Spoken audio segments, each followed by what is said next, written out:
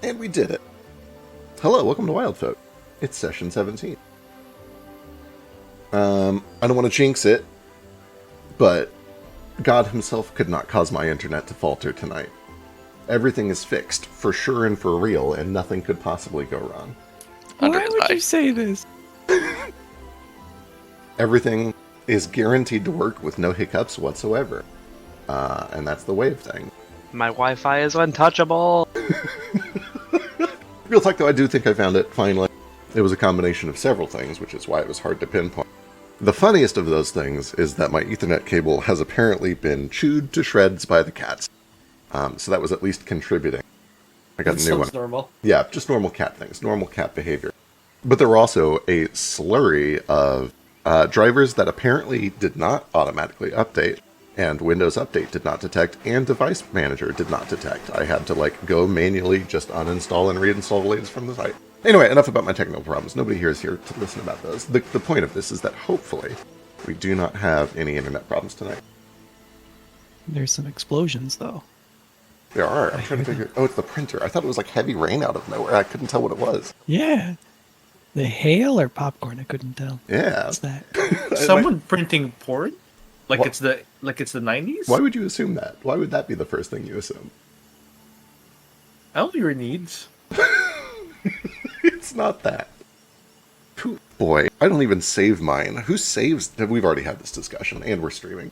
Hello, welcome to Wildfolk. When we left off, you guys had just completed a mission at the landfall necrothecary and graveyard and garden. As part of an ongoing job that you took over the course of a couple of weeks to basically go through this enormous campus and help sweep out some of the remaining buildings and facilities and make sure that everything was safe and ready to get cleaning crews in and start setting things back up. During a lot of that time, you were interacting with the ghost of a former adventurer named Francesca, who helped point each of you in different directions, and eventually you helped put her to rest. And as part of that process, you also brought Finn and Darwin along, who Ruko had the opportunity to kind of talk briefly about Palela, the daughter they tried to have. That conversation was brief but insightful, but they kind of very intentionally didn't say too much, and instead thanked you for your help, and then went back to camp and settled in for the night. They left me in real life to cry for 2 hours. They sure did. And it is worth mentioning that when morning comes, Bill does find you, Ruko. Let me jump over to that map. Morning time.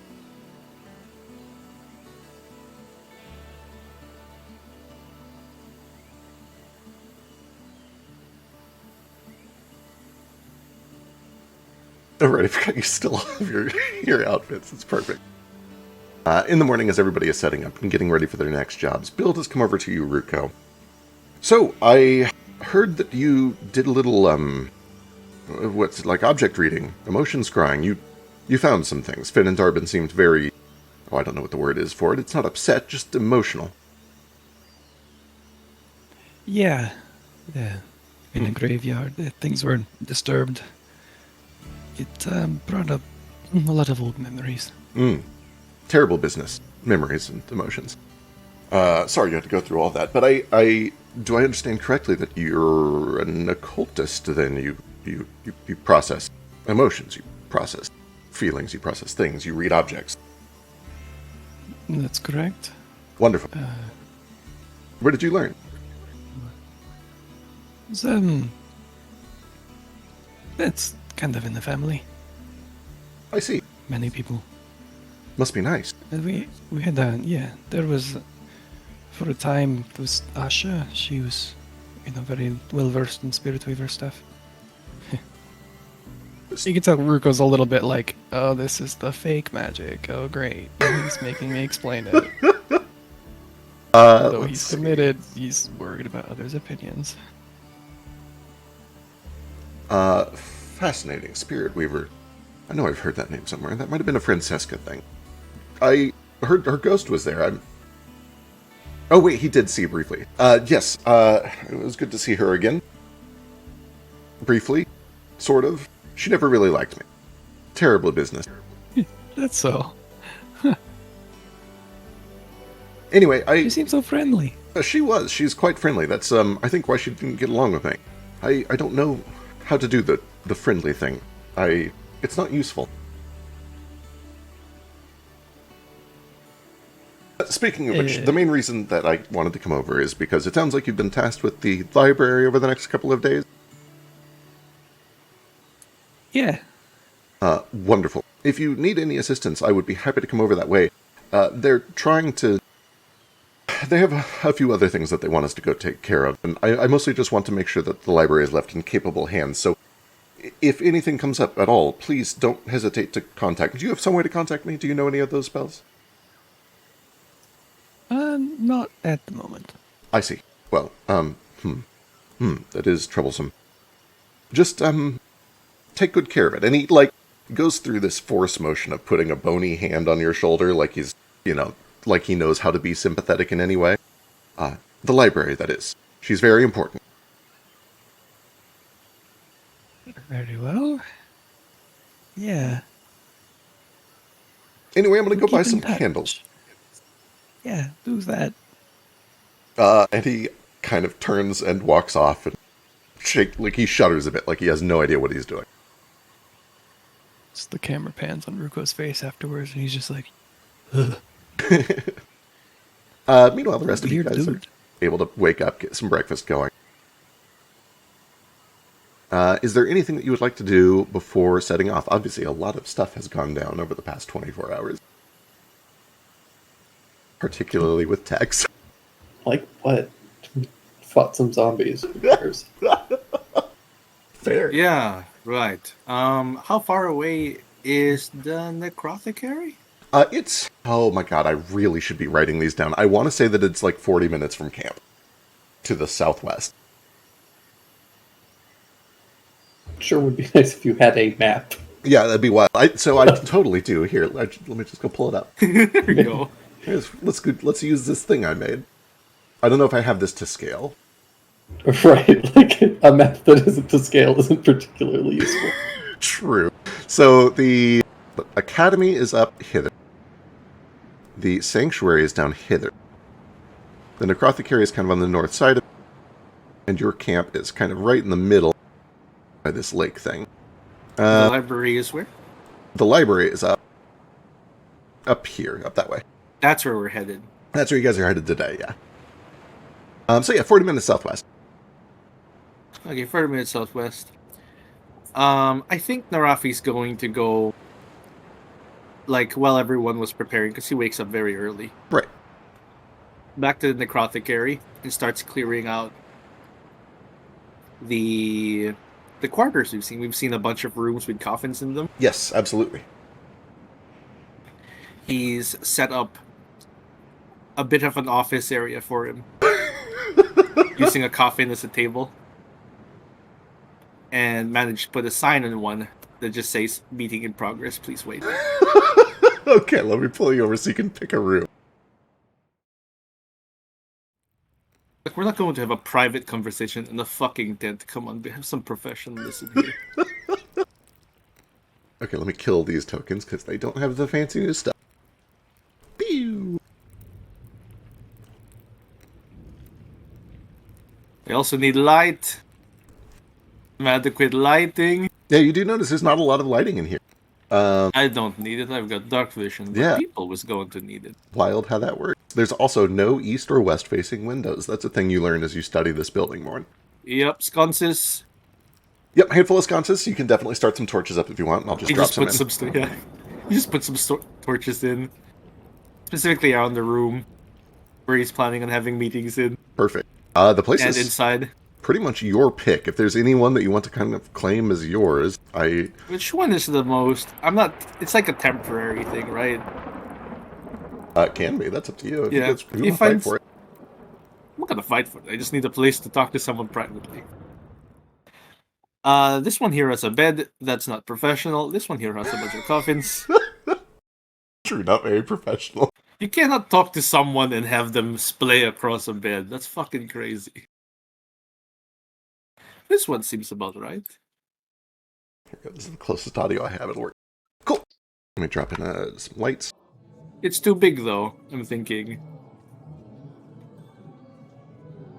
There's not actually Well- music playing. Yeah, one of these smaller ones would make sense.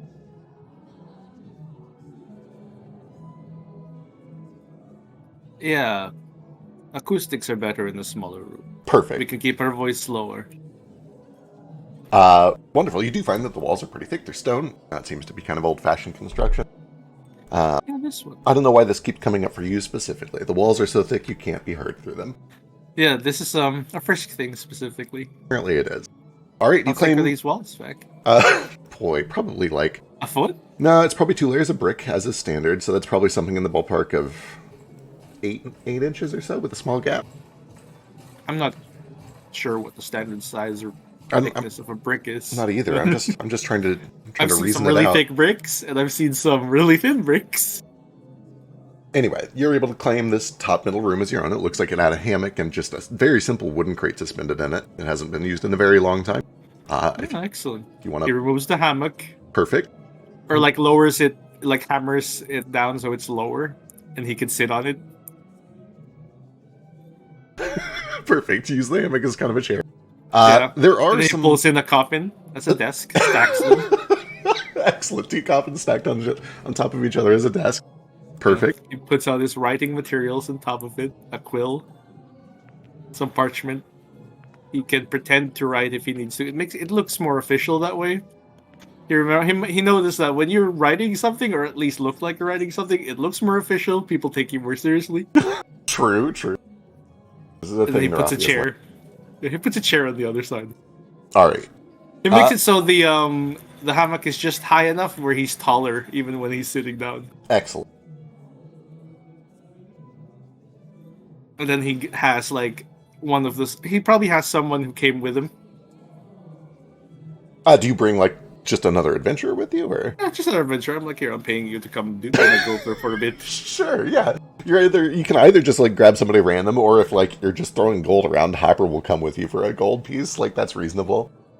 Hopper is my employer. We're not fucking over this relationship we have. Okay, fair. You're able to grab just like a Just a random person. random Just adventurer. someone needs money. Yeah, It's perfect. cheaper that way. If I pay Hopper, I have to increase the rate. Yep. Let's see. You're able to grab. I see the gopher. I'm like, here, move this, move that. I want this coffin in here. I want this room cleaned up. I don't want the dust there. And But then what is this place? necrotic area. Well, It's a right. new word. Well, no, but what is this room? What are you going to use it for? It's a room. Currently, it's an office. I see. All right. You're going to They're going to do business here in the old This bedroom. will have to do. Well, they don't have a desk. Do they have a desk? Do they have a real desk? In this room over here, bottom left.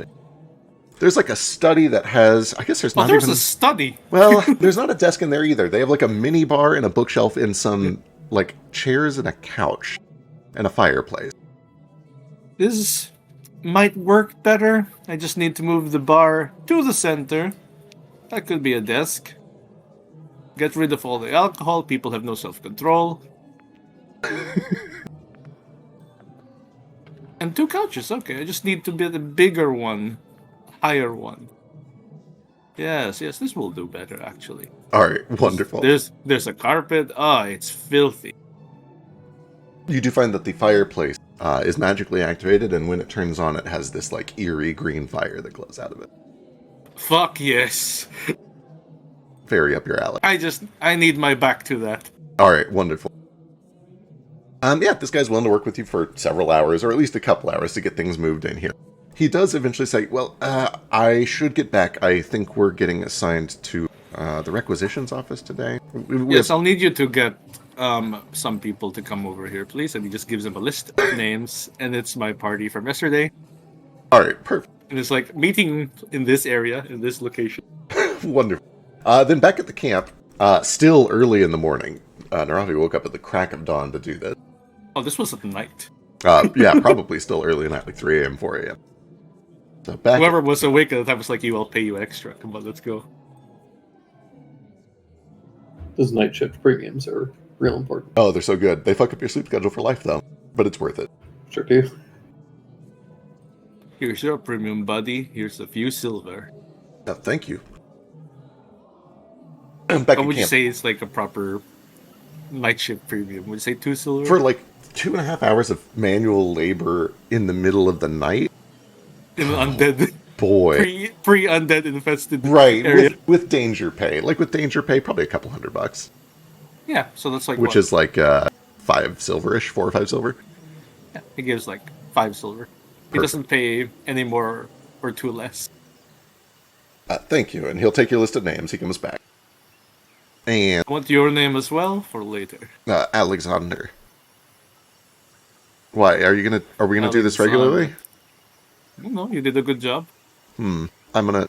I like to keep another competent people. He looks around at just like the drab stone walls, the lack of windows, and you can tell that like this is kind of not his vibe. But then he looks down and sees the danger pay, and it's like, okay, all right, Bye, Alexander.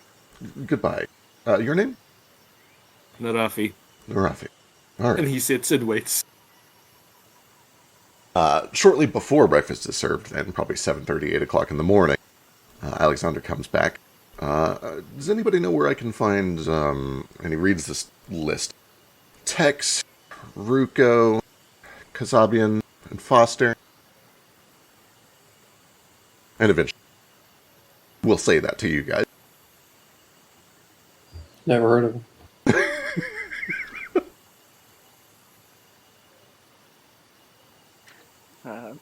I'm Foster. Oh, good.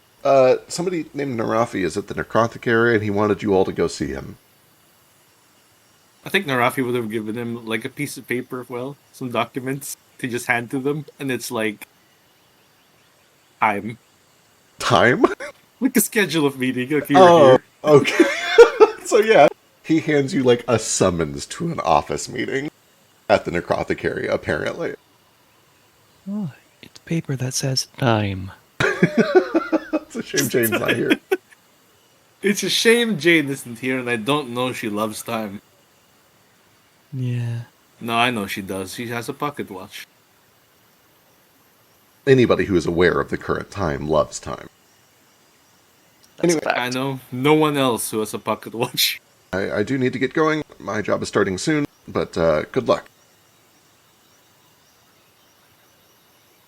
And he leaves you to it Bye. with this summons paper. Okay, no way am I going before breakfast. What do you think? We can walk and eat.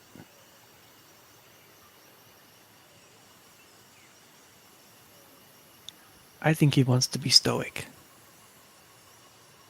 It does sound like him.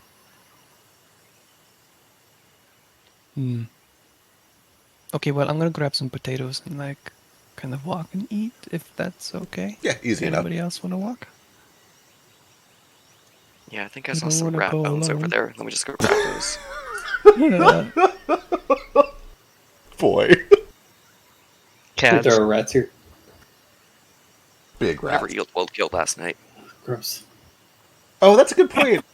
Yeah, that's actually very cute. I imagine Yildwood goes out and hunts every night and then eats the meat, Yeah. and you have the bones. That's cute. They're doing mutualism. Yeah, she's vicious. She's a hunter.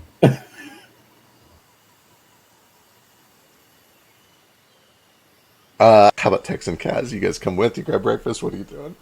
I'm sitting down and grabbing breakfast first. All right, wonderful.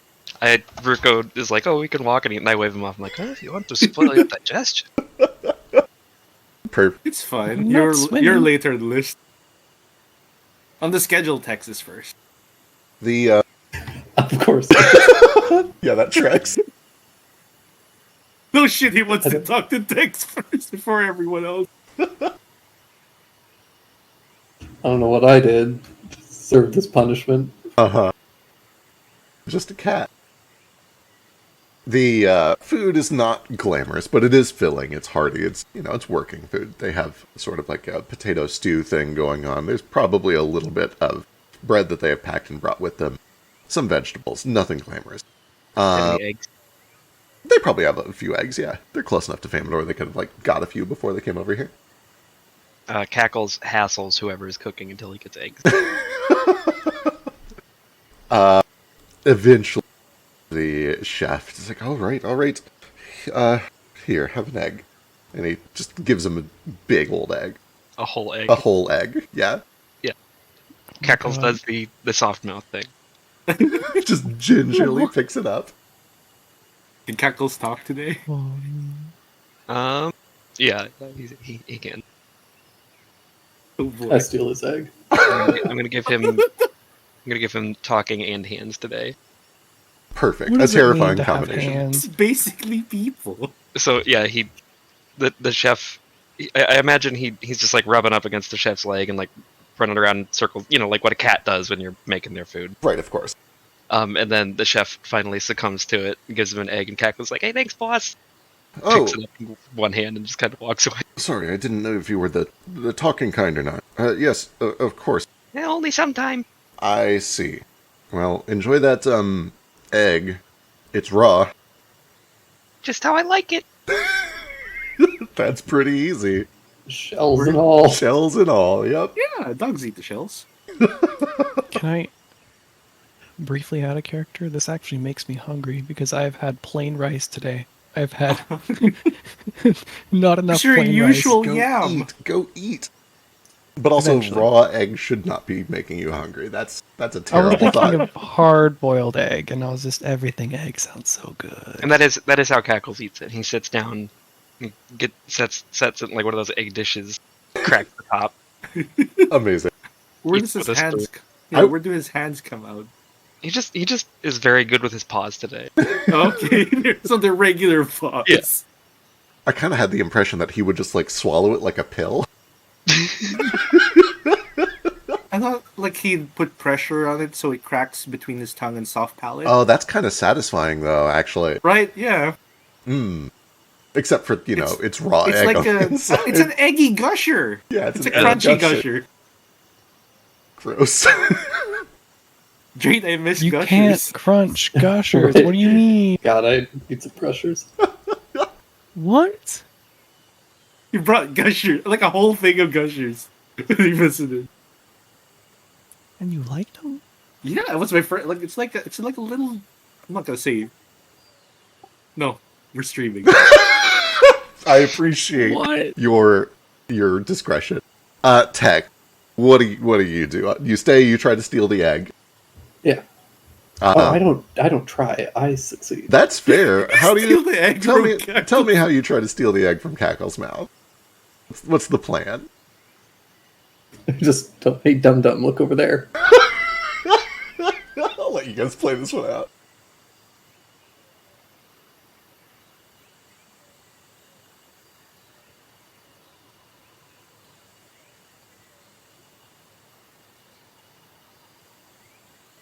Oh my god. What's over there? An egg? You got eggs over there? I grab the egg and I leave. Amazing. Cackle starts crying.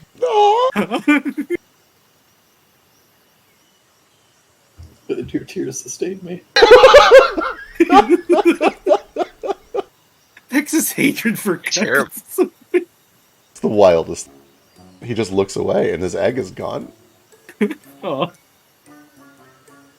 Look at cackles crying and eggless. Tex, what do you do with the whole raw egg that you accomplished to steal? I assume at some point Ruko has made me eggs before.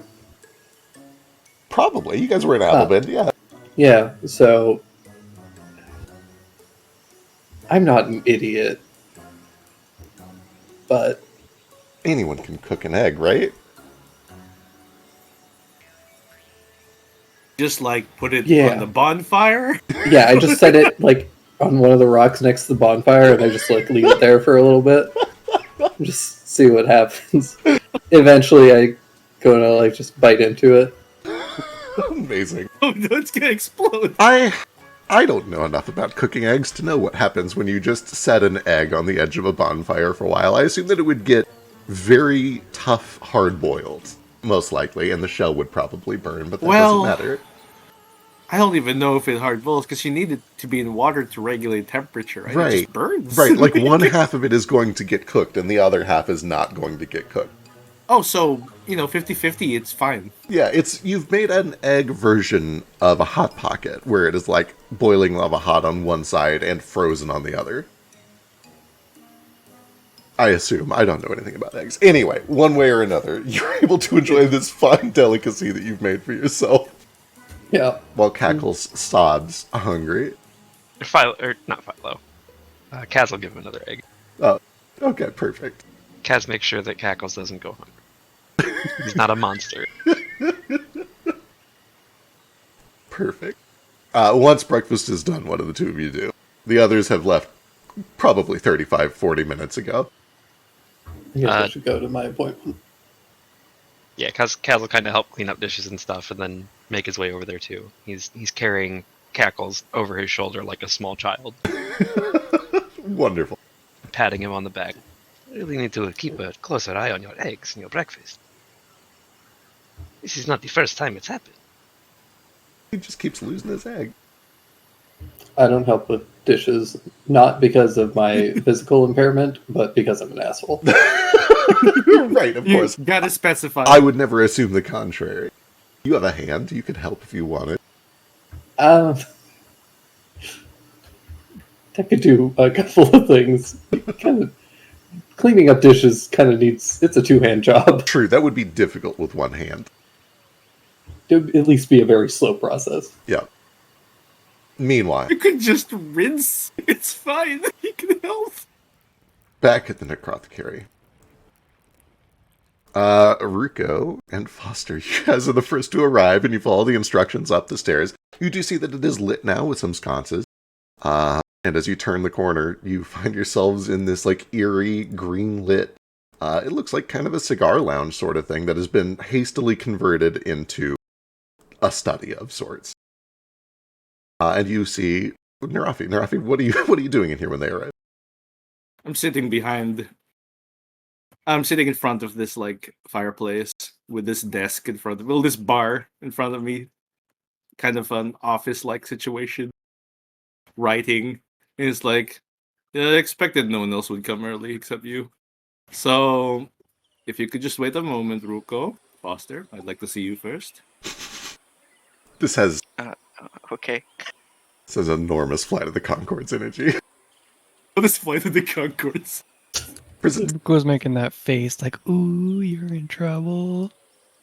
Yeah, there's like a little couch set in front of the bar thing, or like a bar stool. They could sit across from each other. Close the door now, perish.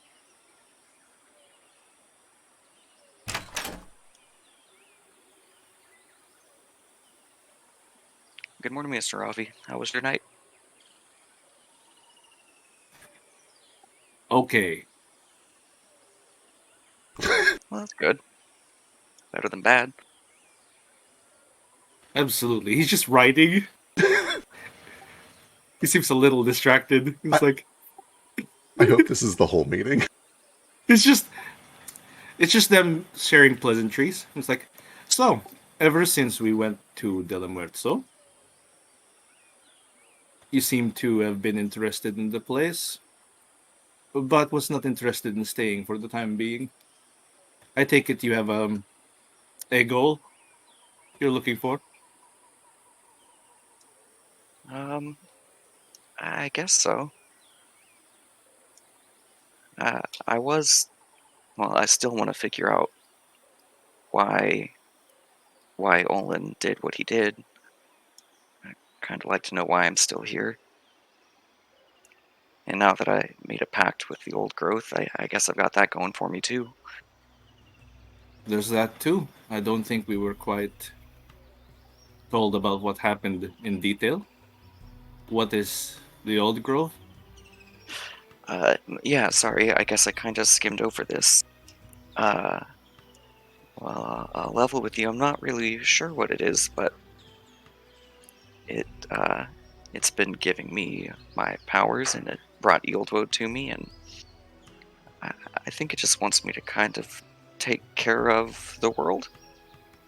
Not in like a heroic giant sense, in a gardening sense. Oh, like making sure things grow, making sure they don't overgrow. Yeah, just kind of taking care of things, picking up trash, things like that. Not limited to plants. That's a good question. That's what I'm best at, but I guess not.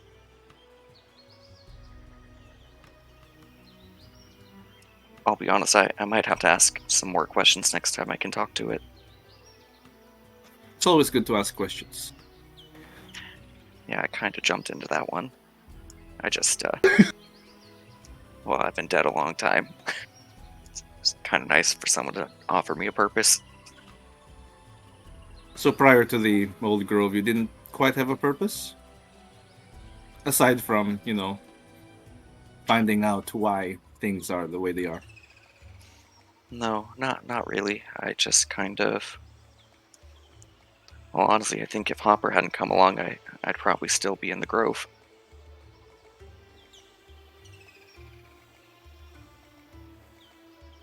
That's how you... I think we traveled long enough that Narafi knows a bit of that. For sure, Foster Yeah. would not have intentionally kept any of this from you, Yeah. We've been traveling longer than most people. That's why I'm wondering, what does Narafi know about Foster? We traveled together for months.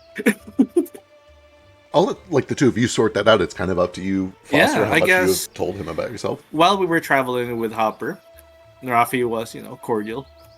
He made light conversation. He asked you about your life, what you remember, what you're trying to remember.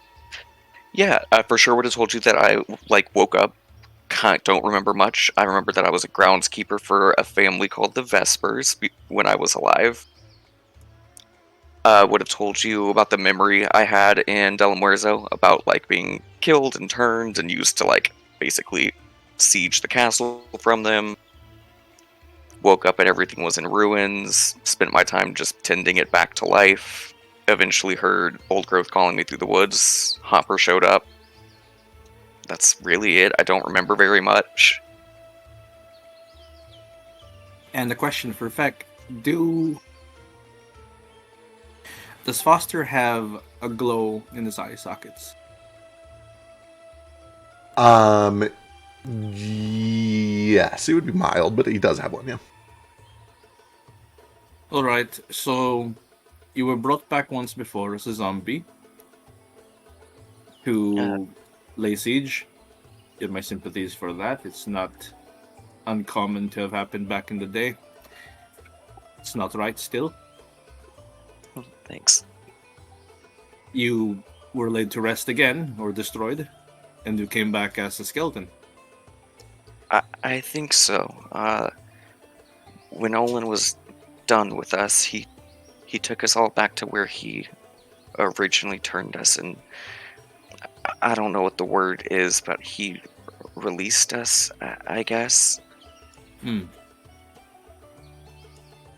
So, this is a little complicated for me because the way Risen works, the lights in your eyes, that usually means it's the work of someone who brought you back. This was intentional, eh? Not a work of natural magic. It's not you were on a ley line for necromancy. It's not like some big passing necromantic force walked by and you reacted. This was something's doing or someone. And I was wondering maybe if you had any inkling of who that would be. Perhaps the Wild Grove did it? Well, I asked them pretty directly and they told me no, so I can't imagine they would lie to me. I don't know. I think you were there. You might have not been like with me when I was walking around Delmarza, but there were some other people from the Vesper service that were there. They must have woke up before me, or maybe, I don't know. I wasn't the last one to get released or whatever Olin did, so maybe he kept some of us. But no, I woke up and I was alone, and I didn't hear anybody like compelling me like the first time around. Just you, in your head. Just me. You remember a little about who you were. That's good, I suppose, in your case. Unless it's causing you trouble. Yeah. I guess little column A, little column B. Do you want to find out more about who you are, or do you wish to just... He kind of makes a gesture. Be what you are now.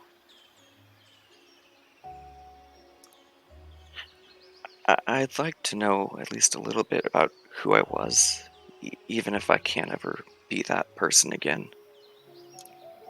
It's kind of odd. I'm sure you understand, but I know things and I don't know why I know them, and I feel things and react in ways that don't always make sense to me. It's odd. It's like I'm a person with no foundation. So I think it'd be nice to maybe know a little bit more. He nods understandingly. That's helpful. I wanted to know how we could help each other. Oh, what do you need help with? I'm happy to help however I can. Right now, you're the only other undead person aside from Bill Grimm. Question about, did Bill Grimm have lights behind his eyes? He did. They were kind of like a soft purple color. Okay, cool. That ruins a theory I had. Mm-hmm. But yeah, who may be affected by the mission I'm currently in. And I kind of need to keep an eye on you. I've been keeping it close to the chest, but I'm quite like you. Are you bones under there too? I'm not alive. Oh, I see.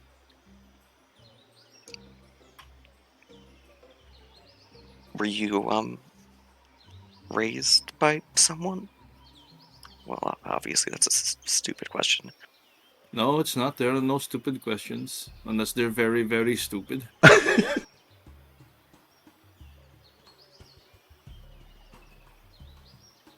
I don't know. I rose just like you,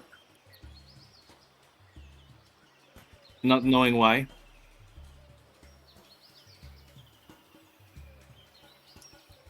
What did you do?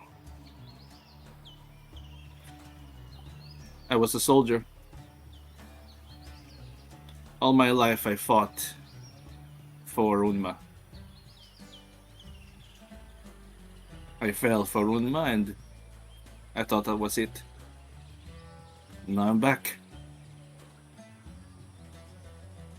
So I suppose the duty continues. I understand that. Do you remember the first time we came across an obelisk? Yeah, when Branch arrested me. Temporarily. It's fun to watch for a bit.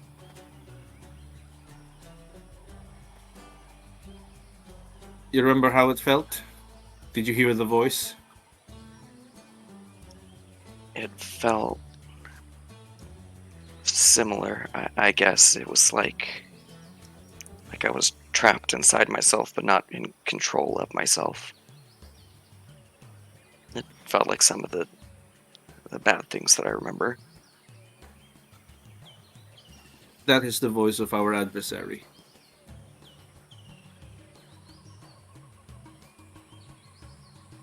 As long as that voice echoes through this land, you and I cannot be free.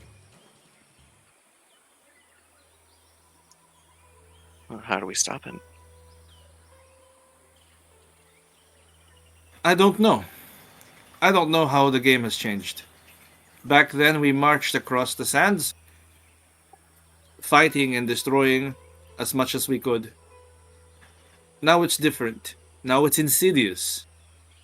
Spies everywhere. Even those who don't know who their master is. I've had to keep who I am a secret. I see.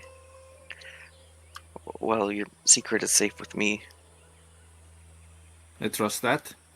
But I'd rather keep things vague. As you understand, he could take any one of us and make us his.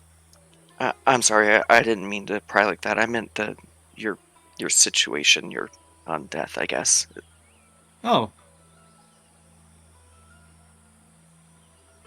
Well, I thank you. know there are people in this group are a little touchy about They certain are. things.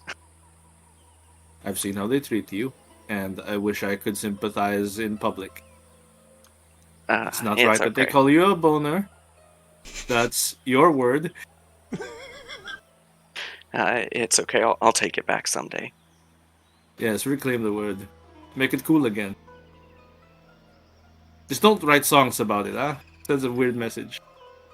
I don't think so.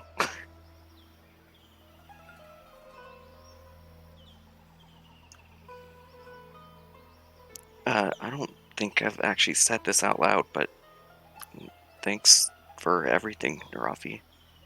I know I wouldn't be here, and Hopper wouldn't be here without you. I feel the same. Thank you for never healing me with vital magic. Anytime I cannot accidentally explode someone, I try to. Here's a list of things I can do for you.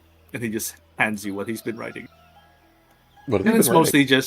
mostly just stuff I can do to help other undead. And it's just like, oh, if you drink from my flask, you can heal. It's not a potion. I can mend undead things just like he can, if anything happens. Or like if he's too injured to mend himself. Come find me. Oh, thank you. This is amazing.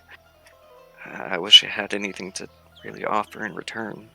I think you're one of the only peoples who can also heal the risen. Yeah. Am I correct in believing that? As far as I know. After all, you heal yourself. Yeah, I can stitch us up. I'm working on trying to find the right combination of plants to find a potion that could help too. It's fascinating to me that something alive is what helps. Something not. Plants. Yeah, it's, circle. Things die and they feed the earth. The earth turns into life and takes care of the living until they die and feed the earth again. Ah, all right. The basic cycle. That makes sense.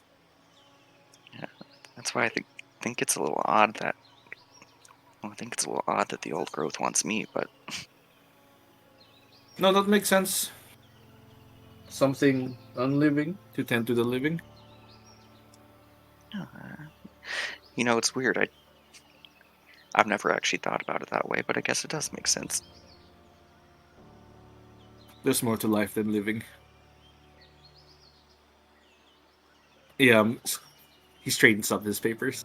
Like, we're done unless you just want to hang out for a bit. Is Tex here yet? It is about this time that you hear additional footsteps kind of shuffling up and murmuring outside the door. Presumably, Kaz and Tex have arrived. Found Ruko sitting outside the door. I'll stand up and grab the note you gave me. Well, Naraf, if you ever need anything, you know where to find me, and, well, I guess for now, life is for the unalive, huh? Thank you for the time. And I'll head Hey, out the door. Welcome. Foster's in detention. He's in big trouble or something. Oh, is the principal mad? Yeah. Oh, your review. He just taps the papers he sent you. You get a 78. Out of what? 100. Room for improvement. That works for me. Do I get to know what the metrics are, or... More one-on-ones in the future. Got it. Perhaps I could show you how to just kind of mix fisticuffs. That'd be something. I've always got this if I get into a real pinch. And he pulls out like a broken pair of gardening shears that is mechanically a dagger, but Yieldwood I'm also happy you kind of have a like weapon. hunches down into like a fighting stance and bares her teeth. They're very tiny.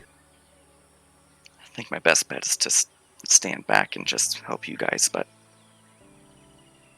Fierce. It helps that you have extra eyes. You just nudge at Ilwold. yeah, she's been Harder to get stuck up on. much harder. I don't know what I'd do without her. So you want Tex next or Ruko? If Tex is out there, send him in. If Ruko is there, well, I'll have to make do. Wow, perfect. Understood.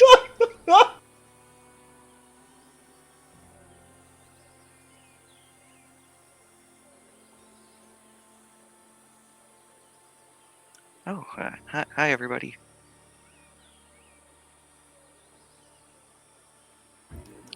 He wants Tex next. Oh, good. So what did he talk to you about? He spent the whole time screaming and yelling and... No, he just wanted to check in. Oh, great. I love check-ins. All right. How are you feeling, Tex? How are your wounds holding up? Well, my flesh is still on my bones, so better than you, I guess. Damn. Good one. Oh.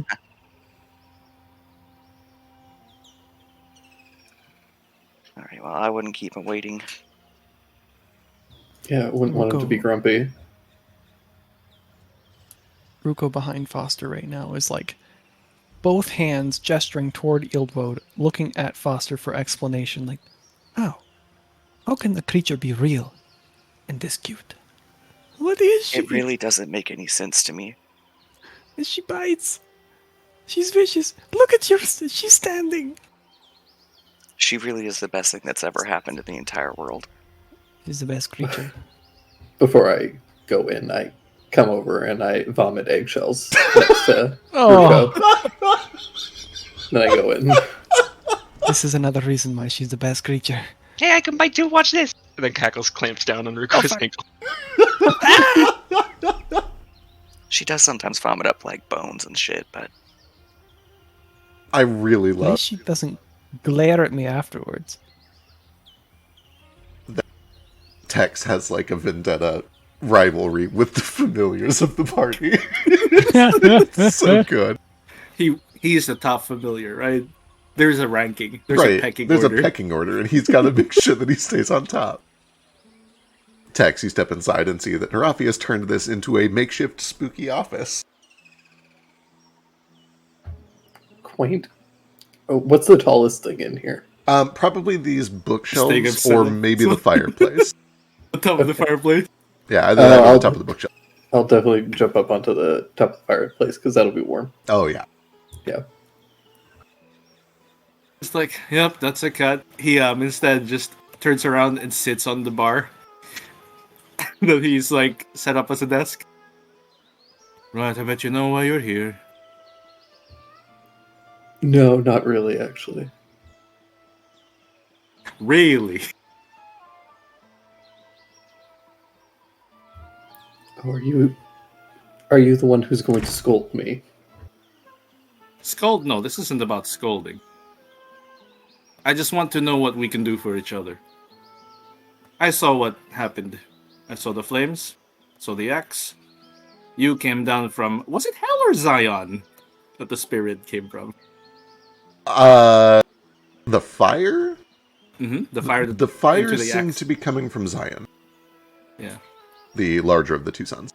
Yeah, the fire from Zion. That's you? You're an angel? What is this? I definitely wouldn't call myself an angel. Neither would I. Be that as it may, angels are wrathful. That's That was for a sure. lot of wrath. Yeah. Sure is. First things first. How much of this must we keep in wraps? You're welcome to say and speculate as much as you want. He makes down a little note. That's good.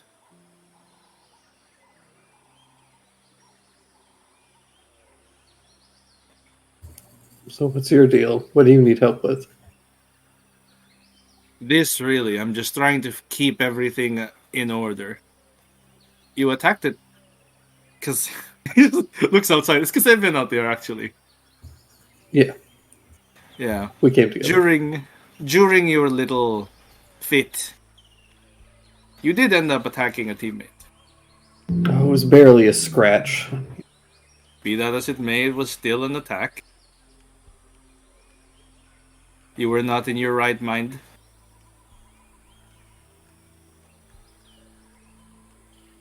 I just need to know that this is something that can be controlled.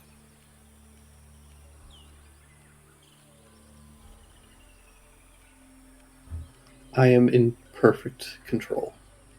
Now, yes. At the time,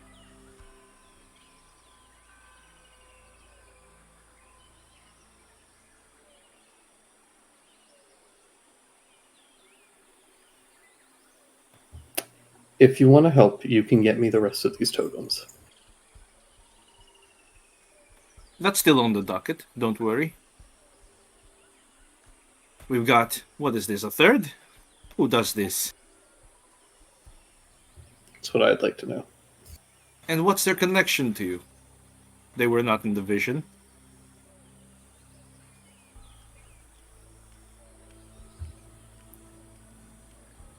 You're asking a lot of questions for somebody that wears a mask.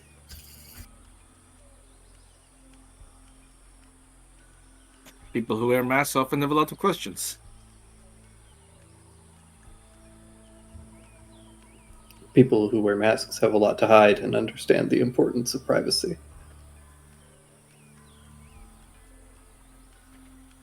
Privacy that's better kept if you know what not to spill.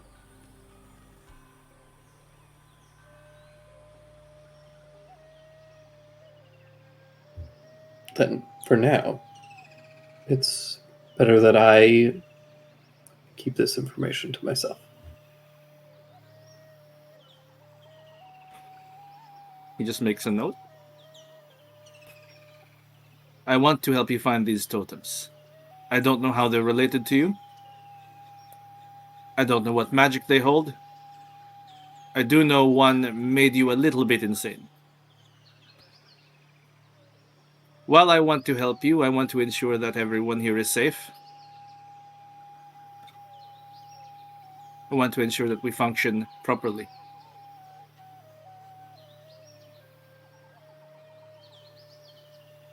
Then what do you propose? Want to make a contract? I don't think those are binding for cats.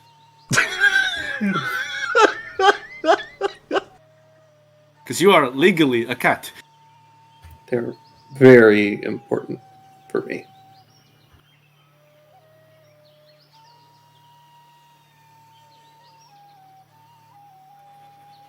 We'll keep that as it is then.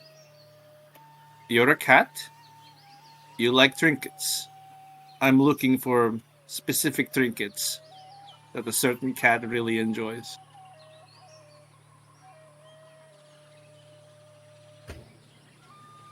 It seems acceptable.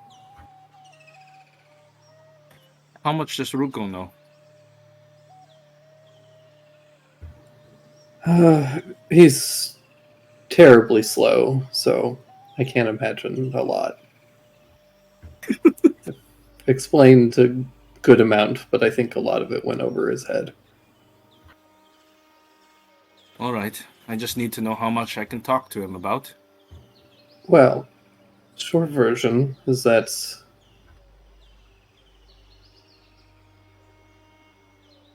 can you give me a persuasion roll? Sure.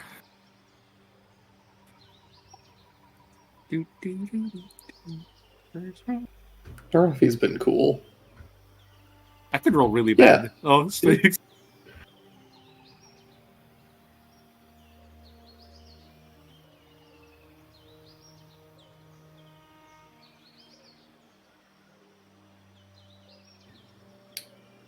Obviously, I'm not a cat. Yeah.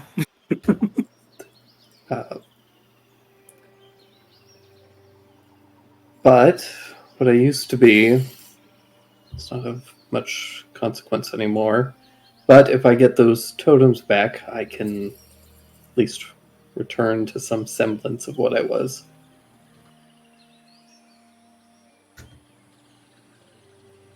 But I also, the last little vestige of power that I had is in the kid. Hmm. So at the very least, he'll be very safe from me till I can get it back. Right now you need him. Yes. So the end goal is you want to be who you were before. I want I to be get that. whole again. Don't we all? And I'd really like to kill the people that did this to me. Do you know Among who did it? others.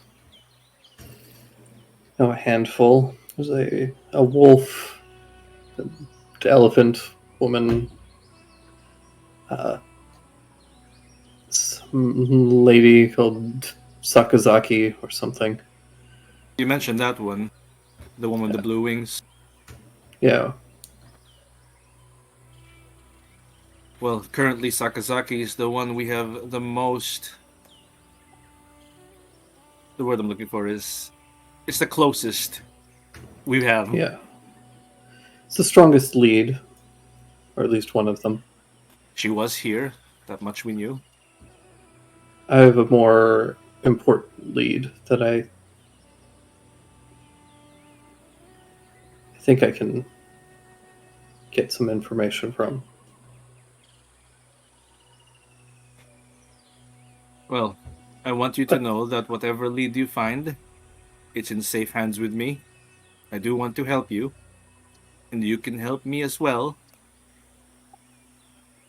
I don't know how yet. this is something to figure out, right? My entire deal is figuring shit out and working with it. The best thing you can do for me is just go apologize to Kaz. You don't have to mean it. Just keep the peace, yeah? Fine. I suppose. Thank you. And he gives you his sheaf of paper that he's been writing on. He's crossed out a few things, like, oh, the past does not matter. We're not going to pursue that. That's not something we're looking for. But we are trying to get you where you are. So he's crossed out a few things, like how he can help you. He's got lots of esoteric knowledge, the ability to look in places and ask people quietly so they don't find out who's looking for the information about information. Well, if you can find some leads. Right. Your review is 70. Out of what? 100.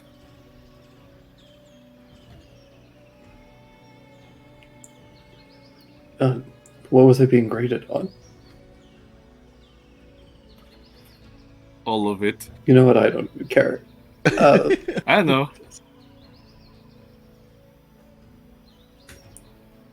Look, the kid doesn't realize it, but nobody here has a happy ending. You want that to keep being a thing. What, the no happy endings? No. Him thinking that people still have happy endings. He can think whatever he wants. Ah, then he can pay for his in the brothel. He was right, though, that this thing is cruel. I felt it. It's up there on the top 10 cruel things. I'm sure you've seen your fair share. I'll get up and head over to the door.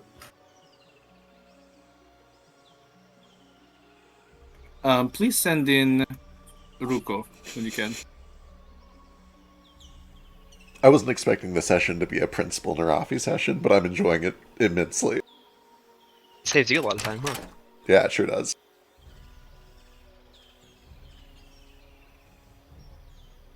While Ruko's being called, Narafi goes over to the fireplace and takes away this kind of kettle he's had on it.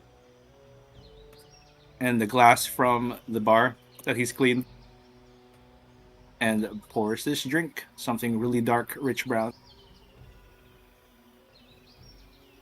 Sets it on the countertop.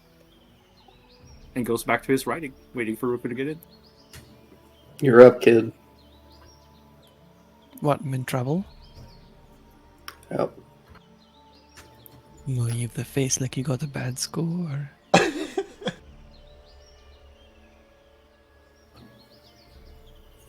Well, I wouldn't go passing judgment just that quickly. Don't judge. I know. You might be worse. Okay, Rugo will walk in. Oh, I look at Kaz and look at Cackles. And then look at Rugo's Kaz. looking at you through the door when he closes it. Slowly closes it. He's moved the plank off the armrest of the chair in front of him now so that you can sit normal. Ruko will walk in, and despite the formality, despite all of the stuff, he just goes and he sits casually. He looks at you, and it's like you're in his principal session right now. He's used to this somehow, but he's listening, waiting. Ruko, Hmm. I've noticed you've been crying a lot recently. You've had a very emotional day. This isn't judgment, it's just observation. It comes with the magic. Your magic makes you cry? It makes me feel the experiences of others. I can see what they see, feel what they feel, understand the context behind objects, the implicit emotional attachment to it. It just comes unbidden.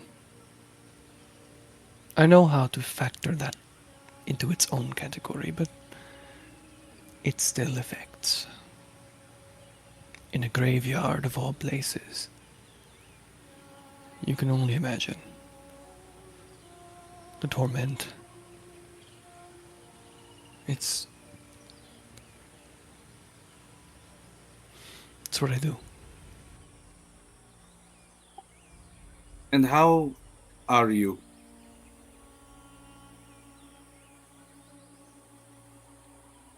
I can imagine this takes a big toll on you.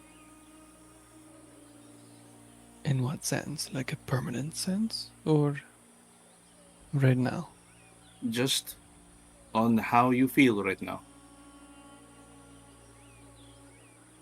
He puts a finger on the glass and slides it toward you. Glass of what? Haratun chocolate.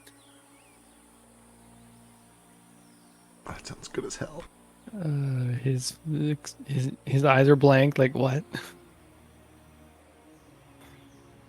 What the fuck do they call it in this country? Hot chocolate. Oh. Urko probably doesn't know what this is either. But it smells good. Yeah, you smell like... It's bitter. It smells like chocolate. And it's got a turmeric kind of aroma to it. Like there's spice in this. You lived in Albumin for longer than a month, which means you definitely know what hot chocolate is. But theirs was much sweeter. Right. It was much more indulgent. Oh, this isn't and then coming very from sweet. Narafi, I expect anything from Narafi to be a new and novel and strangely spiced thing. Right. I don't know. It's more of a desert thing. Oh, yeah, cocoa He beans. likes Yeah, it. that's important. He tries it. Yeah, it's closer to my own hot Yeah, chocolate. that track. More bitter, but he's added spices. More earthy. Oh, this is nice. So, you've summoned me. Hmm. I want to What's know how your you're doing. purpose? I have many questions. As always. It's manifold. I'm doing alright. The freedom, for one, is liberating. It's something I'm glad for.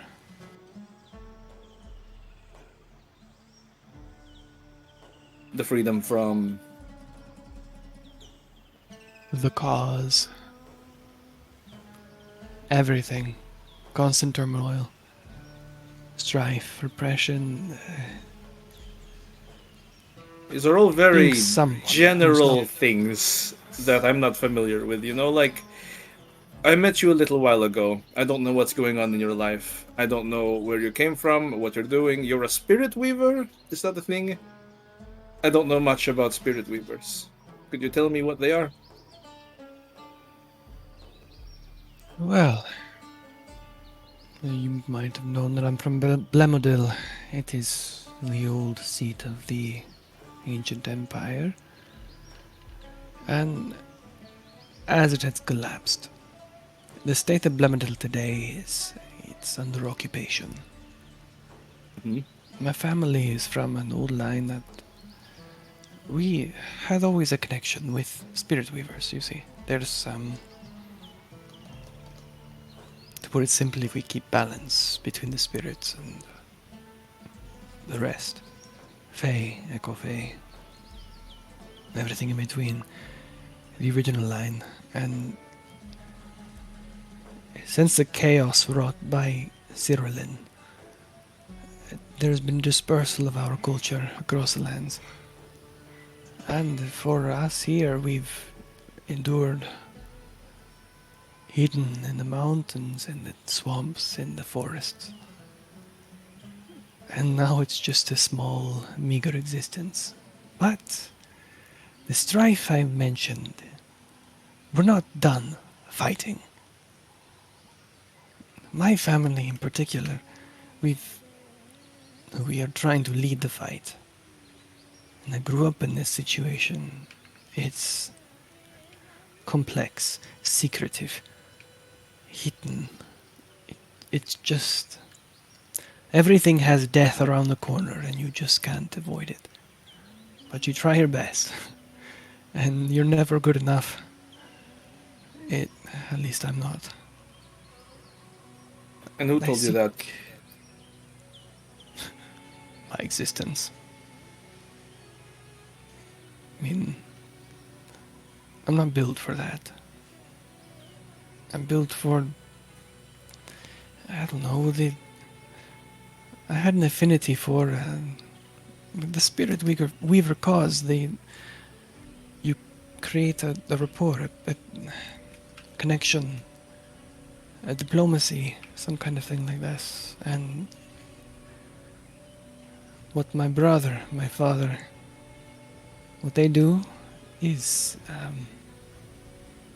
it's a fight for that, to become relevant again. But they need to fight, and I'm not good at fighting. I'm not good at the violence. I want you to do something for me. I want you to stop telling me what you're not good at. I already know. I've written it down. I want you to tell me what you're good at. And you tell me what you've written down No. as an exchange. It's not quite an exchange. But you've already told me what I've written down. There's more in here, but I don't know that it would be helpful to tell you. You already know what I've written down. For every person here, I've written pros and cons, weaknesses and strengths. I've written several things under your strengths. I want to know if they match what you think. Rugo's trying to play it like, oh, whatever, but he's actually genuinely trying to think.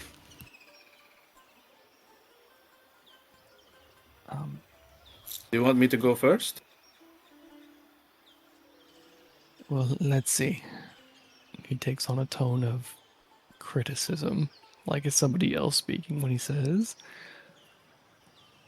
I like to focus on the things that are ephemeral, unimportant, distant in the future, and not effective for now. I like to focus on emotion and not action. How's that? Useful enough? I don't think you've quite listed a strength, and you've listed more people's criticisms toward you. My strengths focus toward things that are not useful. He pulls They're out not immediate. a piece of paper. It's like, you're a good singer.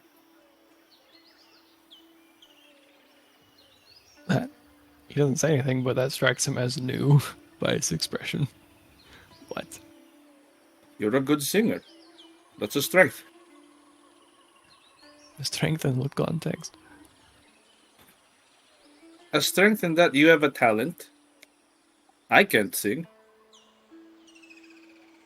Do you know how important songs are in a march? To keep the cadence, to keep the spirits up. Without song, you only have bloodlust. I don't understand the application, but I understand the concept. It is song that makes memories strive and live on throughout history, throughout generations. The better the song, the longer the memory will last. I just think songs sound good. It doesn't have to be that deep. No, I'm just saying, if it's catchy, it sticks in your brain for generations. You know? And if it's Boy, catchy, yeah. it keeps you marching for miles. Makes sense. We used to song about. It's been so long. This marching song about this lady with very big tits. Those are always the good ones. Huh? Easy to remember. I don't remember it though. But why did you want to summon me here? To check on you. Check on me or the connection between me and the others. Thanks Both. for the record. This isn't about everyone else out there. It's about you. I'm a unit in a larger web. Aren't Be we all? realistic. Yes. But You again, this is understand about me. the individual. The part, you know? If you look at the entire forest, yes, you could say, oh, it's a forest, it's big, but for every tree, every squirrel in it. Are you a squirrel? Are you a spider? What are you?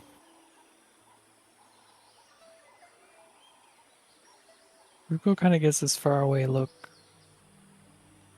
When he looks back at you. What's your part in it?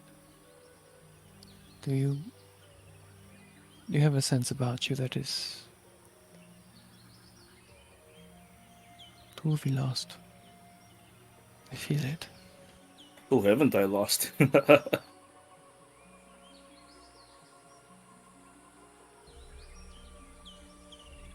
Though he seems to like grip the quill tighter when he's writing.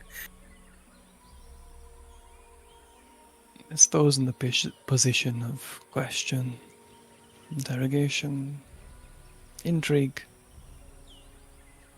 They only ask because they have the most questions. Your story isn't finished. And I'm curious. Ruko, no one's story is finished. Not until they've died. And even then, it keeps going. Even then? Exactly. Look at Foster. He's still doing the story. If only he could tell me how he found Eelwood. Try a pet store. We're in a bush. No. Did you know Kaz found his in the bush?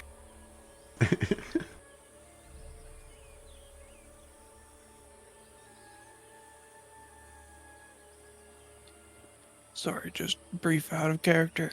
Jack came in here with food, sweet potatoes, Oh, and please and consume. stuff. Are you eating in front of me right now? I am ascending. Oh, It sounds real good. Go, do your ascension. but tell me, why are you so reserved? I mean, I understand why, culture, experience, whatever, but it seems more than that. It seems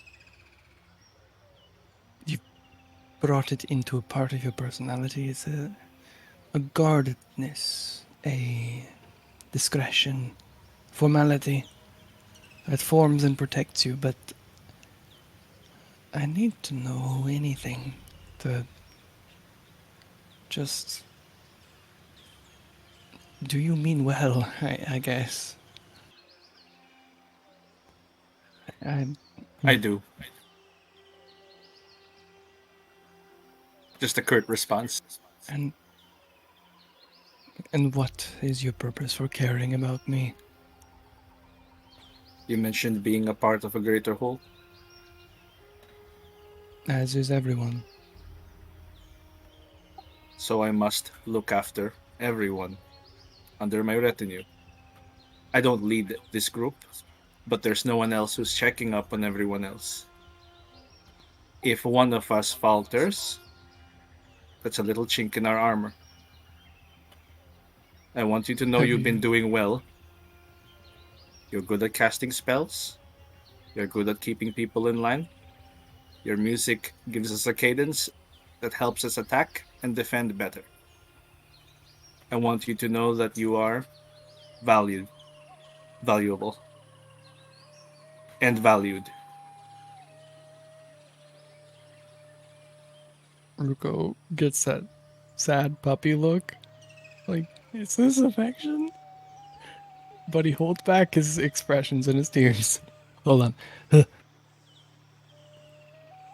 Take a sip. No. Okay. He'll take a sip to compose himself for a moment. What I'm curious about, what I want to know is, have you had that chink in your armor? Something that caused vulnerability that you couldn't undo, and revoke.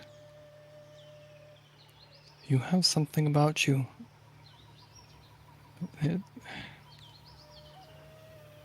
Please forgive me for prying, but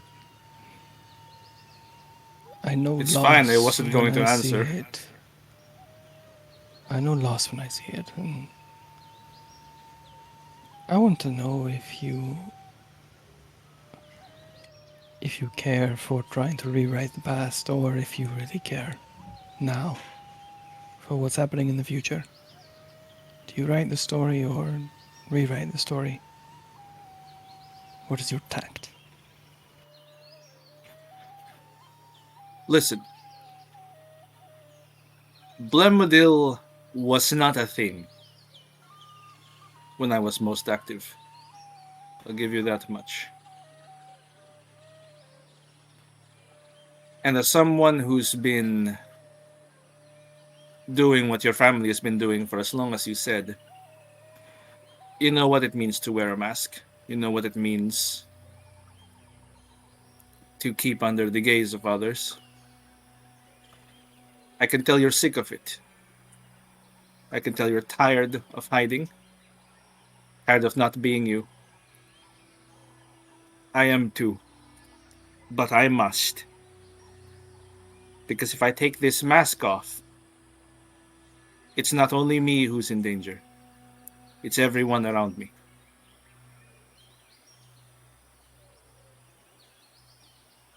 I understand. Many friends I've had never knew my connections. If I were to reveal myself, they'd be strung by the neck of an old tree and hung, burned. Anything to terminate them. It sickens me. Tex hasn't yet. Tex is his own creature. How long have you known Tex? We met at the beginning of my journey. I had to leave Blemodil. It was shortly thereafter that we had crossed paths. So you haven't known him all your life? Not that long. You're aware of his nature? You saw what happened back there? Has that happened before? I've not seen that. I've felt the possibility, I suppose, but never thought it would happen so quickly, or happen at all. The totems. Did you Yes, see? the totems. Did you? What do you know? You're aware of them then? I felt them. I felt pure hate. Destruction. Could you tell me their nature? What do you know about them?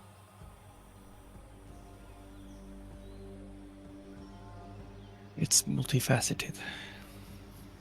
Primarily, it was... That one in particular was... dangerous. It was... destructive. It was... nothing you'd ever want in the living realm. Except for one small part that had regret.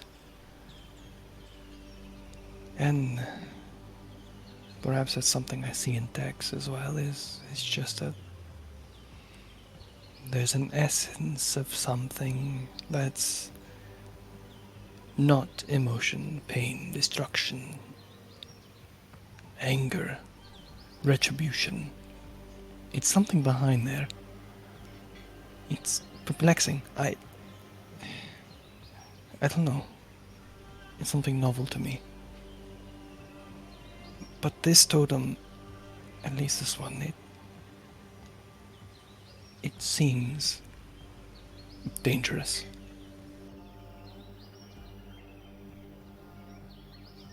You He's think it's never dangerous? revealed. I do. But he's It's a never danger to revealed. us? How far he's gonna go with it, I don't know. But it could be. Do you know where they come from? Yeah.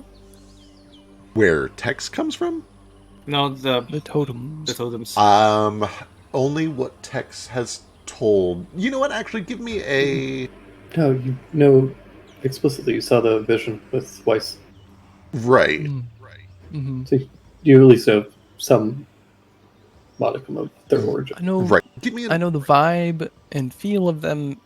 Maybe not necessarily historical context, but maybe I can Yeah, intrigue it. I don't know. You could give What do I me, need? for additional information, you could give me occultism, or do you have Spirit Weaver lore? I think you I do, do. right? Give me Spirit Weaver check. Imagine being my entire character without that. Yeah, that'd be pretty wild, right? It's like Daru I'm without not sure history. if I have that. Yeah. Admittedly, I feel like the Daru thing makes a lot of sense. Like, if you've been gone 400 years, you're not going to know a lot of recent history. That's true. With the understanding that history But kind of ancient contains... history, Right, right. History about stuff you already knew. Right. He also had a literal hole in his head. Yeah, that's also Yeah. true. Spoilers. If anybody has not watched a 6-year-old campaign at this point. Everyone has a hole in their head. It's called a Oh mouse. no. Did you roll it yet? No, I don't know if I have it. Yeah, you do. It's Go to in your lore. Yeah, good. Underneath your skills. the hand page, the proficiencies page. It's about halfway down. Thank God.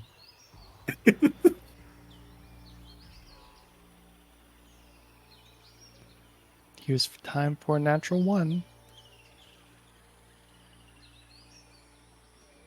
It's not rolling. Yeah, you've been killing these rolls. There's a net 20. The Jaeger trend is to roll like garbage and then nat 20, like 1 out of every 4 rolls. Yeah. It is weird that it's not rolling. I can try it if you want. No, I'll do it. Okay. There we go. It couldn't be popped out. Hey, there we go. Oh my god, that's pretty good. And that is effectively a DC adjustment down to 5, because it is extremely relevant.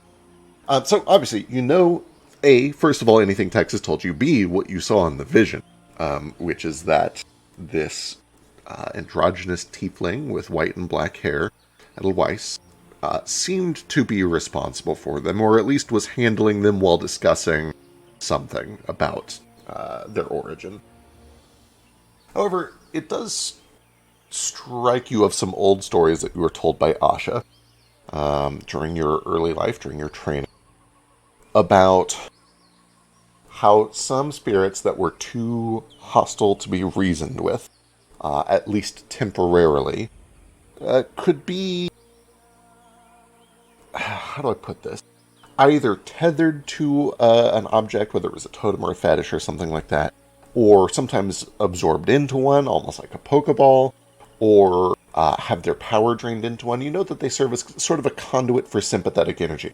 And since many spirits, especially daemons, are like composed entirely of sympathetic energy, it's very effective at leashing them. That feels relevant to you on an effective 28. It seems reminiscent of those stories. If that were the case, these would have been made by spirit weavers. They're essentially the only people that originally knew how to make them. Although, like all knowledge, it eventually disseminates and gets used by other people. So what you're saying is that these could be independent spiritual entities or powers that he's absorbing. Could be. Seems like a reasonable conclusion.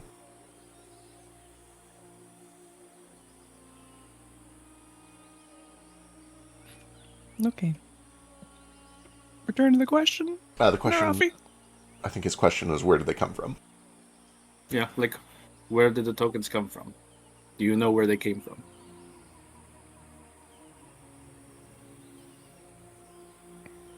I get the sense that they were something that the Spirit Weavers have locked away at some point, whatever generation they occurred in. And the latent powers within them have been stuck there. My fear is that he's going to absorb any of the ones that are dangerous, ones that feel powerful, and he'll use them as weapons at the expense of everyone. But right now, I feel like he is not. He's still pliable.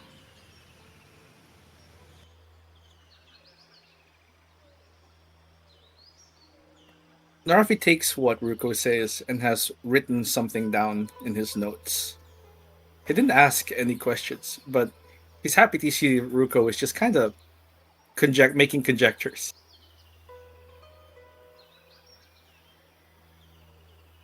Because it helps him paint a picture of what's going on as well. And he has a theory. But he's not locking in on it yet.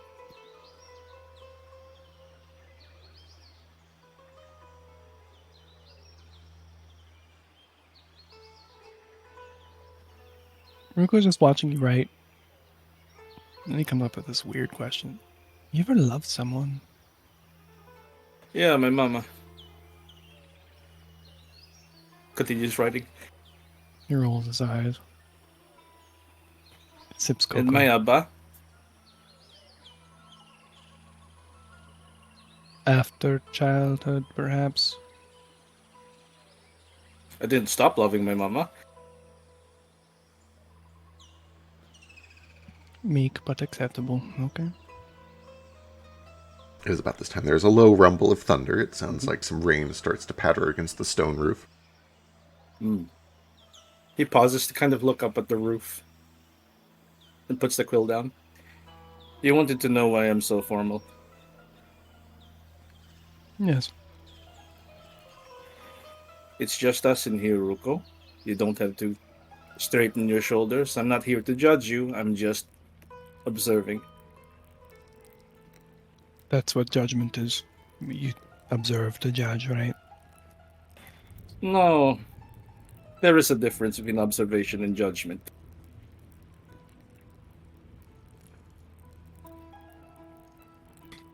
Okay. New point. When I was very small,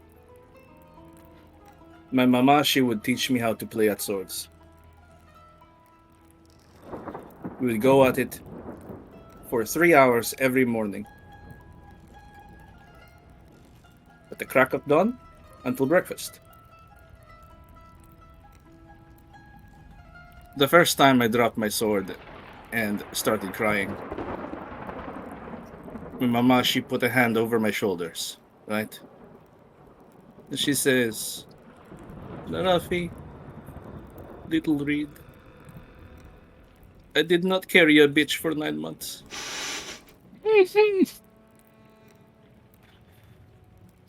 You want to be belly dancer like your Abba? You're not pretty enough.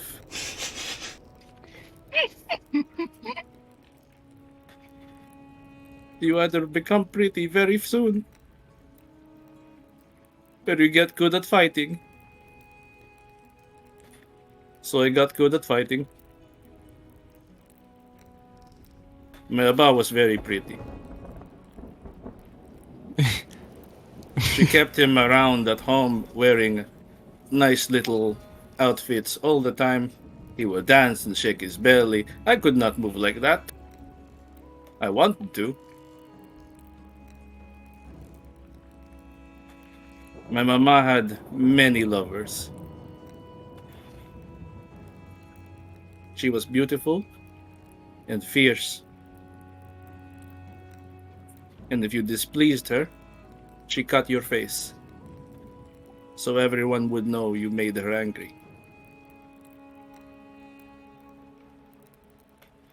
He kind of reaches behind his mask and unclasps it.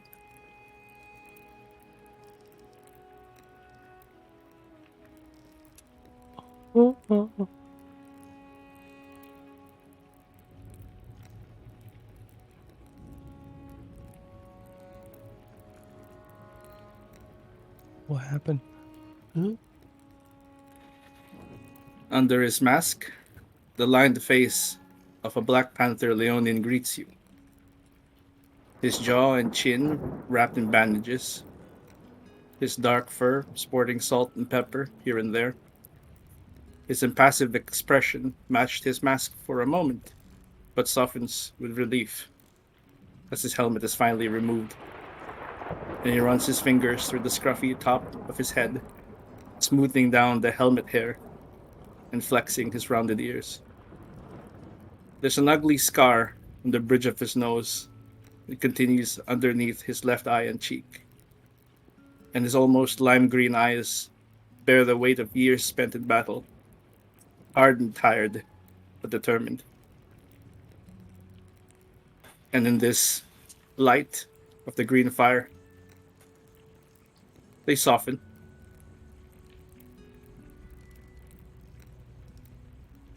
He places the helmet on the bar top in front of him.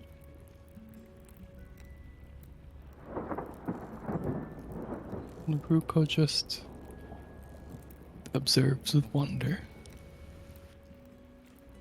Does that make you happy? He nods. It does, eh? I figured since you refused to change your name and your face and putting everyone in danger, I might as well put you in danger as well. And I can tell no one of what kind of danger I'm in. So the story is not likely to spread. He nods. He kind of takes a deep breath for a bit and closes his eyes and then puts the helmet back on. Clasps it. So you take after your mother. I was soft like my father. But my mother taught me the lessons I needed to survive.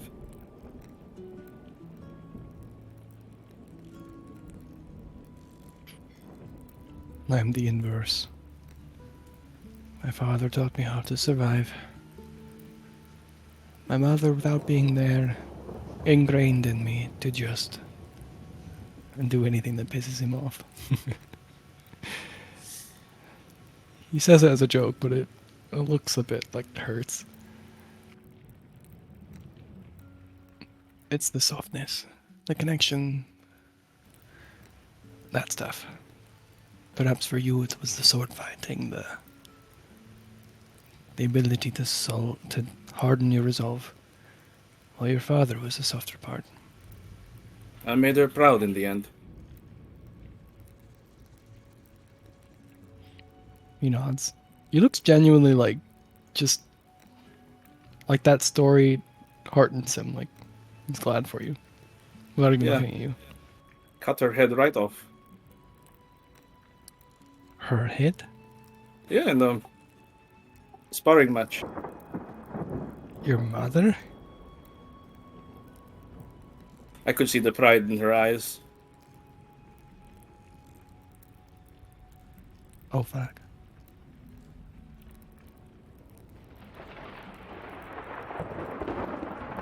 What?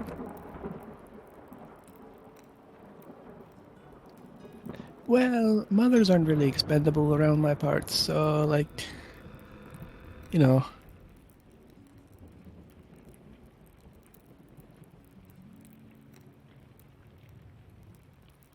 Are they supposed to be expendable? No. Anyways, Rafi, I don't know what to say. I'm glad we spoke. That you could show me. Tell no one.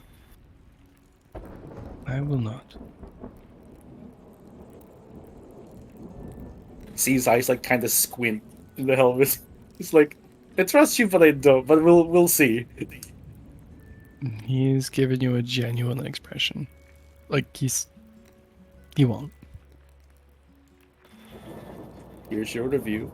He just hands you the papers. As all of that is going on, outside of the room, Tex, you step out and you do see Kaz as that conversation is happening. It's so late. Yeah, I sure do. I just stare at him for a little bit and then I leave. Classic What's going Tex. on?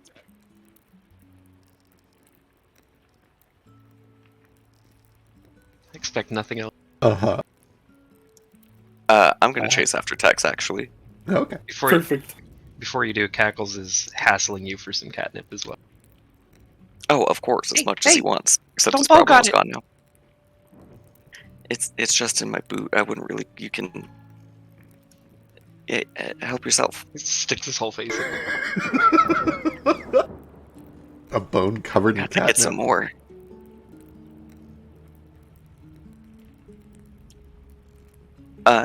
Tex, I have a Yeah. question before you go. I Sure. will pull out. Can I link stuff in the chat? How does this work? I think you can. I think you can, like, drag it into the text box and hit enter. Into Oh, the amazing. text box? The text box.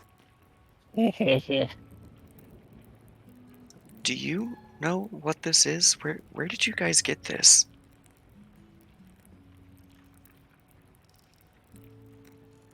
I guess there might be minor spoilers in that. I don't know how. There's things in here that only Foster knows for sure. Although I will say, just like the first time you saw this text, I didn't even have to tell you. You just did it out of character. There is a weird compulsion that you kind of want to eat it. Yeah. I can't actually fully see it, but I assume this is the weird seed that we got off the corpse. Yeah. Oh yes, sorry. No idea. It fell out of some dead guy's robe. Here at the necrothecary, or Yeah.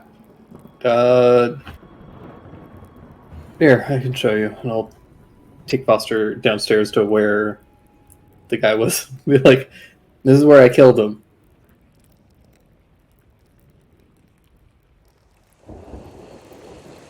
Yeah, it is just like right down here. Actors. Foster.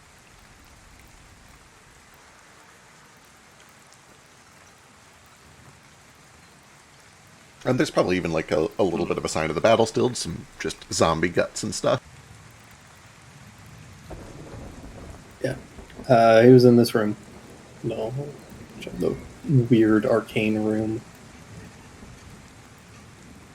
I see.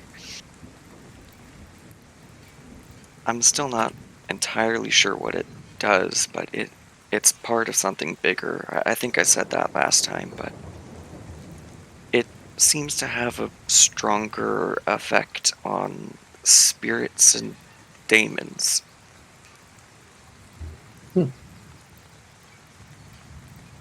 What kind of effect?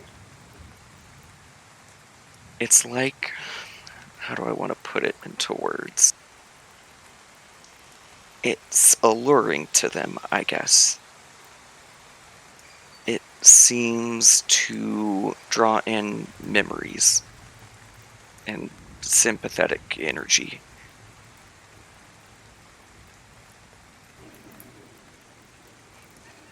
What? I wasn't paying attention. Was he paying attention? He's staring at the seed very intently. Wants to eat it. I don't know. I thought maybe you might know something about it, but Could I do a check? Yeah.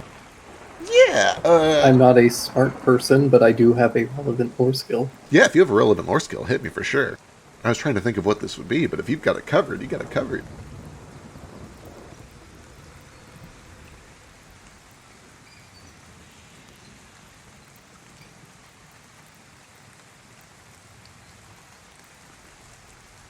Love that. Okay.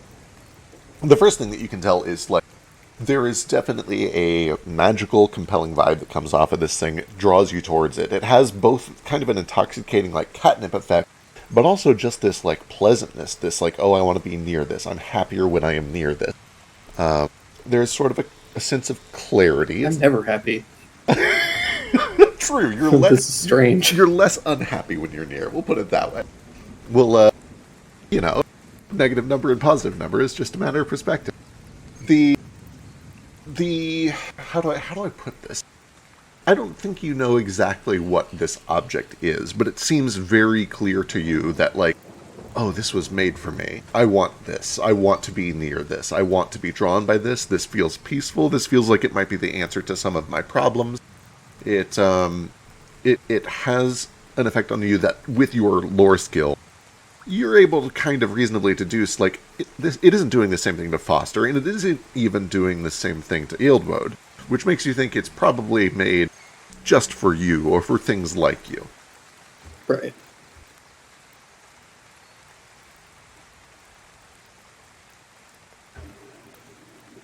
So you don't need it then?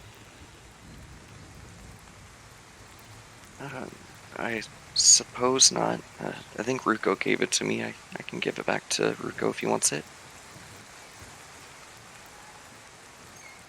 I can give it to the brat.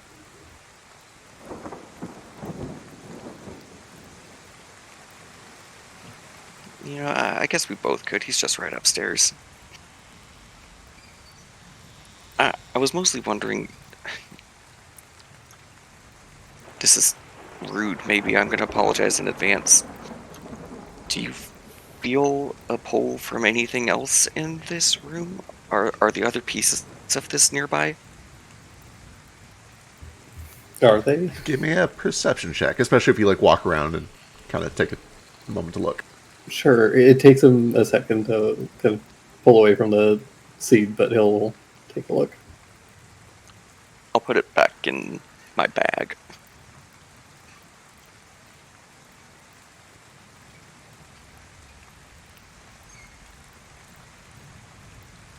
Not... How do I... For whatever it's worth, if it helps at all, I do have that keen scent. Even though Okay. it keeps getting removed from my character sheet. Weird. Not here, but as you are kind of like, as you peel yourself away and start to be like, oh, right, rational thought, that's what that is. You start comparing what you just experienced to other things, trying to be like, oh, have I felt this somewhere? Have I smelled this somewhere? And it does kind of feel a little bit like when you were at the cemetery in the cellar by the totem that Narafi destroyed, that all of you destroyed, where you very first met the ghost of Francesca. There was kind of a similar feeling there. From the big totem? From near the big totem, at least, yeah. Oh.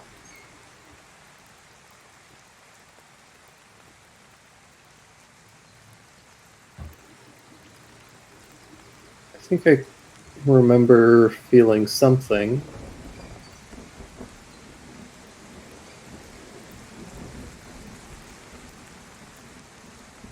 Can't remember where, though. Well, that's okay. We'll just keep looking. It's got to be on the ground somewhere, the rest of it. I would think. There were some other zombies that came out of that kind of church area. Might be worth looking into sometime.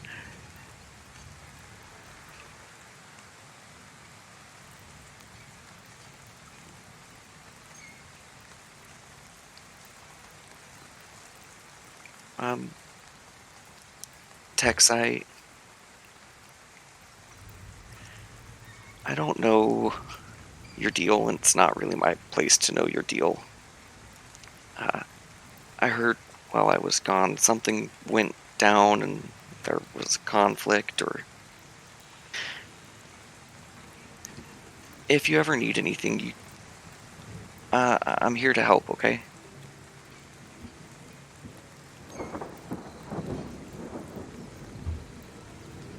Why? Why not?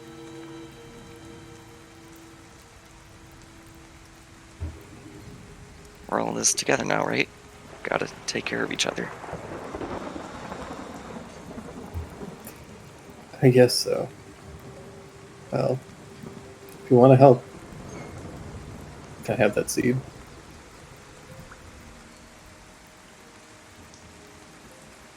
What are you gonna do with it? Eat it.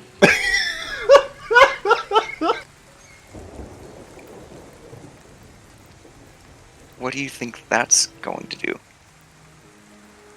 I don't know, but I really want it. Maybe we should run it by the others first?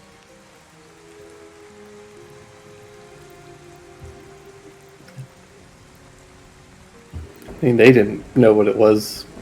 You're the most knowledgeable about it. Yeah, but I think that puts me in a precarious situation of knowing enough that it's alluring to you, but not knowing why or for what reason. I guess the only way to find out what'll happen is to try. You're right. Cackles is upstairs.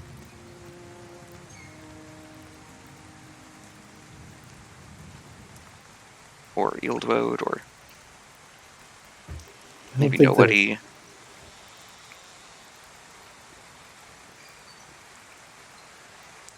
Why won't you give it to me? Because you seem to. You look like catnip crazy in the eye, and you haven't had any catnip. Well, maybe you should stop growing it in your boot. That's fair, I am an enabler.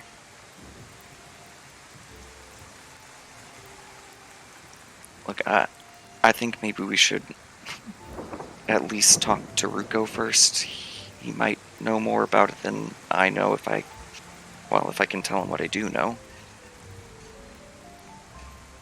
Or maybe Narafi, he's good at pulling random lore from the odd corners of the world. I'll let you rub my belly. I won't even claw the shit out of you. What a trap. I don't believe it. Uh-huh. Claws are hidden. God, that is so tempting.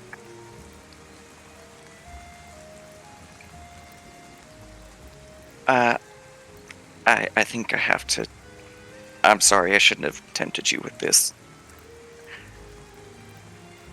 We should get back to the rest of the group. I just wanted to see if there are more pieces down here.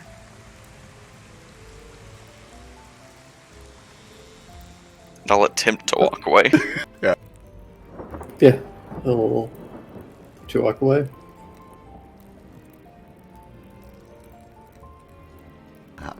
Minecraft Like- skeleton noises. He'll follow along, and then about halfway up the stairs, he's gonna sneak back down and try to head to the church. Okay, understood. If you're trying to do this without being seen, give me a stealth check. Sure am.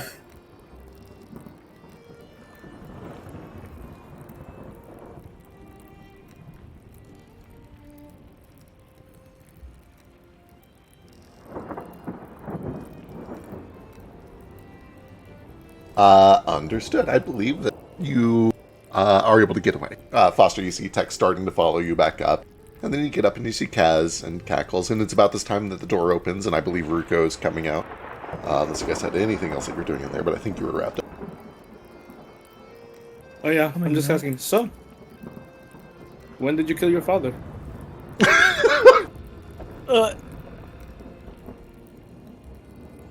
I did not kill him.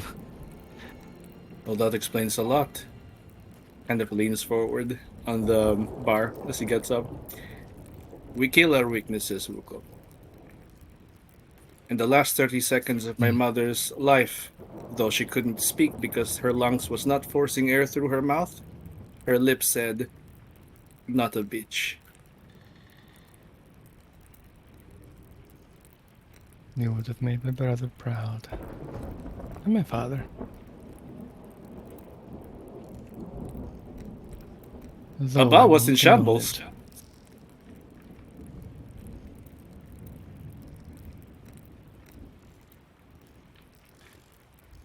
I've lived a life without my mother. Cherish the fact that you knew her.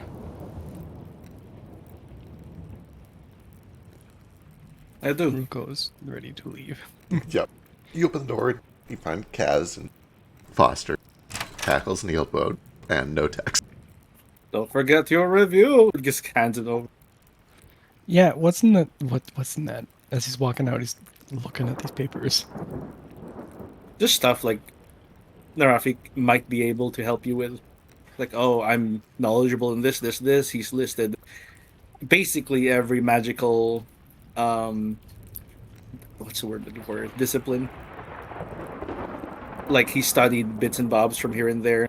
He knows deep lore about hunts, about creatures, about curses. And he's like, got military knowledge. And he has your score of 74. Is that lower than everybody else? I think it is.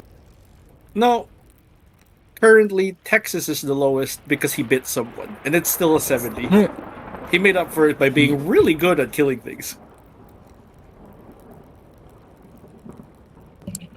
Am I brought down by the class average because I'm supporting the class and they suck? Or No, this is on an individual basis. He's like, here, these are the areas you need to improve on. Some stamina, maybe? At the very bottom, it's like, it just says, you need to be nicer to yourself. And scoff. Send in Kaz, defeat please. Weakness. Defeat weakness. Be nicer to yourself. Funny. Kaz. Eh. He points up at your tall ass knoll face. What? You're in trouble. Principal me wants to speak. Me too. What, are you also in trouble? Yeah. That checks out. Okay, but Kaz, you step in and see this makeshift office with spooky green lighting from the fireplace that Narafi has set up for himself. His desk is literally two coffins. Oh, no, wait, you have a proper desk in here. It's a That's bar. right. Yeah, No, it's not a desk, It's it's the a bar. He has a bar that he has moved away and turned into a desk. Yeah. And on top of the bar, instead of like the chocolate drink, there's like 2 glasses. Empty. Ruko slowly And he's got the closes wine. door. Closes the door very slowly and watches Kaz. Like, you're in for it, buddy. Goodbye. Kaz like raises a brow and stares at Ruko as he closes the door, and he's like, "Okay." He shuts the door. Glasses glint. Kazabian? Oh, hello. Cackles runs over and sits in front of the fireplace and just stares at it, like wide-eyed.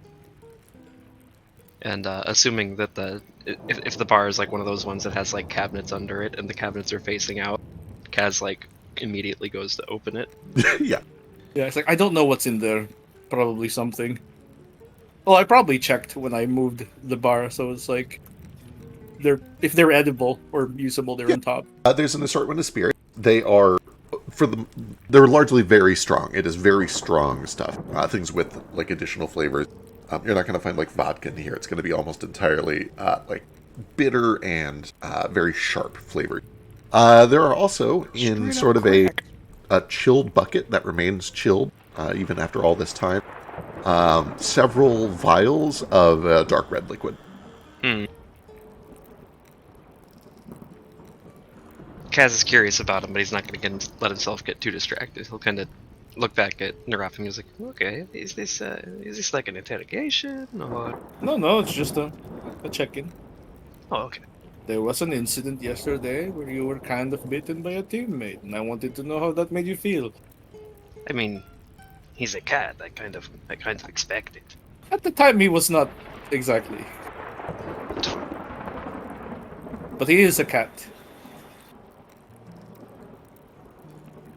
So no hard feelings there. It hurts my pride more than anything. Alright, you've been bitten by more cats in your lifetime, I imagine. Or worse. Just nods. He picks a drink.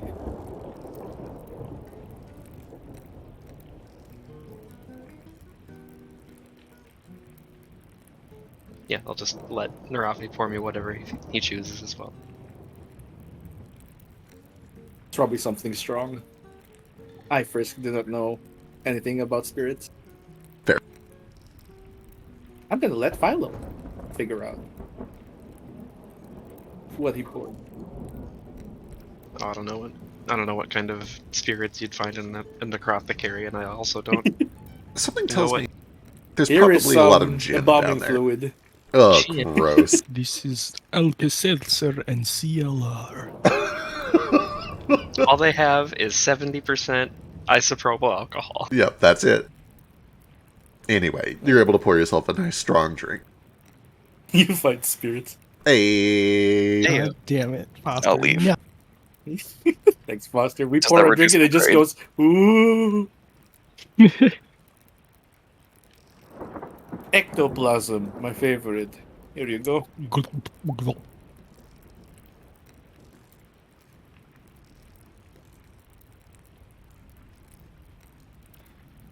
So the incident with Tex. No hard feelings, no problem. You're not gonna hold it against him. Well, not unless he makes a habit of it. I hope not. We I haven't mean, talked the- about it. The biting thing is one thing, but the whole losing his face and that was a bit scary. We're gonna try not to let that happen again, but you know. These things happen. People get possessed. Or their inner nature comes out. You just kind of have to roll with the punches.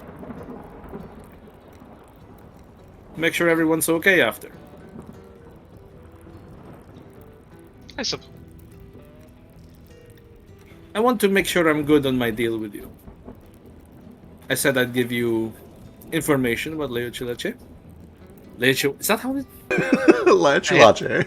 Hey, Leo Chilache. I was close. Leo Chilache. Enchilada. Yeah. About where the location would be. But I realized you might already know where it is. And that would not be good. I'll just pay you if that's true. Do you know anything about where she might be? Well, I know where her island is, but I don't know where her island is, if you know what I mean. Oh, right. Whistling Isles, yeah? Somewhere around there, I think. Right. But nobody has ever heard of Lutea. No. That's difficult. We're going to have to amend our deal then. I'll pay you in gold. That works too.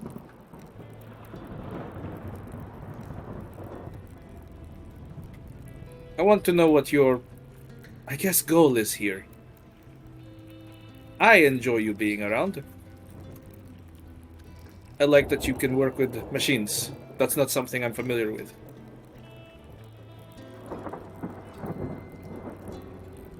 I don't like being in the habit of having things I'm not familiar with.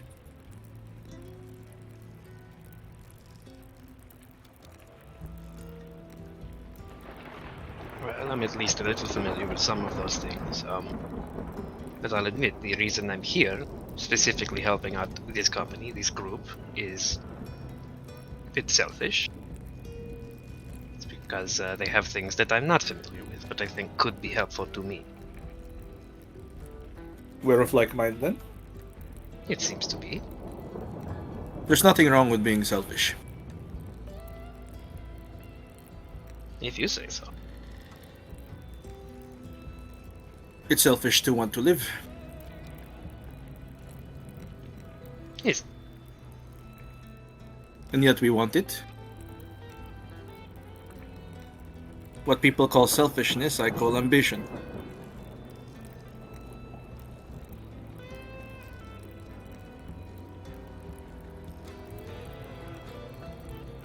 Do you have other ambitions?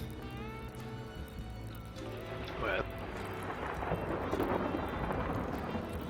forgive me for my one-track mind, but my ambition is to find the Laetulache and their island and No, that's fair. free my friends and family from there as well. Your friends and family are... Trapped. At least by I her? hope they're still there. So you've had a former connection with her. Not her, exactly. I did not know she had anything to do with it, honestly. Would you mind telling me more about your family then? Of course. He just nods at your earring. Am I familiar with the mark? Boy, you. Would you like me to roll? Yeah. Do you have? I think I've asked you this. Do you have like warfare lore or anything that would make you familiar? What is society warfare lore or anything that would make you familiar with? I'm tipping my hands here a little bit, like weapons manufacturers. Gotcha. Esoteric lore -1. Yeah, Please fair. do. If that's all you got, that's all you got. Go for it. Yeah, it's my fake warfare lore for now because warfare lore is hard. Sorry, that's supposed to be secret. Totally fine. Is this one where you get one real one, one fake one? Yeah, if it's a fail, one real, one fake. Go Unless it's a crit fail, then you just give me a fake one. Give me another secret then. Sure. That's what I mean. Yeah. I don't want to know what it is. With yours, it definitely feels like it should be secret. Here you go. Blind GM roll. I guess I know I'll fail if you give me 2 pieces of information. I mean, yeah, true. What is a secret role if not an invitation for the DM to lie? True. Right. Although I believe this is very important. If ever you guys feel like I am fudging dice, you ask me to reveal it, I will reveal it. I think that is an important stance that I trust you. must I've have. known you long enough. The crest is not super familiar to you. But you can at least identify that it is probably Menko and Make. It has kind of that style to it from Fulma across the sea to the northeast. And you would know that they have a long history of warfare. They do a lot of weapons manufacturing. They are right at the range where they get like a little bit of magic spillover from the Wildlands, but it's much rarer, much harder. The best mages over there cast a spell every week or so. As a result, there is a lot of conflict, a lot of strife over there. Which makes you think that this family is either one that has survived through a lot of periods of warfare, or a conquering family. It is one that was a winner in one of these squabbles and was able to set a foothold up, especially near the Autumn Cape, which is like a big trade hub on the southwest side of Fulma. So in other words, they're probably either conquerors or arms dealers, one of the two. Your family deals in weapons? We are merchants of many things, yes.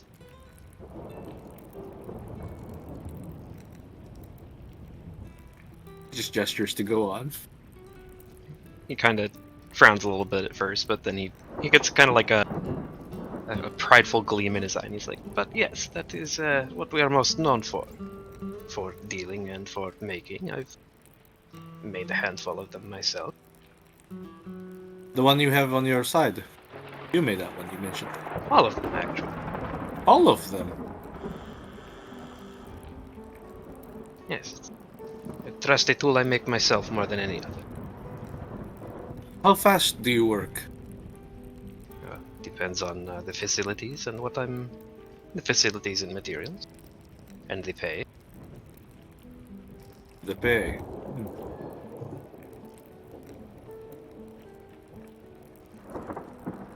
Well, the fact of the matter is, the camp needs weapons.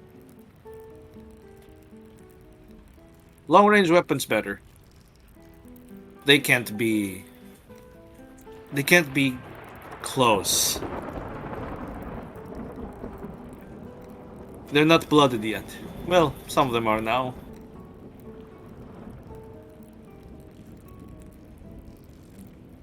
But our numbers are so low, we cannot really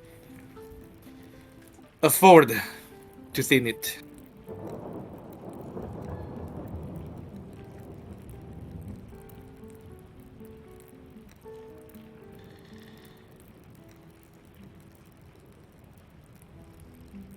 What would you need to make more guns? I think the biggest one is the facilities at this point. Okay. I don't think there's really any place in the camp that has a forge or the machinings I need to I Make think it. Gigi has a forge, but I don't know what machines you're talking about.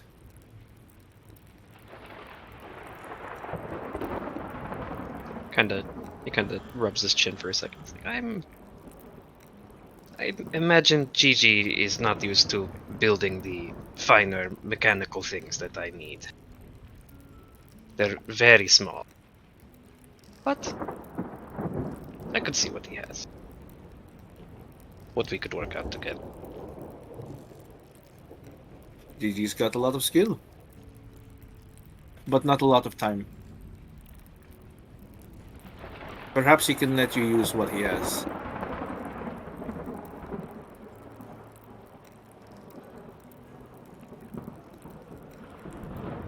I suppose the next question is, what can I do for you? Well, keep an ear open, I suppose.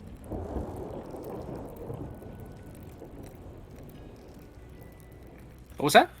Keep an ear open, I suppose. Always. Anything else you might hear about Laechulache or Lutean or the Vatsis family? Vatsis, yeah. Yes, that's me.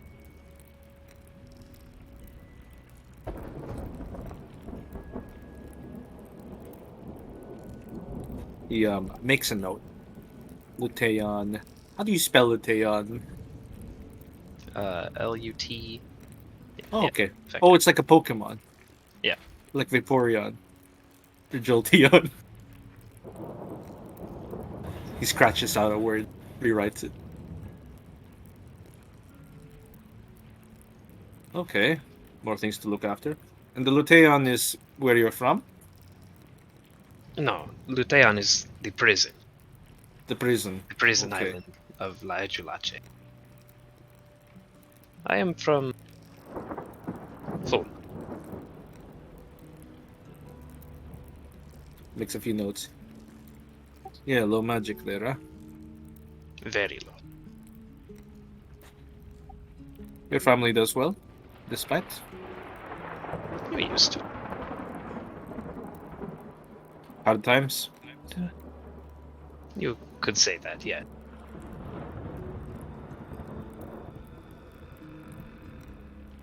Fulma. So where are the Whistling Isles? They are here. And there's an undetermined area. Oh, it's a big area. It's a big area, right? So the reason that this, like, he knows they're in the Whistling Isles somewhere, but there's a lot over there. And those are just Right. the big ones. There's little islands all over that place, just things that aren't shown on this map. And what do I know about the Luteon, I guess? Boy, you Want another roll? yeah, I'll you do could it. give me another roll. It is very difficult. This is not something I've been studying. Right. I'm like, prisoners, okay. Do you, before you roll, do you get the true and false thing even on a critical failure? No, on a critical fail, I just get false. Understood. So, I could pretend I got a crit success. Roll? I can't see, the thing is frozen. Oh, there it is. Luteon is, you know nothing about the island, but the word is familiar to you. Most people name things after things, and Luteon is either the Flamano word for volcano, or the Cyrillil word for well. Deep shit. Oh, either way.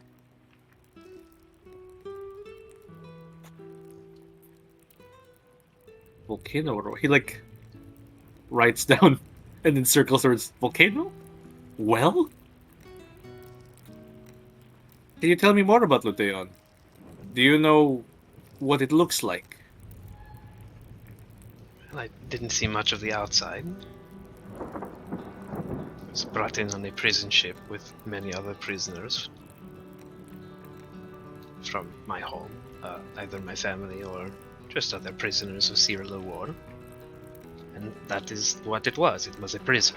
It was dark, crowded, damp, very damp. They didn't take care of us well. So you're a war prisoner for Citadel? Yeah.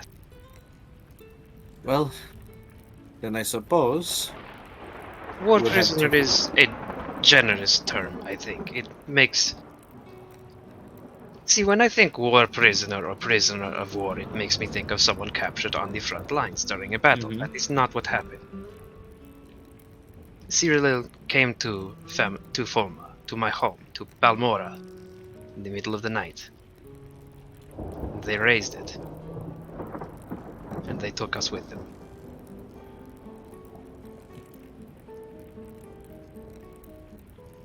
You have my sympathies. Thank you. But it seems the answer lies with Cyril. We'll need to find out where they take their prisoners. And if Famador is to be believed, they may have shipped a few over.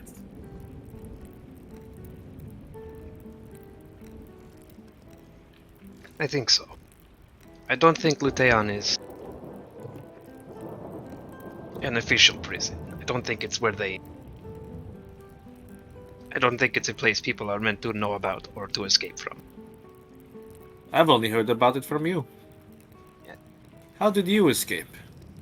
I was kept there many months, I think. I'm not exactly sure how long. I watched... I'll have to like, get shit, hang on. Pulls out the little dossier.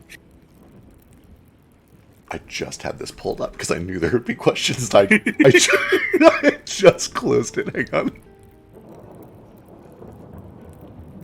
on. You left there almost exactly 2 years ago. You arrived there in the previous winter. So you were there about 6 months. Okay. I was there for about 6 months. I saw my father and uncle be taken away before me. I watched my brother die there. And then, later, I was loaded onto a ship as well. Before it got to wherever they were taking us, myself and the other prisoners decided to take fate into our own hands. We managed to break out. We fought as best as we could. Things were looking hopeful. Then the captain joined the battle. Things started to turn. He takes a long pause, a long drink. I fled. I was outmatched. I'm not good on more than one-on-one. I went below deck. I found their cache of firearms and their gunpowder. I thought fortune smiled upon me. Gave me a chance to at least go out, proud.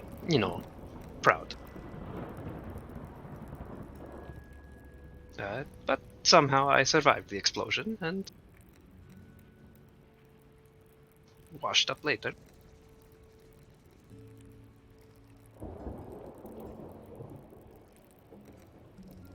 Where did you wash up?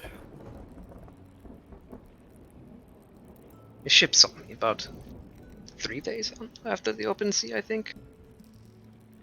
Those days blurred together, but they hauled me out of the water.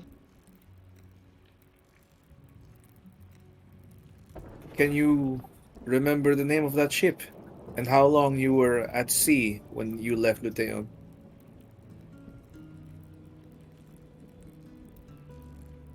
I think we had been at sea about a week before the wreck, the explosion.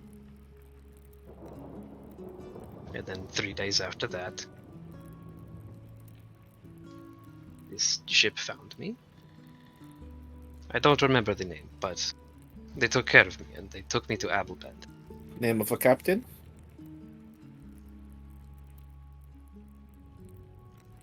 Don't think I ever got it. They were Amlish, on a religious pilgrimage though. Okay, something to work with. Minor, And they were. minor go ahead. clarification. Is Narafi asking about the ship that you were rescued by, or the ship that you were on, that you blew up? The one he was rescued by. Okay, carry on. Yeah, I've got that.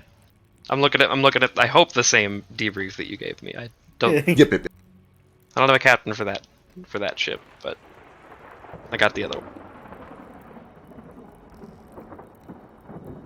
I think Narafi rolls out a map and starts charting. Abelbend, an Amlish ship. How much do I know about Amlish pilgrimages? Probably a decent bit. Give me either society or religion. Got Society religion? would be slightly better, but religion is a valid angle on this one. Then it's esoteric lore. Their boats are powered by mules. I'll do religion. Let's mix it up. Oh, I just remembered. The name of the ship was the Cinnamon Beagle. Is that true? Stuck Yeah. in my mind because it sounded delicious. It does sound delicious. And the captain's name was, I think, Baxter? He pauses, just like charting, and he just writes down these names. Baxter Messes. So Ammonland is way over on almost the exact opposite side of the... Yeah. It is a place that is completely devoid of magic. There are many people there who don't even believe that magic exists because they've never seen it in their lives. It is still early enough that, international travel and international news are slow, especially over in Ammonland, because they don't have a lot of the trade waters that some of these inner regions do.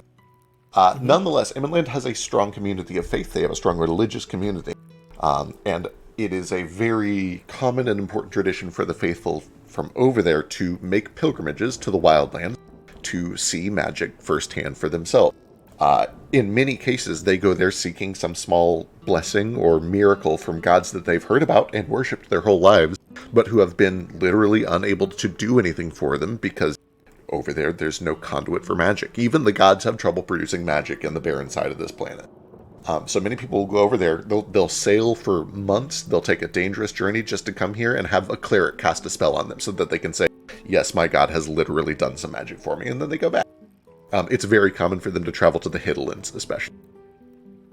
And they end up in Abelbend.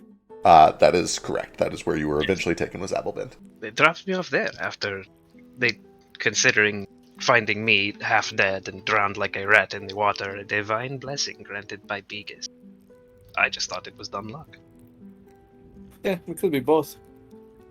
He's got one of those protractors and compasses with the sharp bits and is walking them across.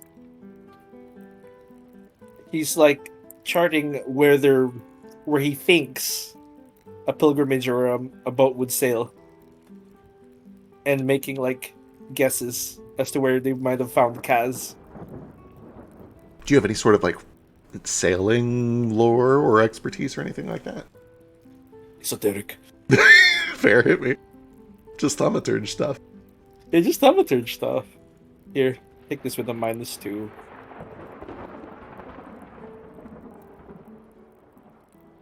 That's okay. That's actually pretty solid.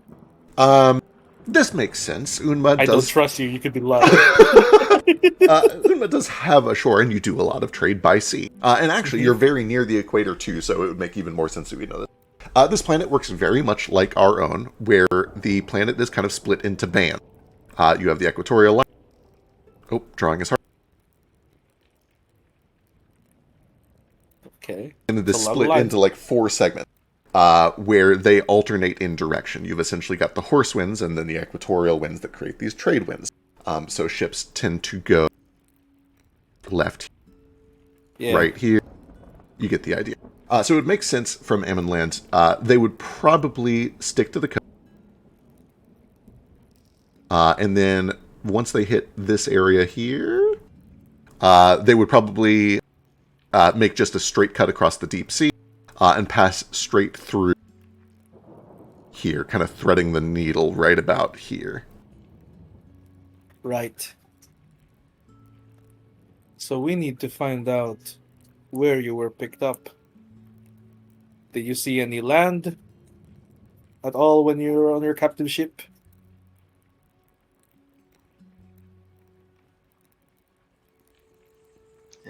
None that really stuck out to me. Okay, makes it difficult.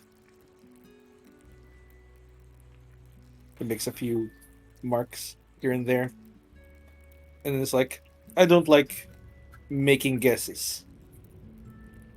So perhaps we can find the captain and the ship and ask them where they might have found you. And then we measure a week's distance. Suppose that's a good way to do it. Work backwards.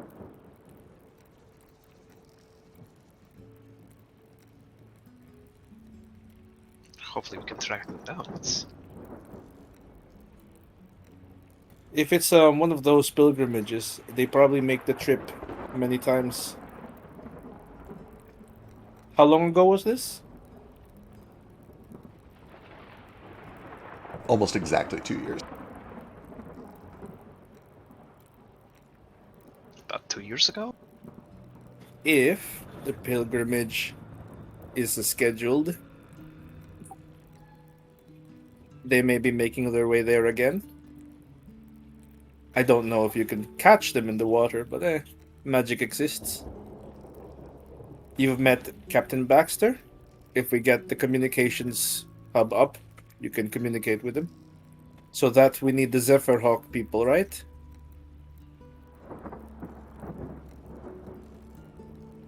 I think so. Sure seems like they've been gone a long time. It's only been a few days. I hope they're doing okay. I was going to say, your group is technically only on the second day of their mission, and it's a 2-week-long mission. You'll be doing chores for a while, but we'll fast forward through a lot of that. Chores. Sweet. But yeah, they probably discuss this for a bit. For sure. And eventually, the drinks are gone. And he just hands Kaz this, like, "Phew. You got one for me too? There's one for you too." He just rolls it up and puts it in his mouth. How'd I do, Coach? You You got like a 99%. There's You get- always a space for improvement. Yeah, you give it to Cackles and he looks really excited. He like runs around in a circle and he's wagging his tail and everything, and then kind of stops and drops it in front of him. He's like, I can't read. What's it say? If it's open, it's just scribbles and the number 99. Oh.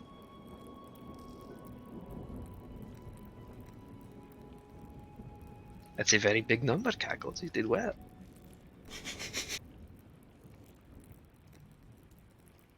Can't believe this piece of shit scored better than me. As all of that is going on, we're going to jump real quick over to Mr. Tex. What did Kaz What's he- get, though? Oh yeah, what Kaz get? That's important. You got an 81.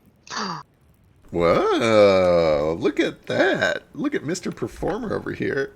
Based on the performance, the combat, and what else you can provide to camp in terms of like creation, he watched you create a magic item. He was like, okay, that's gonna add points. I'm the teacher's favorite. Teacher's pet. Uh-huh. Only if he wants me to be. Oh no, Cackles is my teacher's pet. No, he's my pet. I found him in a bush. How many weird dogs do you find outside the bushes? Only one so far. Okay. I'll keep looking, though. Would you like... Please do say if you find any more weird dogs in bushes. We can't just have random dogs in bushes. Do you want one? No. You sure? No. Tex, you make your way back over to the graveyard, Sure do. which is only like 5 minutes away from where they're having this meeting. Sneak your way back down to the cellar. And it is faint, but now that you're kind of like paying close attention to it, you kind of do like, oh yeah, I can kind of smell that smell a little bit. Alright, I'm gonna go try and find it. Alright, you make your way into the chamber where the ruined obelisk is, and give me a perception or a survival check. Perception is almost certainly better because of your smell.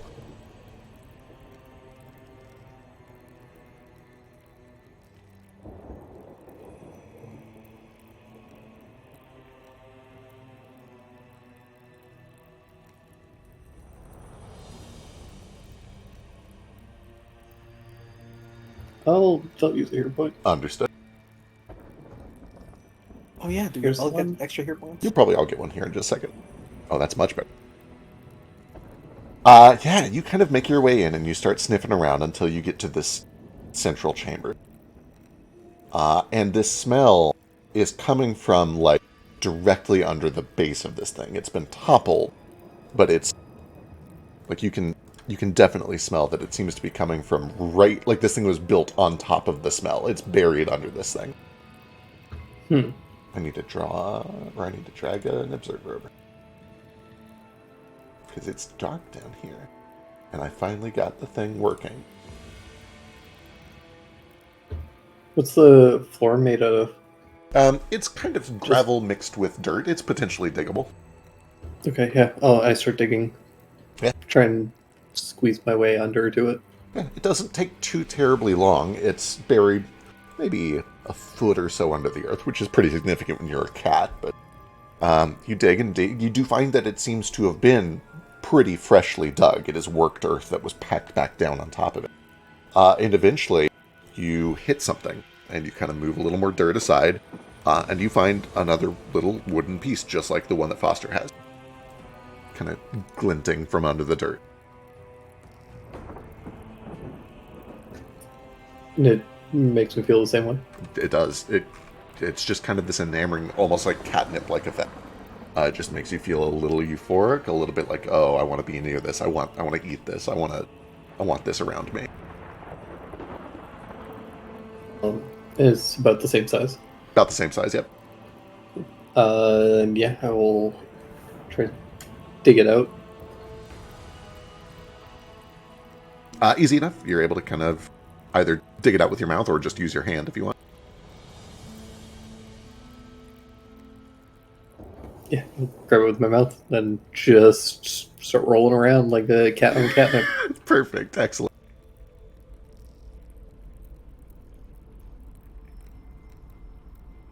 After as much time as you indulge in all of this, you hear a little rumble of thunder. You're not entirely sure how much time has passed, but you know that you've kind of just really enjoyed your time being around this thing.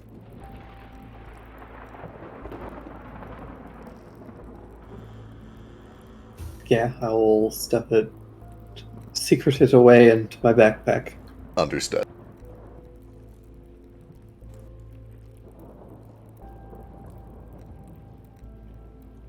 And I'll eventually head back. All right. With your stash in stow, you return up to the necrothecary, where you find that all the meetings have been concluded, I believe. Is there anything else that you guys want to do while you're there? No, I'm done. He's just shuffling his papers back into place, putting them away, making sure the ink is dry before putting that map away for reference later. Like, if that's all we have for today. Thank you for your time. We're going to the library now. Oh, how exciting. I've got a super quick thing while Kaz and Narafi are meeting. Hell yeah. Mr. Is Ruko still here? I should make sure that's... Yeah. Okay. Mr. Ruko, I was wondering... Can I ask you a kind of weird question? Sure. The best kind.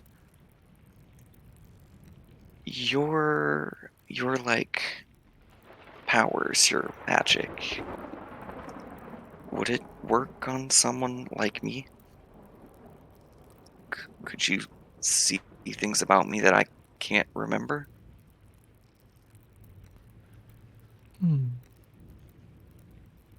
Maybe. Huh. You don't have to. I got done talking with Narafi, and well, I think it'd be nice to have some information. You know, do you have anything with you from your past? Or know where to find some? I mean, other than me, the cloak came from the ruins. A lot of my gardening stuff came from there, but none of it, as far as I know, none of it was directly tied to me. I just found it when I woke up. You woke up in the ruins. You found the cloak in the ruins and the garden supplies. Could Yeah, be. I woke up nearby, yeah.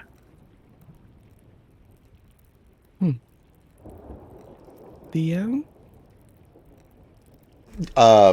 Like, I mean, they're presumably your boots. I don't know. Would you have been? I don't see any reason they would have taken your boots off when they kind of haphazardly left you to rot. Yeah, they're presumably your boots. These are definitely my boots. I haven't got rid of them yet. Well, it's worth a shot. Can always see what attachment lingers. Only if you're, willing. I know it's been a hard couple of days. He looks up at you with glee. He's like, yeah, I'm curious. If you can't remember, then why shouldn't I help? He'll grab your foot. He'll... Gonna make this weird. No. Yeah, he'll go detach it. Yeah, I'll take my leg off. No, I'm kidding. Okay, yeah, he'll go. He'll sit down, crisscross, and poke your boot, and then vibe with it like a weirdo. Searching.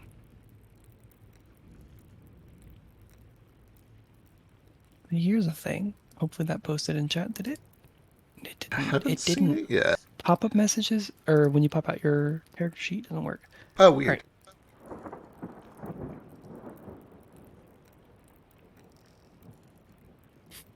That it is. Okay. With touch, you can read the psychic impressions left on the object by the previous owners. What are the object has significant emotional resonance attached to them. So, boots are boots. But you go on a journey with boots. You They get do. rocks in them. You know what?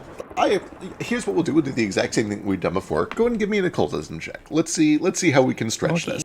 We'll use that So as kind of excited. like a makeshift luck check, because, In the medieval age, you're wealthy to have boots. that's What do you true. mean? That is actually kind of true.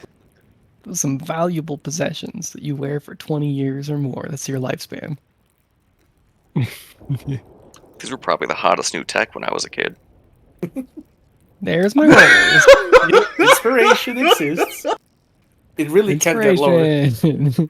All right, good luck. We were given a hero point, right? And now Yes. I'm going to reduce Oh, one. Were we I given can one do at the things. start? Oh, Can I cast guidance on him? yeah, I keep forgetting that I have options available to me. absolutely. There's a whole That's, there's a whole game here. You can do things. Weird how Effectively a that works. +1, +9 then. All right, give me your reroll with heroism or hero point. Okay, I don't know if this includes guidance. It doesn't say it. Oh, You there can we just go. add a +1 to the result. Oh, Ooh. That's pretty good. Okay, what? Let's see. What do we got here?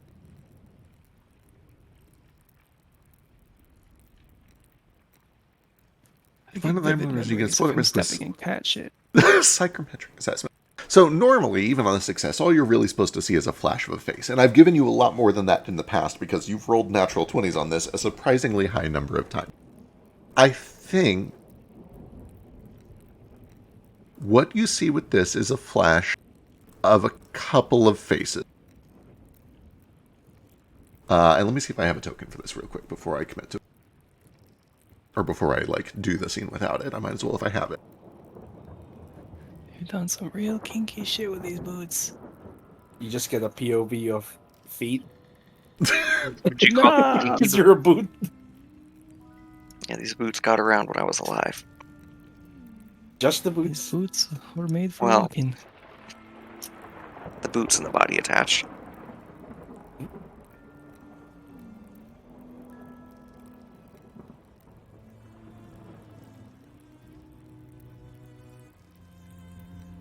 Yes, the creepy music. I love the fortune telling music. It's so.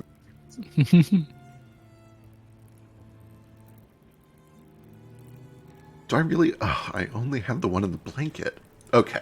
Well, I have this one. Which one's worse? They're both not fitting.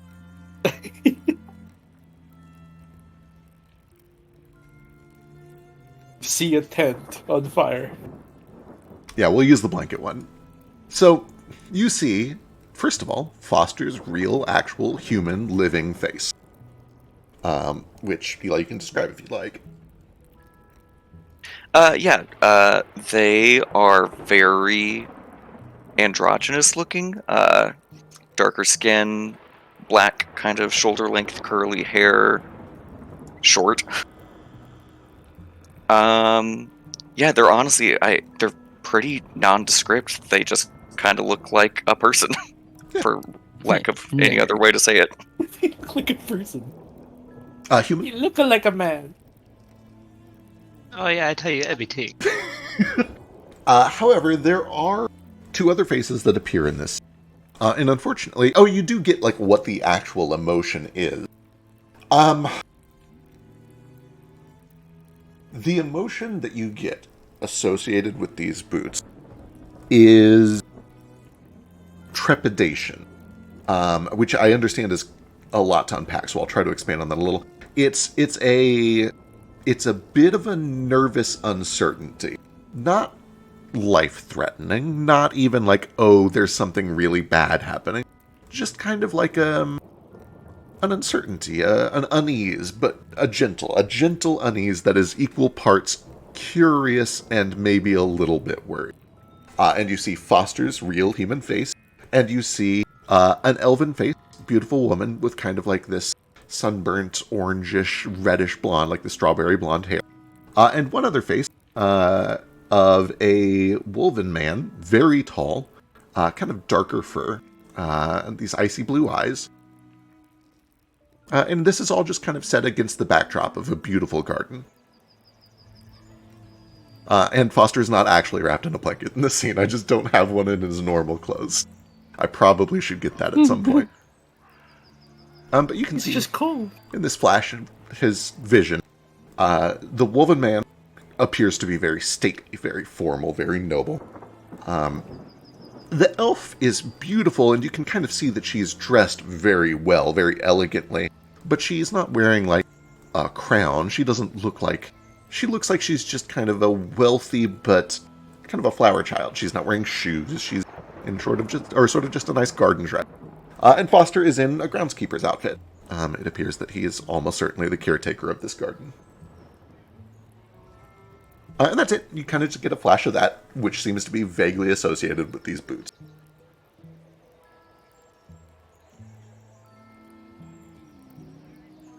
Who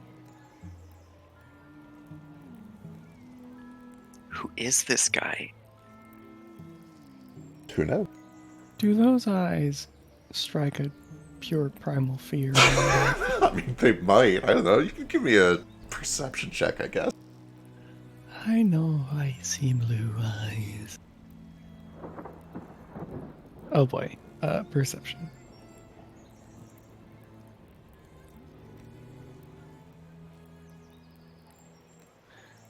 What is... Oh. It is a little racist to make this check. What? Yeah, it's really hard to say. You do know that, like, blue eyes are not terribly uncommon for women. I know. Well, I see you as a gardener. Surprise, surprise. Elven woman, strawberry blonde hair, and a wolven man. He's tall. Very stately, but they're curious. You're nervous? Hmm.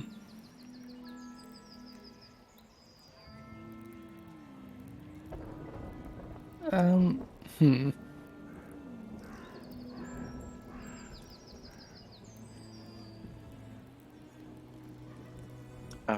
Heck. Wolven man?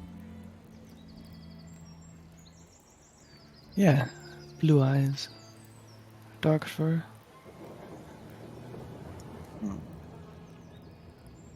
I don't remember them.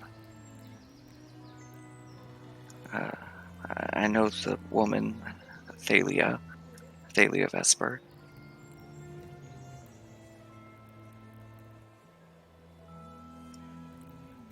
A meeting with Thalia and a Wolfman where I was nervous. A good nervous in the way.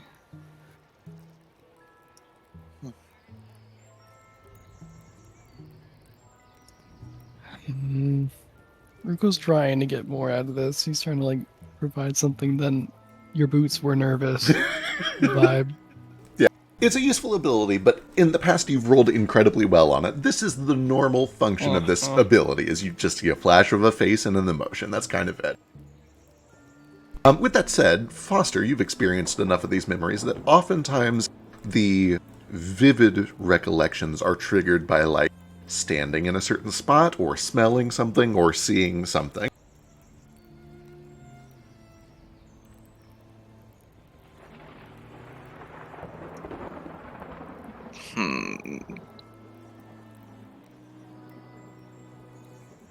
I guess I could try to find a wolfman to stand in front of. Can I... Let me see if I have something for this to try to storytell and illustrate with words as best I can the situation that I'm feeling and seeing. I'm into that, trying to, like, paint a clearer picture. This feels like it could be performed. Yeah. Okay, the performance check is storytelling to try to paint the picture of their mood, their vibe, their look, appearance. The situation as best I can. Here's my nat 1. Let's see it. Just kidding, it's a 15, isn't it? Oh, it's close. That's pretty good.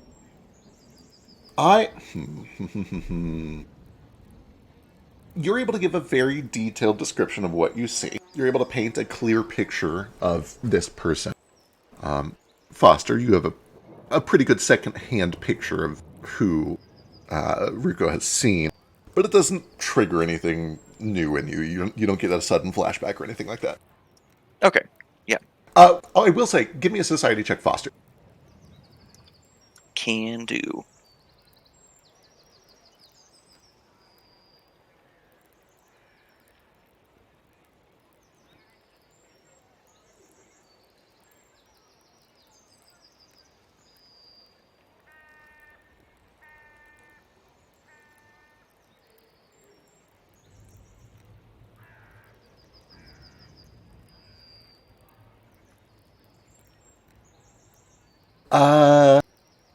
Okay, understand. Yeah, no additional information other than what you've been given so far. Well, thanks for that, Ruko.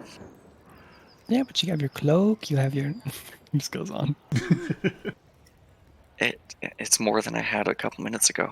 I don't know who that wolfman is, but I didn't know I knew a wolfman, so thank I you know him, he sincerely. wants to be dead. Well, I must be dead too. Yeah.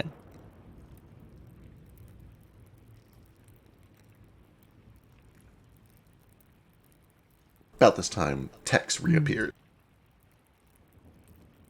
Almost didn't even notice he was gone until he slinks around the corner. Just flops, acts like he's sleeping. He looks stoned.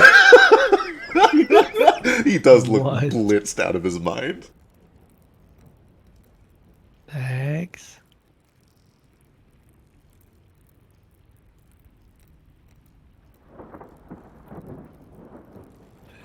Thanks. And then about 10 minutes later. Or go ahead. I go up and start rubbing on Foster's boots. I've created a monster.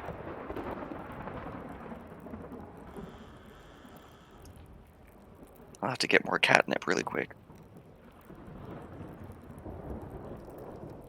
About 10 minutes later, the door opens, Kaz emerges, Narafi presumably also emerges, and Cackles emerges. He tidies up.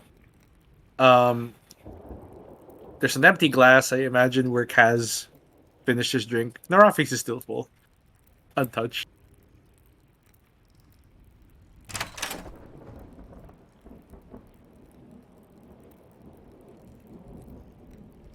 And unless you have any other business here, it's starting to get towards maybe 10 or 11 o'clock. Feels like it might be a good time to head to that library if you wanted to start working on it. Welcome to Wildfolk. This is where our normal, orderly campaign begins. True. We're going to be 5 levels behind everybody, but all the more nurtured for it. We'll get as far as we can, and then we can discuss what we want to do. Our emotional health is important. That's true. We're like emotionally level 20, basically. True. Yeah. Well, Well, False. I don't want to speak for everyone. As you make your way up north, because you have to go to the campus now, which is about an hour and 20 north of the sanctuary, the rain starts to pick up. It starts to get a little gray and overcast once again. But eventually, you make your way into what clearly used to be a pretty large, university campus, a proper campus within a campus. You can see that there are all sorts of buildings, and there are other teams here, just like you saw before. This is where most of the other parties have been sent, and some of them are clearing out the groundskeeping building. A few of them are checking out the dormitory. But you are pointed in the direction of the library, which is a building kind of large and stately, set on the edge of a cliff that looks down maybe a good 40, 50 feet. There's just a little bit of a drop down. And you can see that there are these 2 tall glass windows, beautiful, that kind of look in through the front of the building. And you can see that near the front door, papers are scattered, kind of getting soaked and rotting by the weather.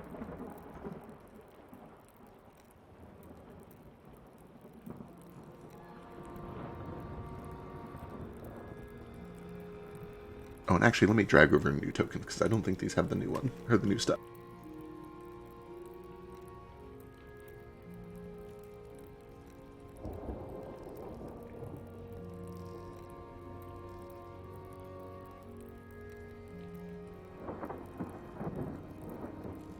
We have new stuff? Just some fixes for the stream, so that Oh. the dark vision doesn't turn everything gray for everyone. Right.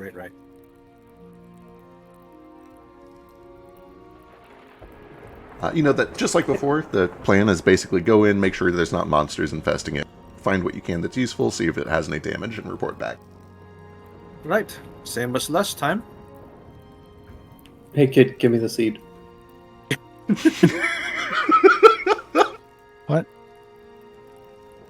The seed. I'll hold on What to it. seed? Oi, boner. Thought you were giving him the seed. I said he might want it back. Do You you want the seed you gave me back, Ruko?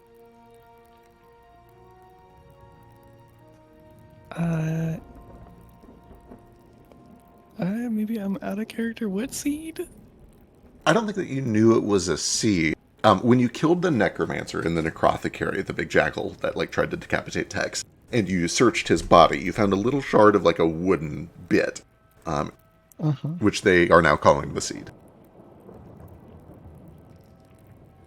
Well, if it's a seed, it's welcome to stay with you, I think. Well, that's that on that. Guess it stays with me then. And not Tex. Alright, what's in this library?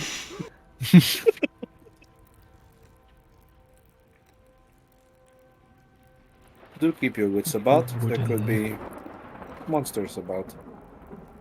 Wooden artifacts near the cat are dangerous. Are there tracks in the ground? Give me survival. Or perception, but you would learn less. Yeah. I just want to look at things. Here you go.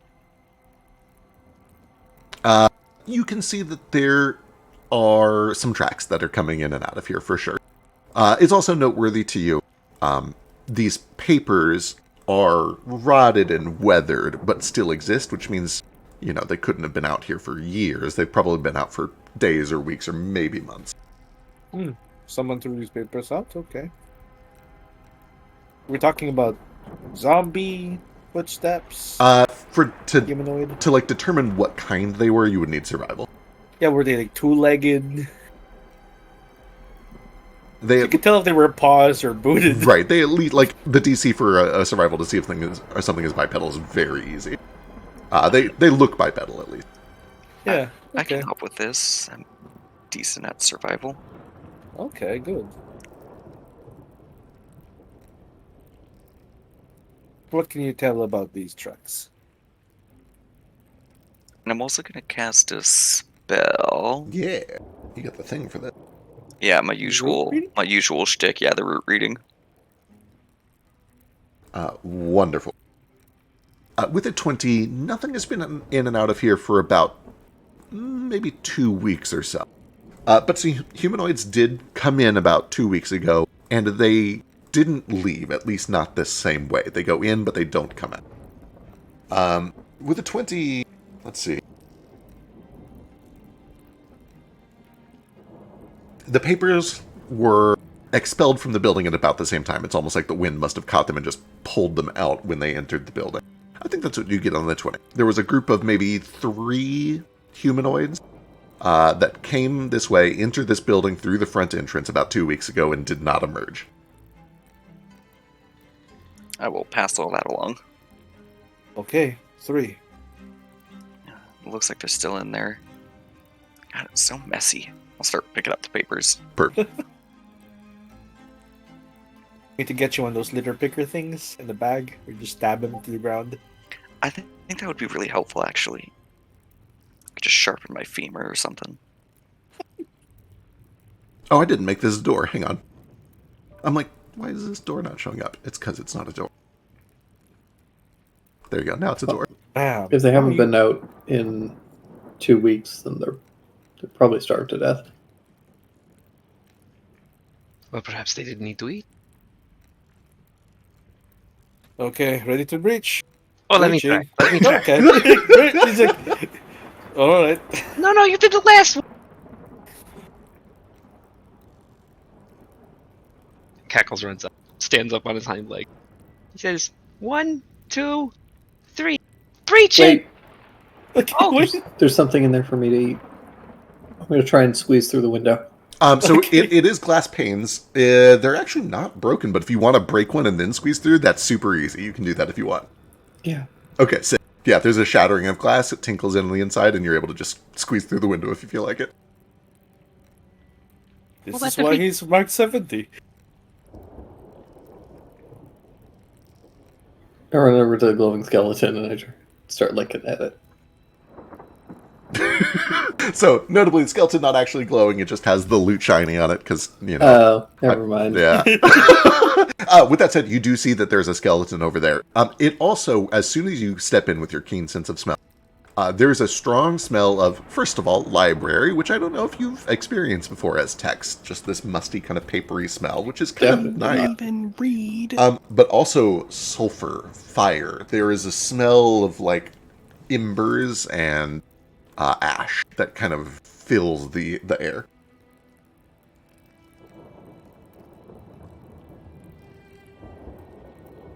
Can I tell the direction? Give me a perception check.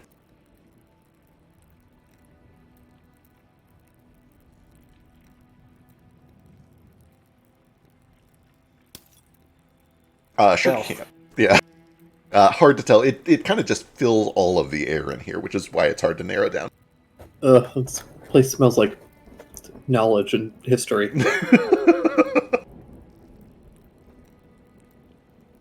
Oh, hey, Deck.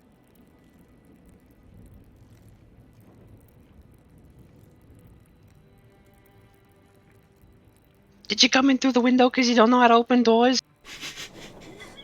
You know, I could have got that door for you. Here, what? Hey kid, there's some bones for you. Don't ignore me! No, he was talking to Cackles. Oh, does he call him kid too? Yeah. Well, see, it's just that you usually call Wow. that guy over there with the big dumb glasses kid. So That's because all of you are younger than me. As you step into this library, you all see there's a little reception desk. The place is nice. It's luxurious. It doesn't seem to be graffitied or upset. My foundry restarted.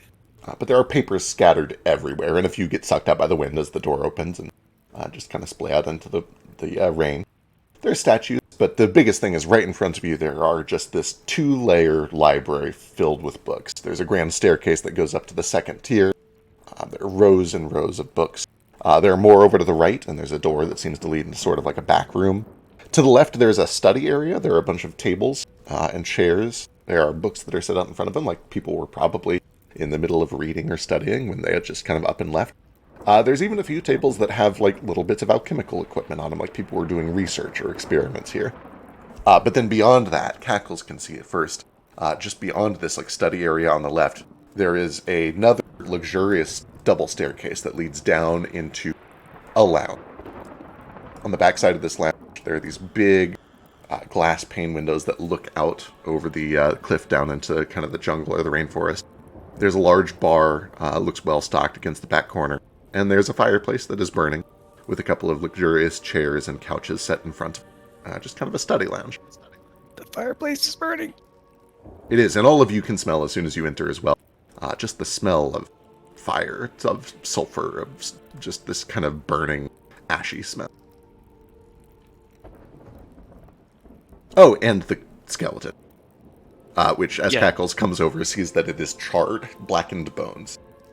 He sniffs around at the bones a little bit, because that's what Tex directed him to, but then he kind of, like, his ears perk up, and he does, like, a very obvious, like, glance between the skeleton and everybody else, and then back, and then again, and then he starts, like, rooting around in the skeleton's ribcage, and you hear some jingling.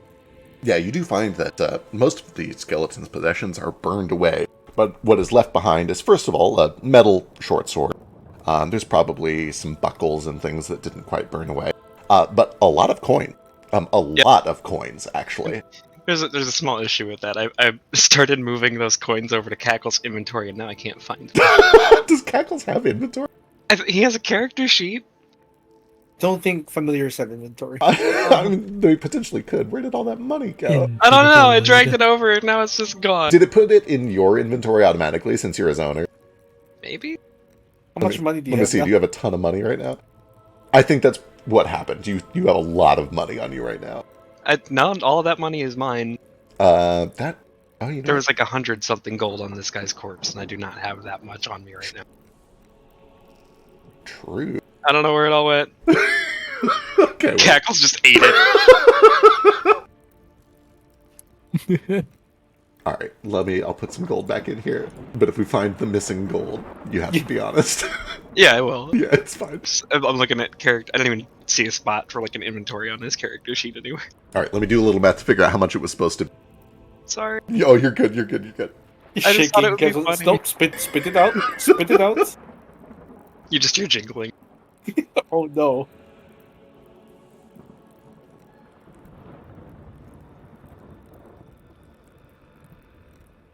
Yeah, it's about 108 gold. Most of which is in golden coins. Which is another kind of unusual thing for somebody to be walking around with that much in gold coin. Right. Cackles does have manual dexterity at the moment, but I don't think I've had much time to make him like pouches and stuff. So he like picks up as much as he can and then starts like carrying back over and just dropping coins everywhere. Guys, look what I found! This guy was fucking loaded!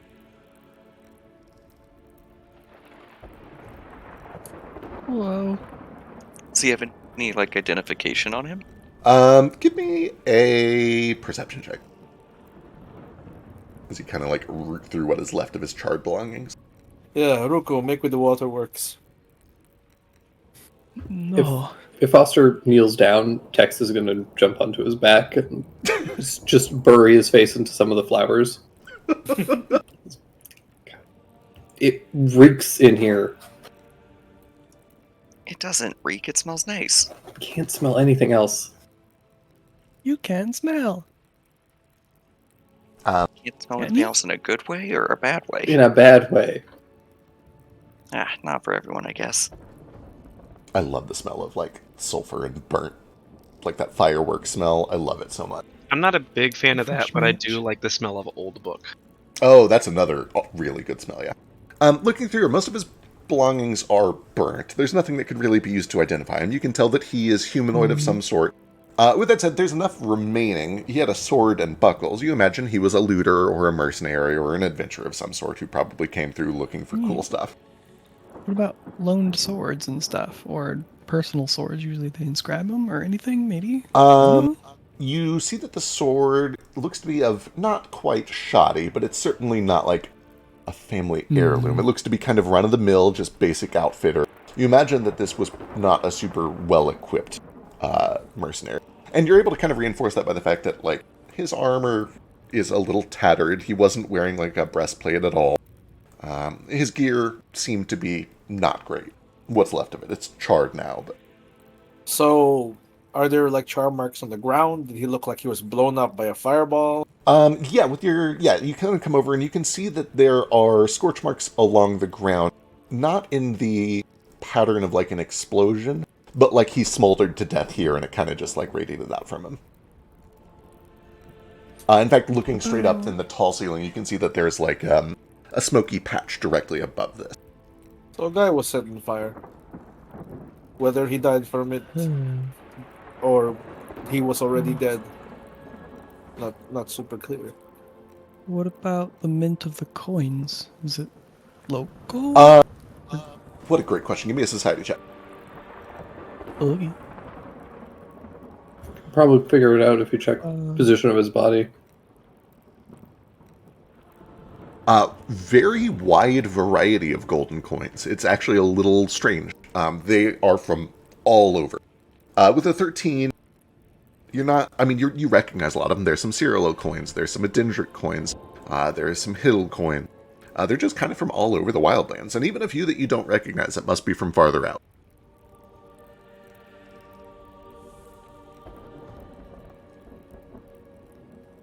What is the position of the body? Kind Well, of... prior to us moving it, taking its stuff. Right. Kind of just, like, slumped over like he was writhing in agony and then died. Okay, so Okay. probably burnt to death. Yeah. Right. Seems reasonable. Well, this is one of them, I guess. There are two others, so either we expect two more corpses or... Well, there's a burning fire and this place has been abandoned for a while, so why is it on fire? Let's investigate, I guess. Keep your weapons out. Well, there was probably a trap, so what do you magic folks make with the detecting? Or just walk right in, it's fine. He's waiting for Buster to get in the room. We just goes down like, oh, okay. Small At least note. we know it's not trapped. If it becomes important, the staircase kind of goes like this. It's like this weird winding double that splits and then reemerges down the middle. What a weird staircase. Oh, I fall right off. That's great. Yeah, you can jump off if you want. It's only like a 10-foot drop. What's the worst that could happen? Slink. 5 damage is the worst that could happen. True, that's exactly what happened. As you come down here, it has kind of like this, I don't know, just kind of a nice jazzy lounge feel to it. You can smell cigar smoke for sure, mixed with this more oppressive ashy smell. And Ruko, as you step down, you see that the fire in the fireplace suddenly kind of turns to this sickly green color, sparks to life, and then begins to lash out towards you. Stop. It does not stop. We're going to roll some initiative. Ruko. Hex warned you. Well, Tex, with his almighty power, should have told me otherwise. He did, though. With his magic. His almighty power of common sense. Very rare. Remember, I don't have magic anymore because I gave the last of it to you.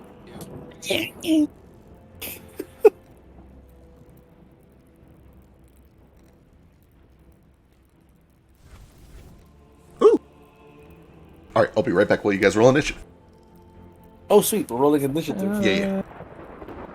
Oh boy.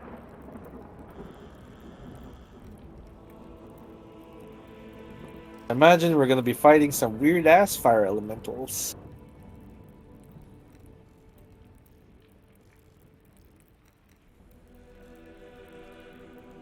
Nice, Foster. Ruko reacting quick. Just waiting on Kaz. I'm refreshing my forward. Yeah, I had to do that too. Did yours crash too? No, there were just a lot of like icons and stuff that weren't loading properly. Um, Seeing if this fixed it.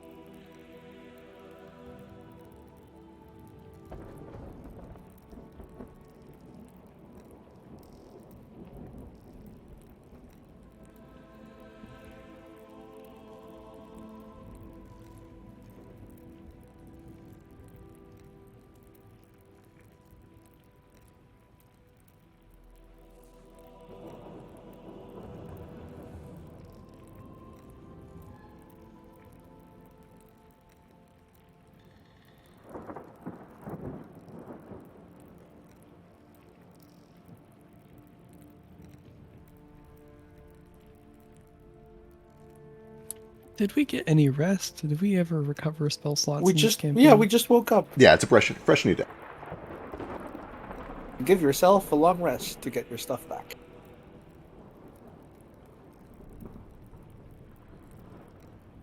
All right, as things start to spring to life, the fire turns this like sickly green, and you hear this infernal cackling as it begins to spread out from the fire.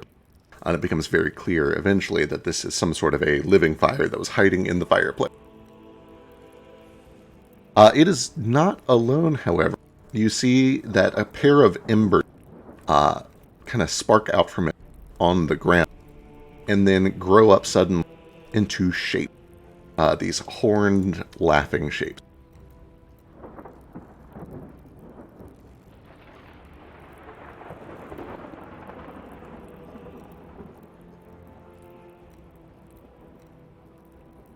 And they begin to hold their hands back and charge up what appears to be hostile fire magic. Foster is the first to react to this. What do you do?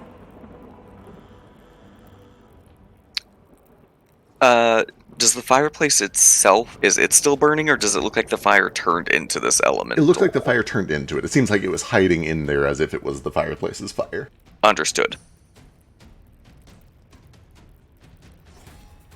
In Okay, that then. case...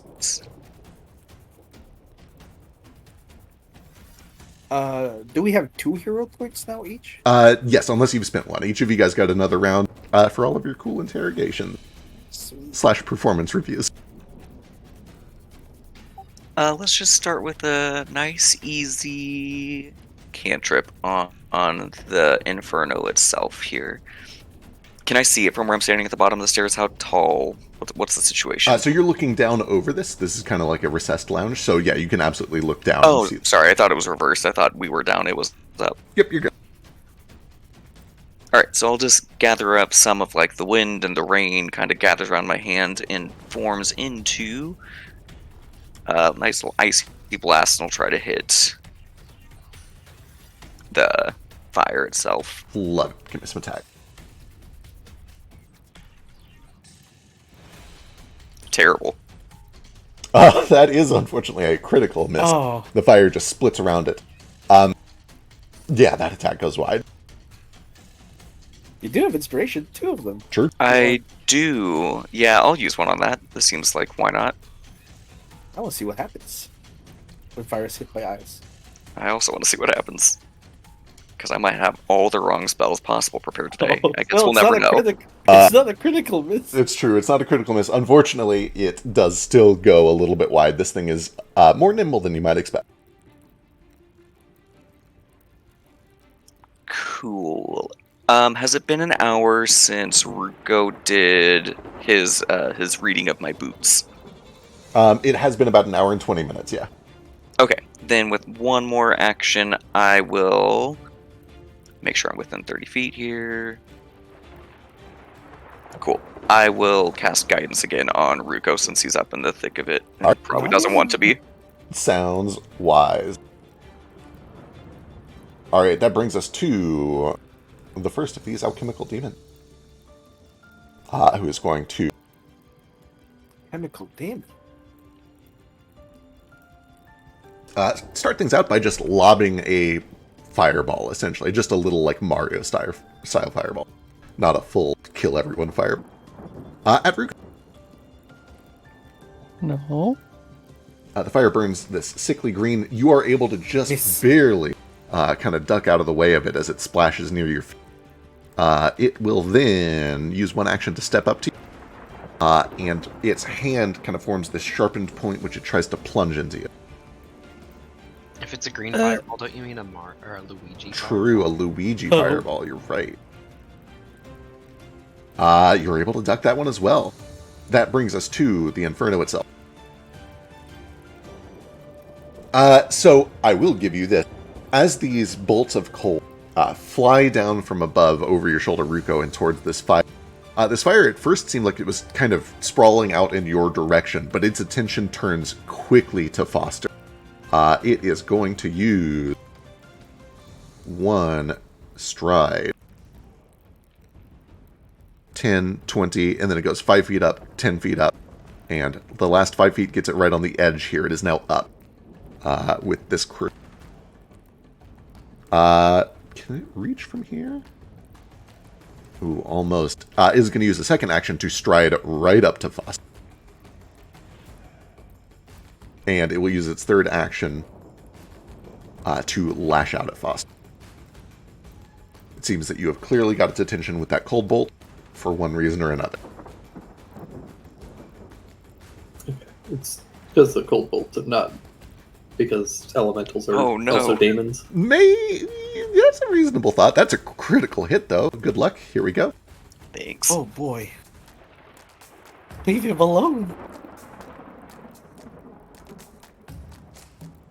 26 points of damage, a mixture of bludgeoning and fire as this thing just begins to consume you. That is... Yeesh. Oh, that's a big hit. God damn. That is all three of its actions, though. That brings us to Ruko. Oh God. Should have stayed further back. You were as back as Huh?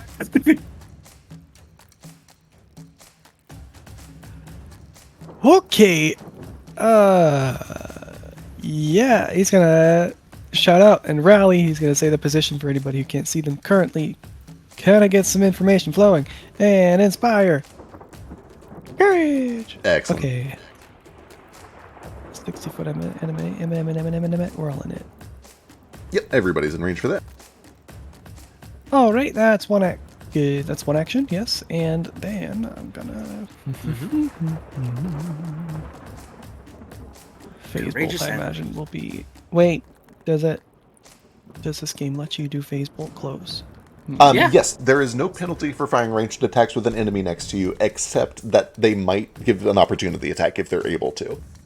Not everything does opportunity attacks in this system, but if they can do it when you fire a ranged attack.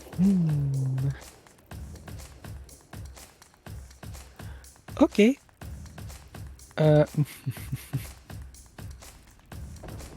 Yep, I'm going to get the fuck out of here, actually. How high is the wall behind me on the staircase? At that And point, where's it's the about lowest point. 5 feet up from right there. I'm springy. You're pretty springy. You can try it. Yeah, I believe in you. I like high ground. Cat enough for that. If you want to try Great. to just climb up there, you can give me a climb check, which is an athletics check. Do a hop. Oh, jeez, why do I even try this? Good luck. I think there actually is a clickable climb button on the front page of your character sheet now.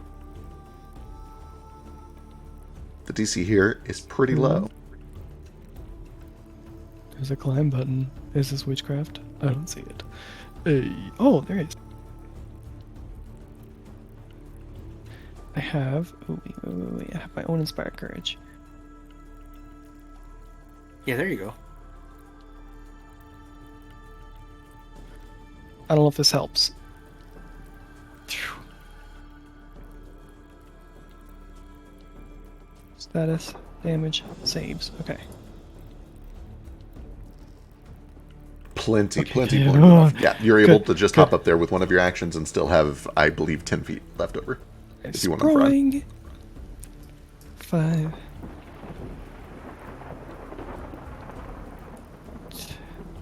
10. Okay. Cool. That is one Okay, action. okay. Yep. had enough action for the spell, so that's yeah, positioning. We're good.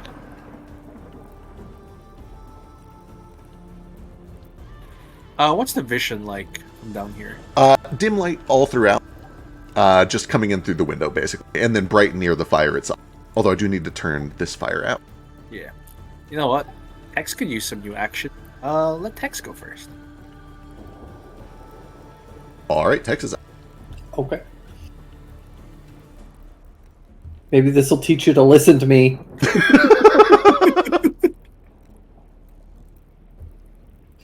Hey, Boner, I'll help you for the seed. Starts bartering.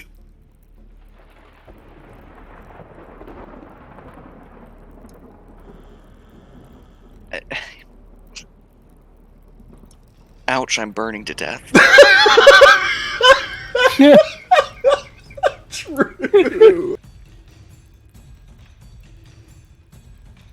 Well, it's your life. I'll move and I'll Flank. attack it. All right, it is off guard.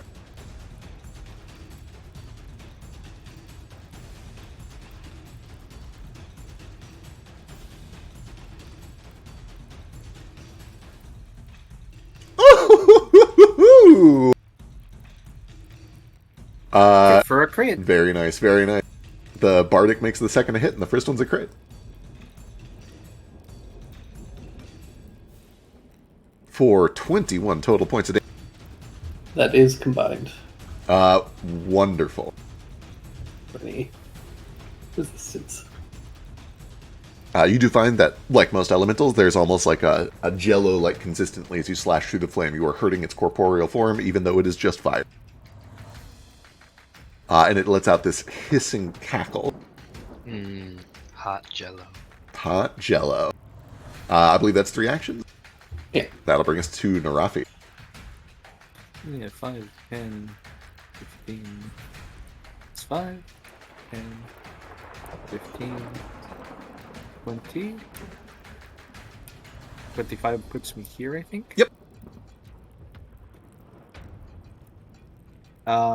Is this directly beneath me? It is a little above you. You Yeah. are coming up the stairs, yeah. Yeah, cool. I just need to be close. Can I see it from here? Yes, absolutely. You're close enough that you can effectively fight this thing unimpeded, yeah. Yeah, I'm going to Esoteric Lower it.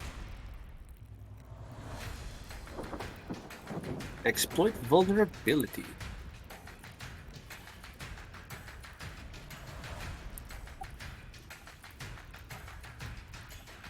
I think that's a success. I believe so. Let me double check its DC. It sure is. You learn that this thing is a elemental and a fiend. You recognize the green flames and the infernal cackling. This thing is almost certainly a demon of Biskraki. You know that it is almost surely going to be weak to cold and water, but it is probably going to sputter if you hit it with water. It will have like an oil fire like reaction. There's like a sputtering or a sort of an involuntary splattering effect if you hit it with Throw some water. sand on it. Yeah, he says, ice, not water. And with a flicker... Can I reach it from here, actually? Did you mention that? I will say, on a success, you do know that ice is water. Oh, it sputters as well? Yes, Are absolutely. you sure? On both? Yeah. Okay, cool. But yeah, you mentioned he's within reach? Yes, yeah, right in front of you. Yeah, I'm gonna attack it.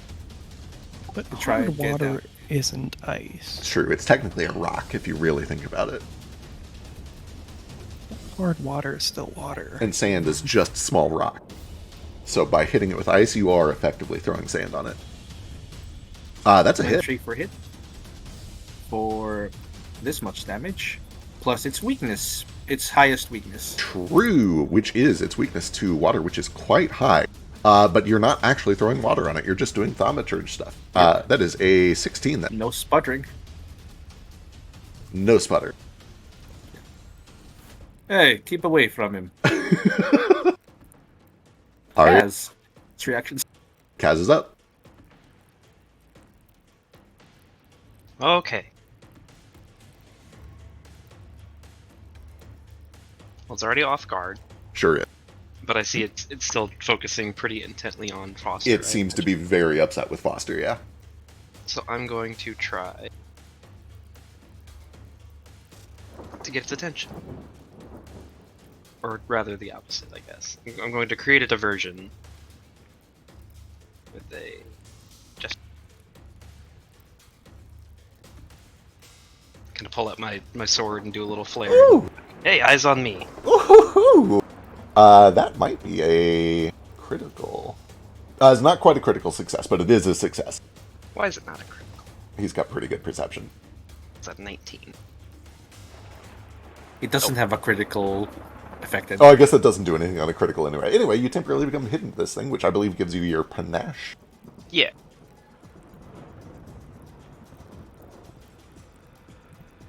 Does that mean you can do a finisher? I could, but I'm gonna keep it. Right. Because there's other stuff to fight. So that was True. one action. I'm gonna strike.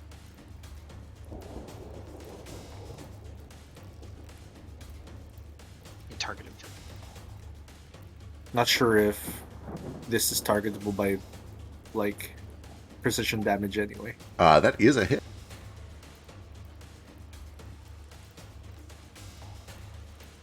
Uh, 5 points of damage. And you can add your panache damage to that too, right? I think it's 2. Yeah. I don't know why that's not. Oh, it's because I didn't put panache on myself. That's all. So that should be built in, but Cool. I added that manually for now. The panache. Panache. I believe you got one more action, yeah? yeah, I'm just putting. There we go. And I'm gonna strike again with it.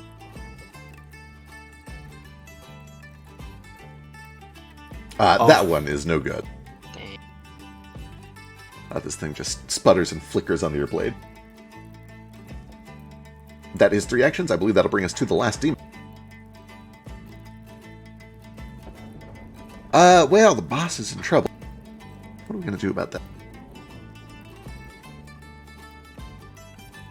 Attack me, I'm blocking the stairs. Yeah, you're kind of in the way. That's a bit of a pain. It's going to use its first action to throw fire at Naraf.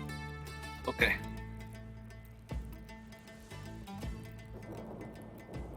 Missing, you're able to just swat the flask away, or the fireball away before it crashes. It'll use a second action to try to climb up as well. Let's see how this goes. Oh, it's not great at athletics.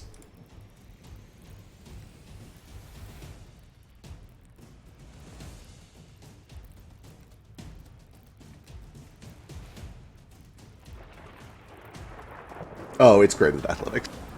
It just kind of hops up over the banister right behind, and will use its third action to shank you. It is flanking.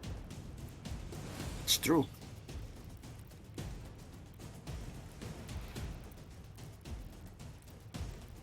Don't forget the map. Sure did. That is still a hit after Matt. Yep.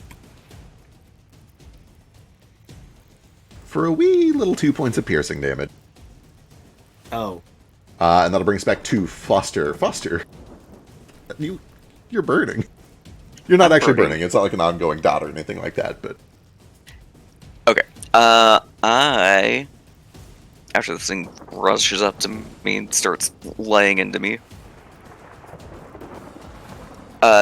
just kind of reach down to one of the potted plants, and just kind of take a couple of petals, let them go to the side of me, and I'm going to cast a spell. They kind of hit the ground, and there's a brief little rumbling from the tile. Specifically this one between me and Tex. Okay.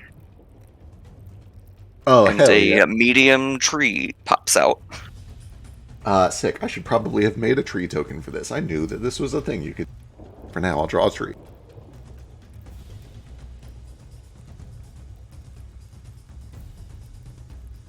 It seems like trying to leave this guy's range is going to get me killed for sure. There's not like a dodge in this system, is there? Nah, there's raise a You can take shield a if you 5-foot step. have one. You could take a 5-foot... Yeah, disengage with your last action if you wanted. Sure. Then it'll have to move. Yeah, I'll just take 5. If I could select myself. There we go. All I'll right. just step this way. Wonderful. You're able to step out of the way of that. And I believe that is all 3 actions. Correct. That'll bring us back to the first demon, who is going to use... we gotta get rid of Nimrafi. Well, Ruko. Flipping a coin. All Ruko did was sing. True. Yep. Gonna throw a fireball at Nimrafi. Yeah, fair enough. Better me than Ruko.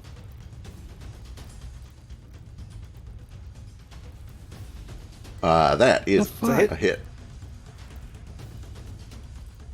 For 5 points of fire and then 1 point of persistent fire. Oh, that is also splash fire. So, Kaz, you also take a point of splash damage. Single. Single point of fire damage. I think the splash happens now. Yeah. It does. Is it? Yeah, and it's not like. It's persistent. Yeah. That is splash that applies persistent. So, Kaz, you take 1 point now, and then you have persistent fire damage on you. Which I think should happen automatically if you target yourself and hit that splash button. We'll find out. Anyway, second action, move. And third action, stab Ruko. Stuko. Stucco. Stucco. That's a miss. That brings us to the big one. Oh shit! I removed persistent accidentally. Can you reapply it? Yeah, you might be able to drag it back onto I'll yourself. just. I know it's also a I'll condition you can just give yourself. Yeah, I think I'll just click the damage and then remove the damage. Perfect. There we go. Let me give myself 5 back.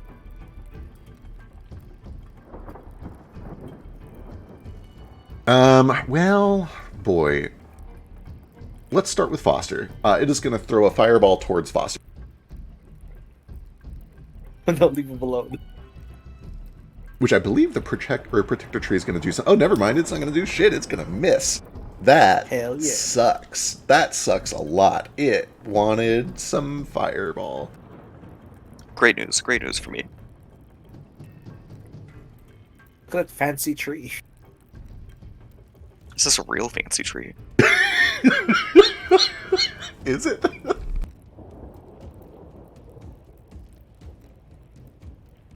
Alright, let's see what a 15-foot cone looks like. Oh no, a cone?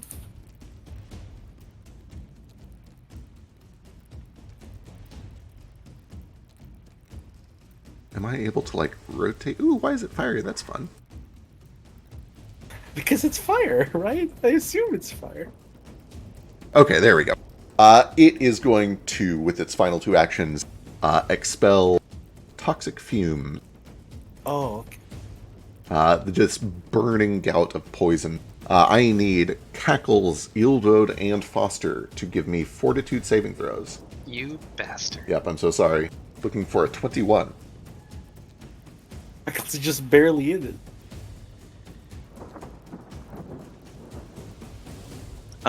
Let me check my undead stuff. I think I get something. I was going to say, I think you have a thing against poison. Don't you have a A whole +1. thing with not having lungs or flesh? Right, Yeah, but for literally no reason at all, I'm not immune to poison or diseases. true. But you are immune to bleed damage. They were willing to give you that one for some reason. I don't think I'm even immune to bleed damage. I'd have to read through all of it and make sure. I do get a +1 on this. Okay. Good luck. It's less on the undead stat block and more on the bleed, where it says Yeah. you acquire blood or vital Right. fluids. Gotcha. Things that don't bleed can't bleed. Which is why I should be immune I'll to. use a hero You point on bleed. that. You 100% bleed. Seems wise.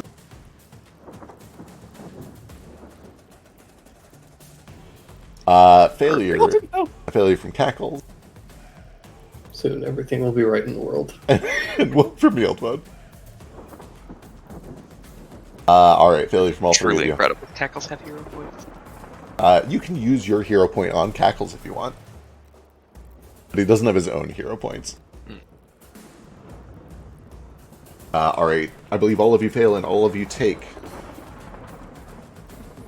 Oh boy. 8 points of poison damage and are sickened 1. What a horrible thing to do to the familiars and the already dead man. I came into this, I'm like, I'm just gonna leave Cackles out of the battle this time. I'll leave him in this room. And then this fucker's like, I'm gonna fly over the wall and fireball the familiars. Oh Titus? no! Was he? Nope. Yeah, is he down? Yes. Just down. Yep. Oh, All right, that is his full turn. Let's see. Foster jumps down 1 space in the initiative. That brings us to Ruko. Oh God. Okay. Well, Is that Gonna cloud still keep- there? No, sorry, that goes away. the vibe. The protector tree. Does it do anything? The tree is still there. The It's tree doesn't there? need Oh, me. yeah. Okay, wonderful. okay. It uses its reaction on just attacks, right? Strikes, Yes. or whenever someone takes damage. Yeah, when it Yep. takes damage from a strike. Yeah, okay, strike. He's with us in spirit. How much is my movement? We've got something.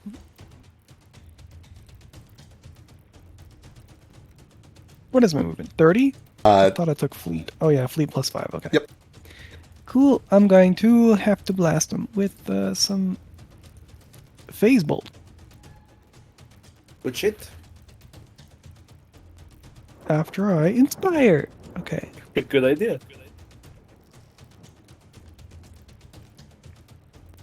Doing some inspiration. Oh, I just removed the... Oh, jeez. I removed my own inspiration. I didn't mean to do that. I was going to use Give it it to to hit yourself, somebody. man. Where's my inspiration? Scrolling furiously. Bleed. Guidance, I mean. There we are. Oh, There we go. guidance. Oh, they don't stack anyway. No, well. Alright, all's right with the world. I'm going to hit them with a phase bolt.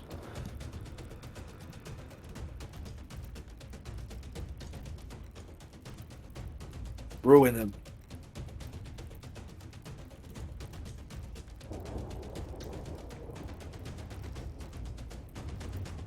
That is a hit. No. For Boyd, almost Wow. max damage. 11 points of damage as this bolt just blasts through this thing's chest. A little over half its health. Anything else? Heck, that's all 3. All right, Tex is up.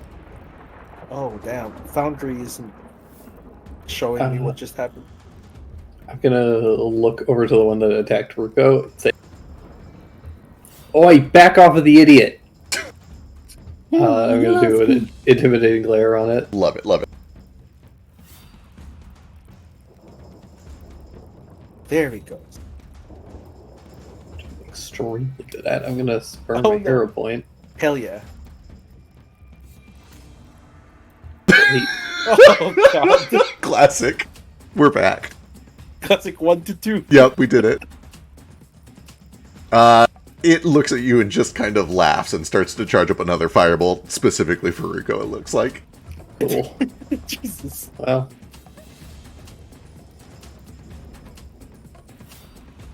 Wait, is there a penalty for demoralize?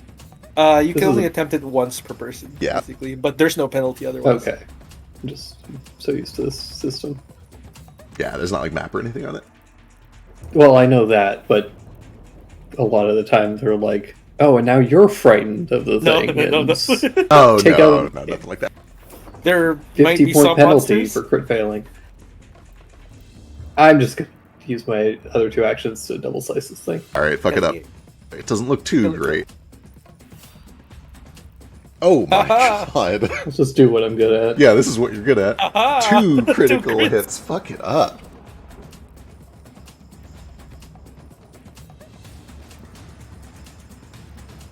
For 22 points of damage. That almost finishes it off. But not quite. Importantly, I don't know if it's getting resistance, but those are combined damage. It does not seem to be resisting this. Damn. All right, Cool, that's me. all right. That brings us to Narathi. Right. It looks like it's almost dead. I can go through Kaz's space? Yep. I can leave that to Kaz. I believe in him. one action and go through Kaz's space and down here. If Alright. that triggers anything. It No, does leave not. him unconscious. He does not seem to have opportunity attacks, or at least he doesn't use one there. Right. He's going to swap, basically, put his sword away as a piddly action. And use one action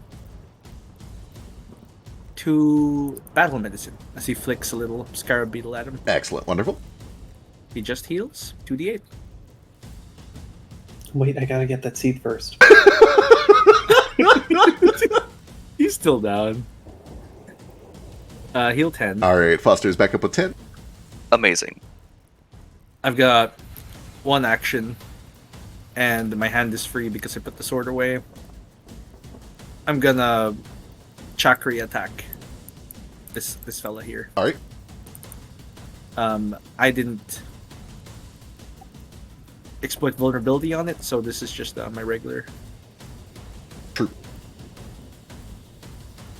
Miss That is anyway. actually a miss. Yeah, it is able to duck down. That'll bring us to Kaz. Okay. Oh yeah, fire. That's a thing. Are you gonna steal my kill again? Going to attack me for it? Is that gonna be our report from now on?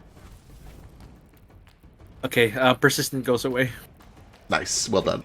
I think I take that too, don't I? You took one splash, and I'm setting the... Don't think you take persistent from the splash. I'll- Or does it as well? I'll double check. But either way, you took 1 point of fire splash damage, which I didn't Yeah. see yet. I did take that already. Yep. A little bitty bit.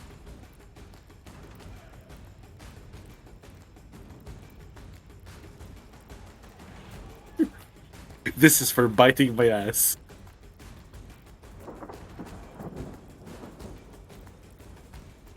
Does text say that out loud? No, no, she doesn't say anything. Because if so, I was gonna be like, no, I'm going to come over here and save your boyfriend. But since that didn't happen, I'll actually just try to strike down this inferno before it kills our boner again. Flat-footed to you. God, there's so much to unpack for that.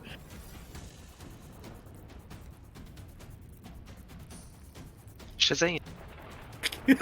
Yeah! Roll your Amazing. shit. Your inspiration, come on. Yeah, I'll hero point that. It can't be worse. Yeah, another one. Hey. Woo. Okay. Second action. Second action with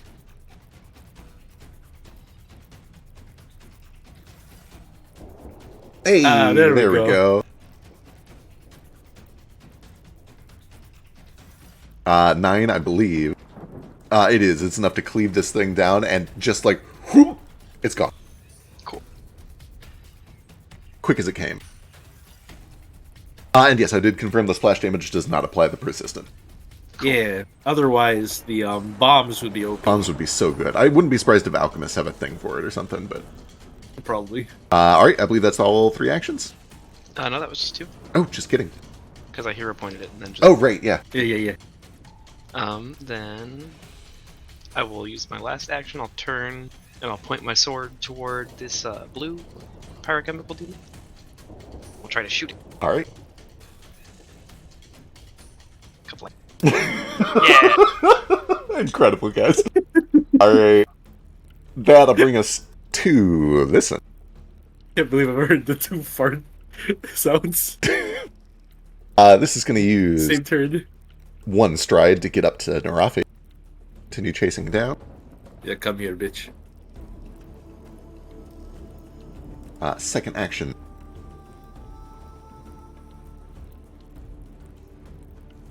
Why is... Oh, it's because I'm on his inventory page. That would do it. That's why it's not showing it. Second action is going to throw fire at you. Right up close. Right up close. Misses terribly, but the splash...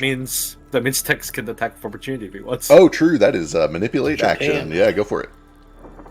He also moved into my space. Oh, yeah, that's also true.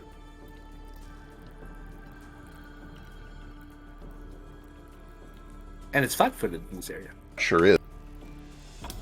Invincible. Invincible as long as you guys keep rolling natural ones. How many have we rolled? We've rolled a lot of natural ones this way. All right. Pretty Even bad. on a miss, the fireball would do 1 point of splash fire, which the tree intercepts and takes for you. The tree starts to smolder a little bit. Oh, thank you. Third action, stabbing with map.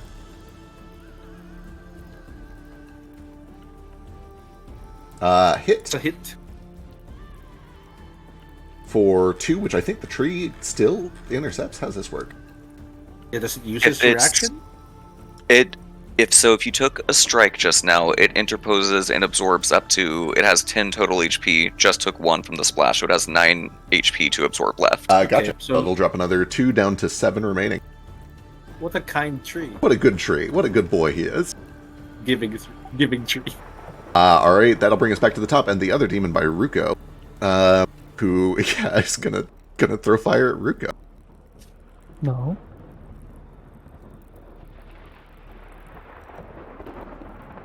As long as Oh, it keeps missing Ruko, it's gonna be fine. damn shame. I'm noodly. There we go. There's a hit for a little stab. A little stab for 2. And one more little stab on map 8 Damn. for another 4. So 2 from the stab, Max. 4 from the other stab, and also 1 point of fire damage from the missed fireball. 1 point. Okay, I'll just remember. Yeah, I think you have to do that one manually. That brings us back to Foster. Foster, you're awake. You see your trees protecting Narathi. Blessed be the tree. Is Blessed it tree. one action to stand? Yes. Okay, I'll use 1 action to stand then.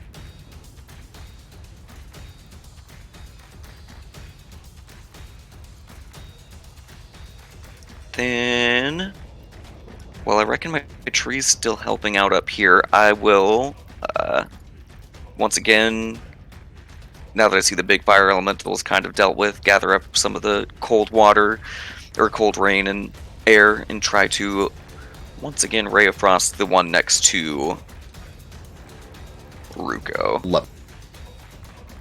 What?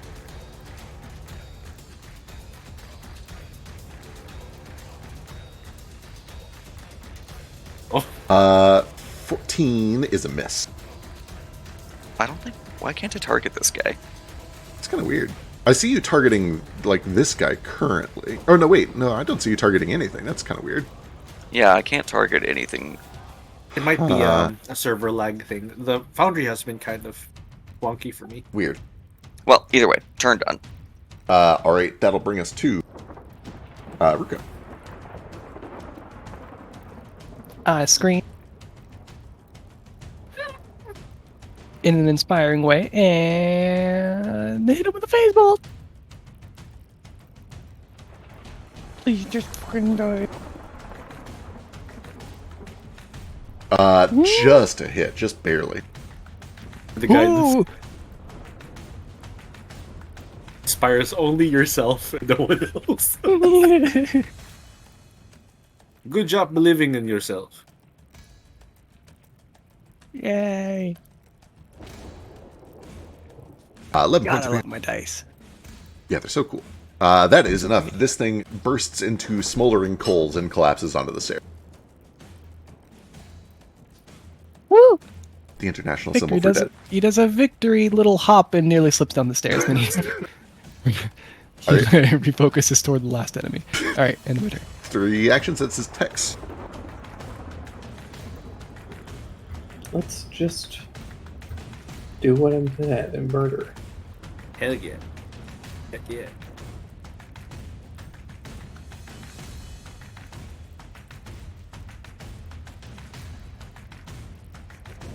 Oh my goodness, calm down. Or 15. And then Still I'll standing. take a map. Do a map 8. I don't think I have really a ton of other options.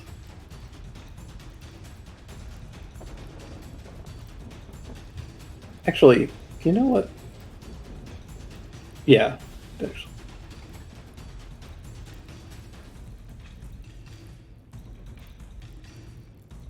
Hey, nice, because of flanking. And that is enough to finish. Ta-da. With that, as quickly as it all started, everything has simmered down. Go quiet once more.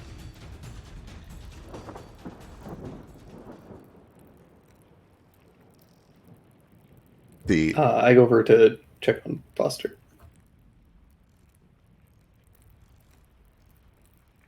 Ooh, that was a close call. It was. Yeah. How are your plants? Well, let's find out. You looked in, and they're kind of wilty. And frankly, you still feel sickened. You feel like you need to take a second to, I think mechanically what you do is you retch until you get it out of your system. Yeah, he just do the fortitude save versus its Yeah. DC. And since you're out of combat, you can just sit there for a minute and just, get it out of your system. But eventually, you and Cackles and Eeldboat are all able to kind of, get that noxious taste out of the back of your throat. Well, it seems kind of like high fantasy nonsense that these plants didn't die when I took them into the desert immediately, so they're hanging in there. Did the seed burn? Is it okay? I don't reach for it. Why skeleton? Yeah, it's good. Well, now that You took a fireball to the face and it's wood. It's magic though, right? his face absorbed most of it. Here, take a deep drink of this, and he just kind of puts it in Foster's mouth. His little flask, and you heal 10 HP. Oh, thank you. Do you need it more? I can take a second and patch us up. Oh, this comes back every 10 minutes. So yeah, patching people up might be good.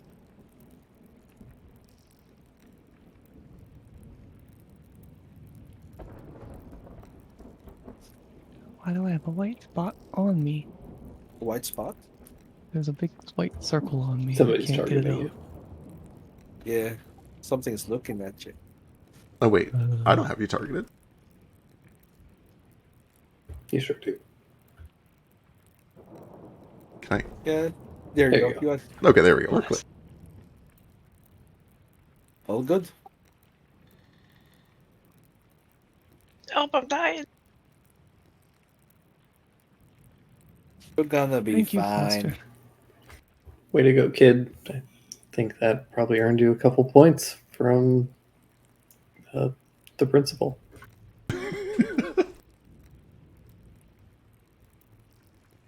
I'm gonna reload real quick, so I'll be back in like 20 minutes. Yeah. No problem. Good luck. The smell of ash eventually kind of settles a little bit, or rather it drifts up to the ceiling where it spread. Yeah.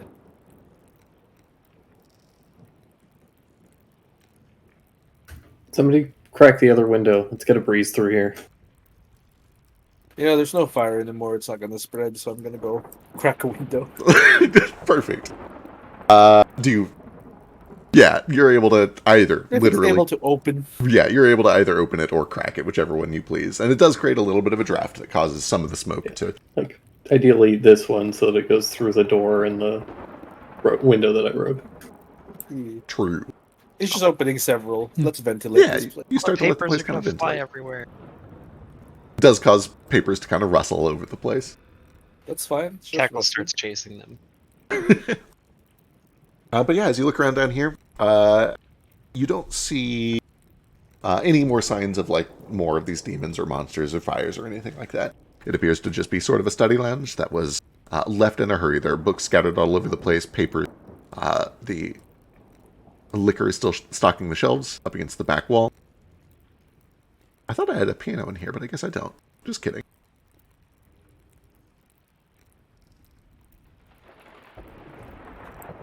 Narf is going to, while everyone's looking around, he's gonna...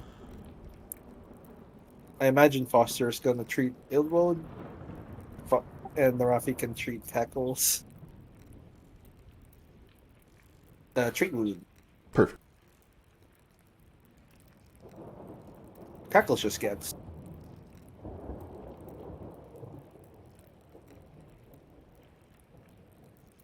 13 HP. Oh, I feel great.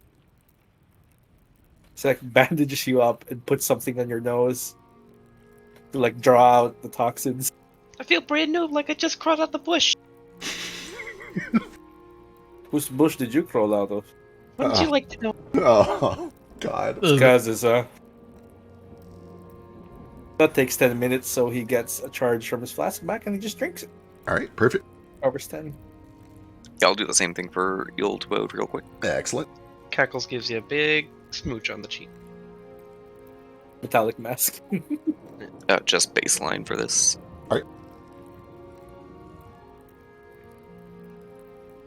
Nice. Perfect. What's this? D8.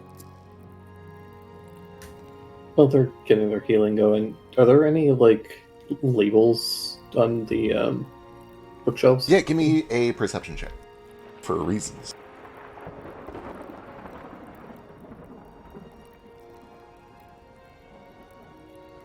Wonderful. You do see that they do have things split up into sections by category and then alphabetically. It's probably not like the Dewey Decimal System, but it's something like that. But also with a 13, you notice pretty easily a lot of these books have golden coins just sitting on them, or like a little pile in front of certain books.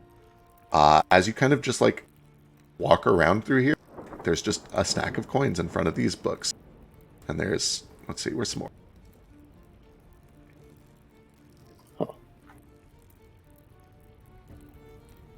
When I take a look at them, do they look like the coins that were on the body? Like they're just a scattering of different coins from all over the place? Kind of just a scattering of different coins from all over the place. Lots of different currencies. Any... Go ahead. Like anything like noteworthy about the books they're in front of, or the categories, anything like that? It's kind of an assortment of things, but you do... I'm trying to think. Is this a puzzle? Give me a perception check. Or a society check, your choice. Whichever one is better for you.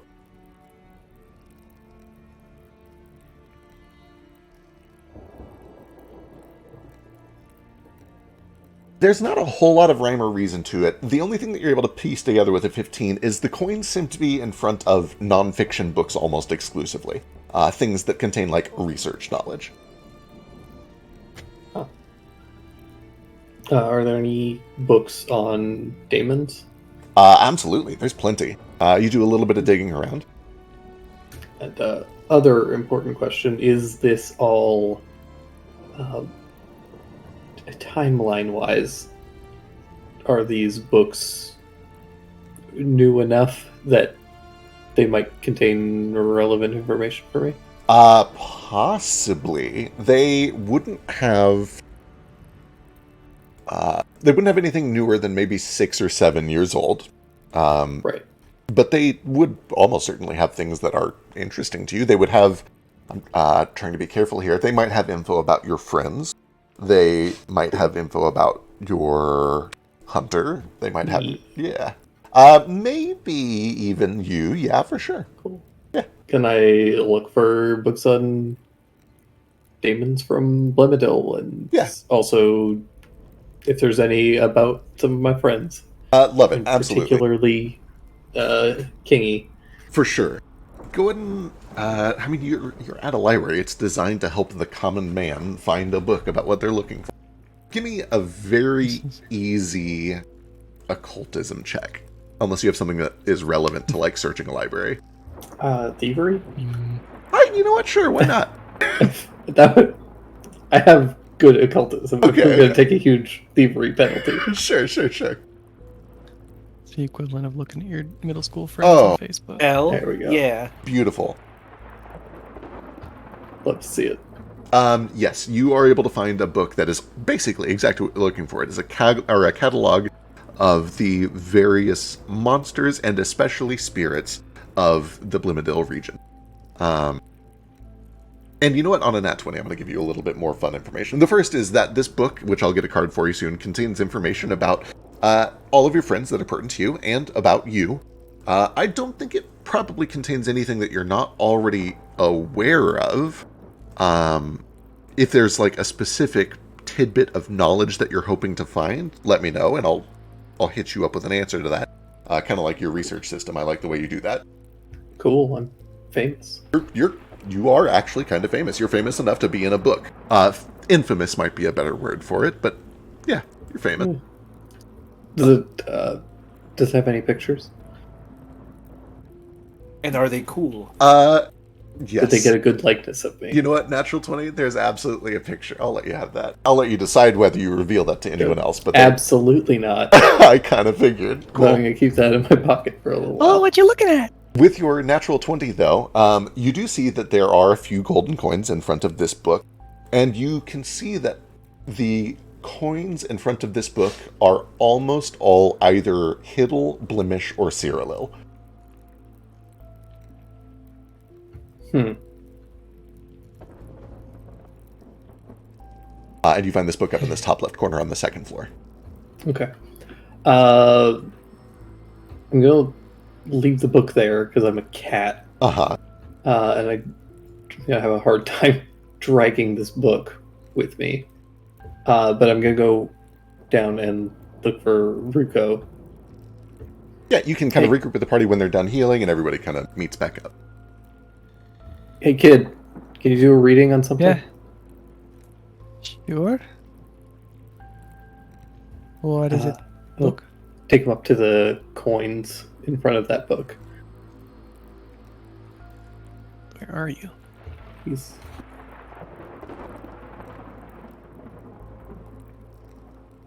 Second floor, up on this top left corner is where he guides you. There is a section on, essentially, spirits, and then it narrows down to the spirits of Blimidel.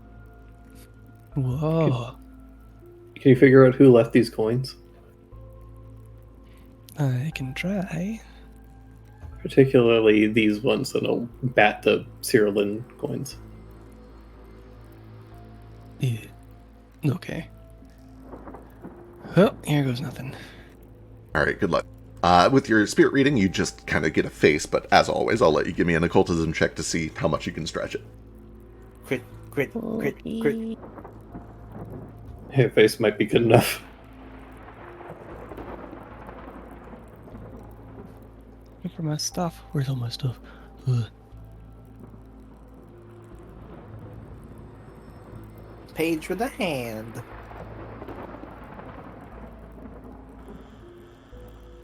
There's the first and occultism.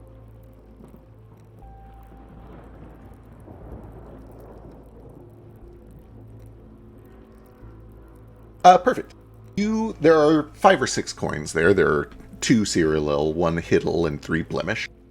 And as you read each of these 6 faces, we'll start with the Blemish ones. You find a girl in her, teens or so, kind of nerdy, glasses on, curly hair.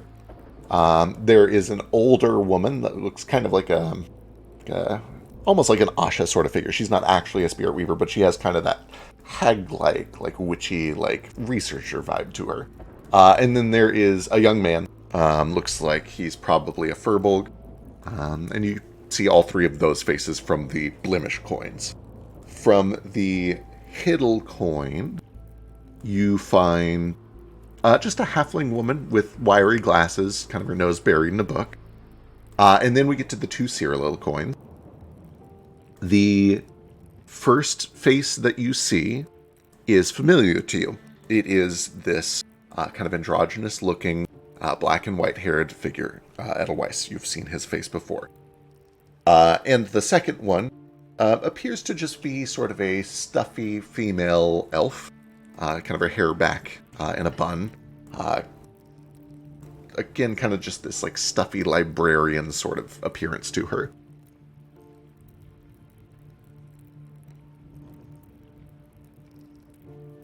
Whoa. Well, I don't tell Tex any. No, I was kidding. Betrayal. Okay.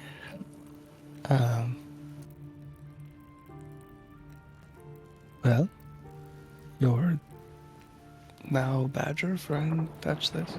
What? The Cyrillil coin. It's not who I was expecting to be here. Me either. What are they doing? Why are you in one of these books? It's the only reason he'd be here, no? He starts looking through the shelves. It's just far.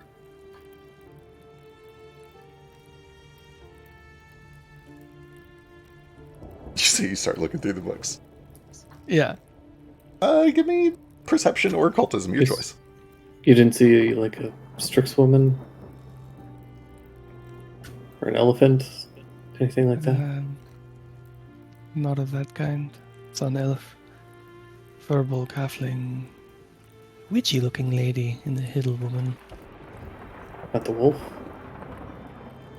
Not a wolf.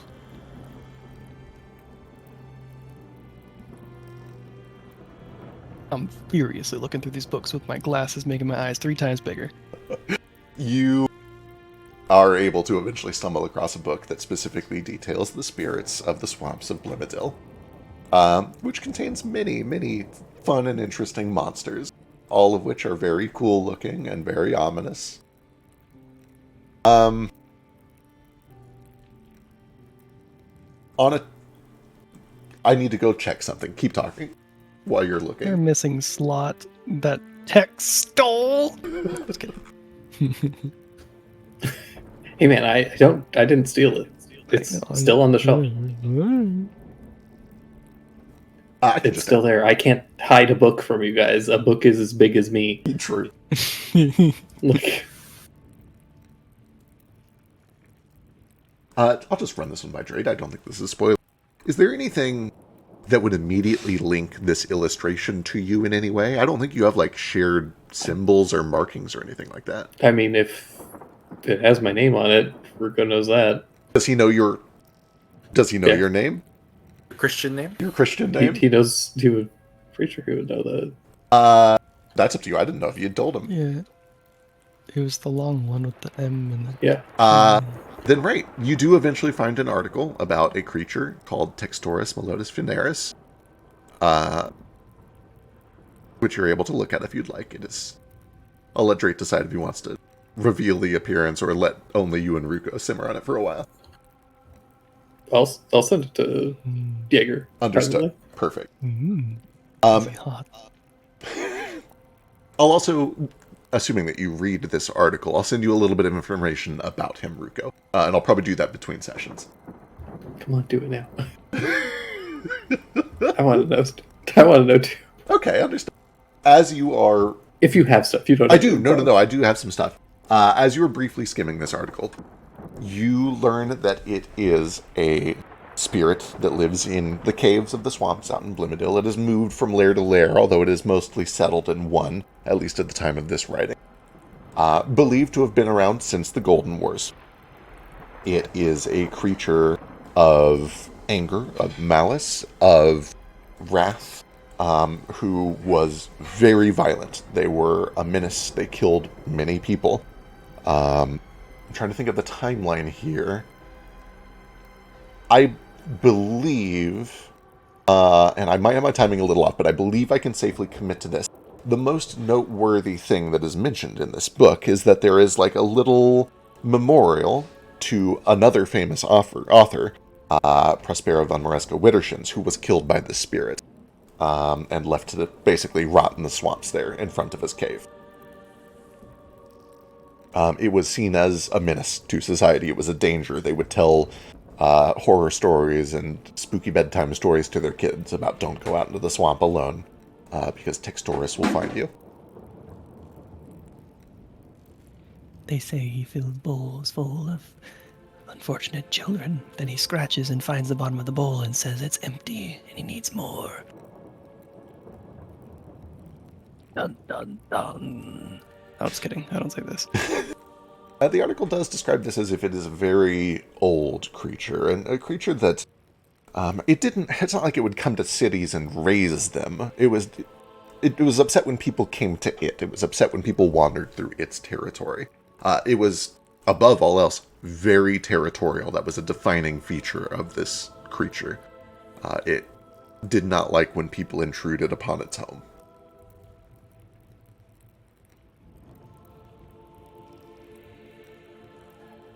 Spooky. Yeah, that track. I'll just kind of like hop up onto Ruko's shoulder and kind of read from the. Just kind of read over his shoulder. Did you see there was a picture? There is a picture. It is sort of this hulking, bipedal, monstrous-looking creature. Horns back from its head. I sent to it on Telegram. Sort of a skull-like, sort of like a skull-like I appearance. told to you, its face. Tex is hot. Oh no! What is everybody else doing as this is happening? You guys were all toward the there end- when Tex came over and asked this. So. Yeah, well, toward the end, I assume like because Tex is with Ruko's safe. Narfi's just gonna go walk around, make sure there's no other like hostile things. Understood. They mentioned that there were like 3 people who went in and none of them went out. We only found 1 body. Give Yeah. In me, theory, there's like 2 more. Give So me- he's just walking around looking. give me perception checks as you guys look around. Yeah, Kaz is sticking with Narafi to help with that, and also just like Same. putting out any additional fireplaces or candles that might be burning, just like snuffing them out. Perfect. Good call. You do see that both of the demons kind of left behind coals, which are a little hot to the touch, but they seem to fade pretty quickly and are not setting additional things on fire. Although they are kind of scorching the carpet on that nice staircase, so you're able to brush those aside if you want. And I was mostly just like seeing if there were like any other elementals hiding in fireplaces. Wonderful. You can also give me a perception check, and so can Foster.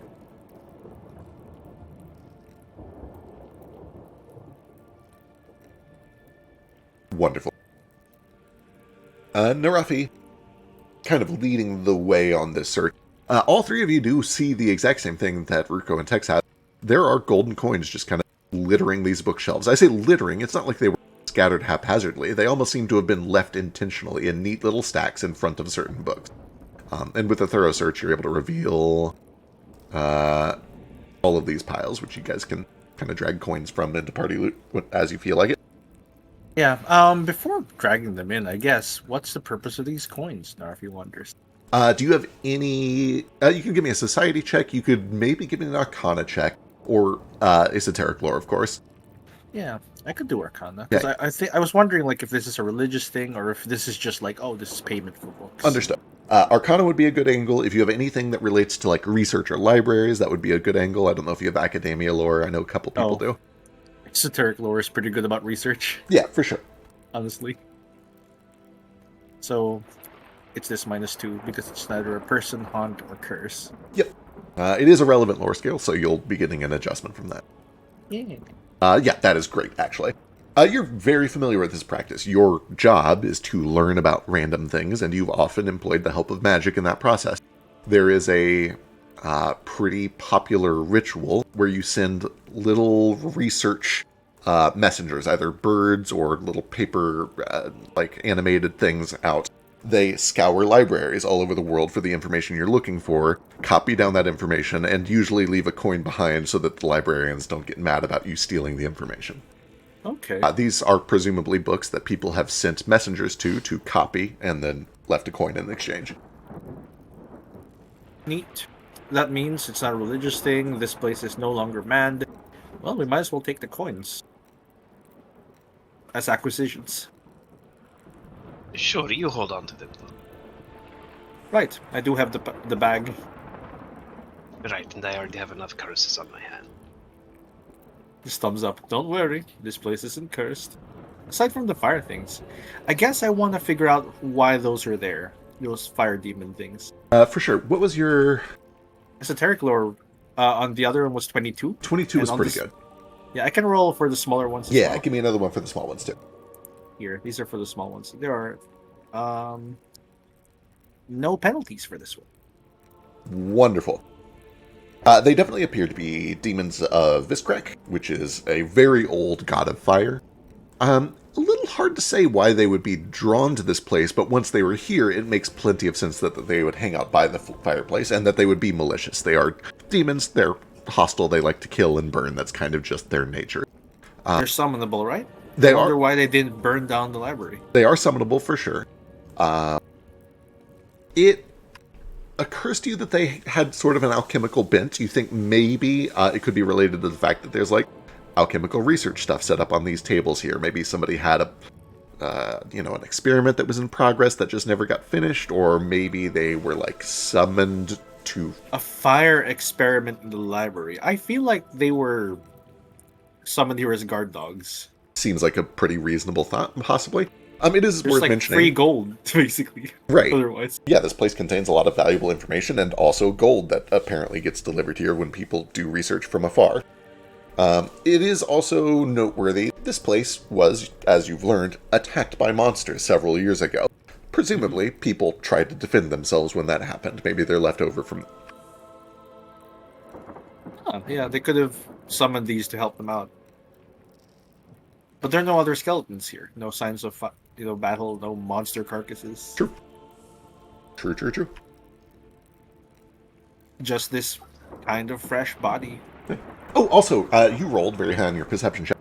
You do find there is a doorway under this archway. It's like built into the bookshelf here, which presumably leads to some sort of a back room. There is a less noticeable bookshelf on the opposite side, kind of in the same spot, which looks like it is a little thicker on one side than the other. Like there's a little extra wood where a hinge could potentially be hidden. And then there is a door over here. Why is that door not showing up? What the hell? There is one more door over here against this back wall that looks like it leads to another chamber. Yeah. Just assume all the coins passed by have been collected, and he's just gonna split it with the party later. Perfect. I will throw it all into one bag, and then we can do a party split at the end of this session. Yeah. Damn, I keep colliding into walls. Over here, you say? Yeah, so there's one over here. Okay, now it's visible on stream. That's weird. Yeah, I see it. I count down with Kaz. Ask, okay, do you want to do a bridge or the... You can do this one. Oh, thank fuck. And just right. Sticks it open. Breaching. As you open up into this, you see what appears to be a more dedicated magical research lab of some sort. There are several active runes. It looks like a lot of rituals were performed here. You can see paper scattered all over, alchemical equipment across the back wall. It suddenly becomes more clear there probably was an alchemist that worked in this library and did his research in this room in particular. This might be helpful for Bill later. I just look around, check outside into the balcony probably. Out on this balcony, Sure. you find another corpse. Okay, there's the other one. I check him. And you see More. that he has a lot of just basic equipment that looks scorched but not fully burned like the other guy was. But you see burns all over parts of his body, the parts that haven't decomposed or been stripped by scavengers.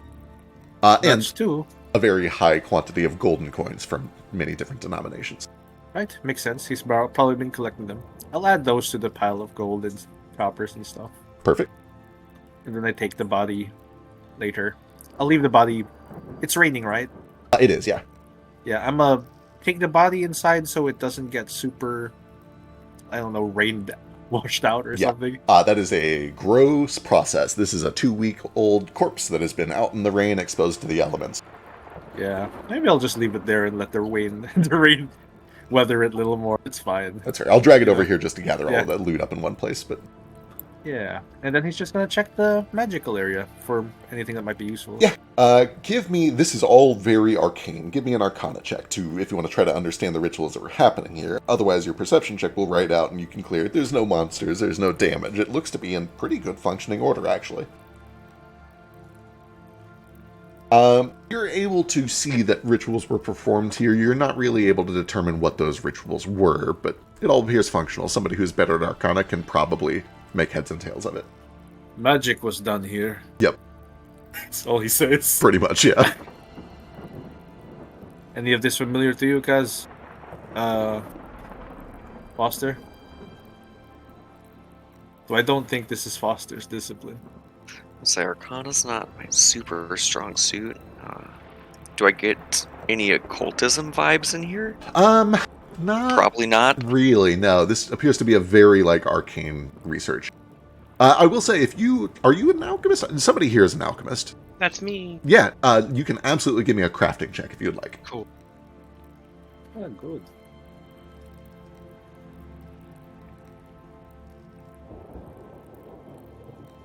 Do you want to use your inspiration? Yeah, I might. Yeah, I'm gonna do it. I'll do that. Could roll a 1. Could roll higher.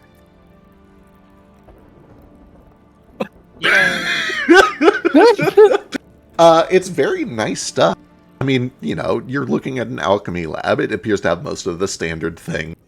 You can see that there was some damage. It looks to you like it got kind of tossed up. Like somebody came in here and really just scoured the place for useful things. And in doing so, damaged a lot of things and spilled a lot of valuable things. But the lab itself is still in okay shape.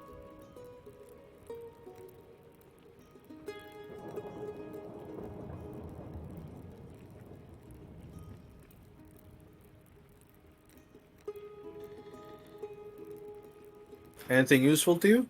It looks like it's already been pretty well picked over. Oh, well. There's one more body unaccounted for.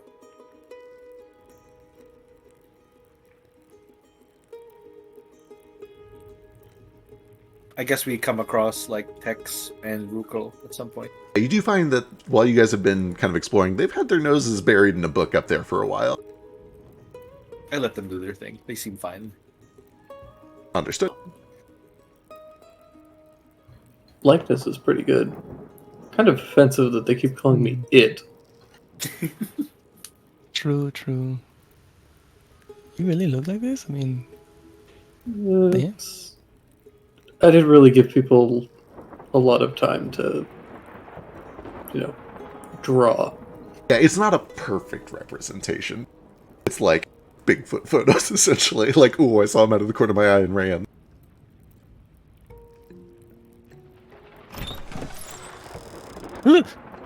They got some Door was loud. As you step through, you find what appears to be kind of a quiet study room or an office or a meeting room with one more corpse that has more gold coins on it. Right. I check him over. This is bad. And I'll And- drag those all out to the pile. Yeah, and if there's anything else in this room, anything important. Give me a perception check.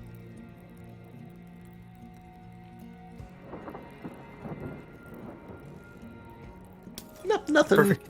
I can actually use my hero point. Oh, I've nice. got 2. I've been sitting on 2 of them. Perfect. Another one? 17. Looking through, the only thing that you notice is that the window here has a smaller window, like a cat door almost, with a little perch that kind of extends out. And it seems to just swing it's like a hinged top, so things can push in and out freely as they so choose. And because you rolled well earlier, you understand this is That's where the birds came in. Exactly, this is where birds are allowed to pass through. It's a thing that a lot of libraries have to let these paper birds fly in and out to gather their things. Did they use... this is neat. This is a neat concept.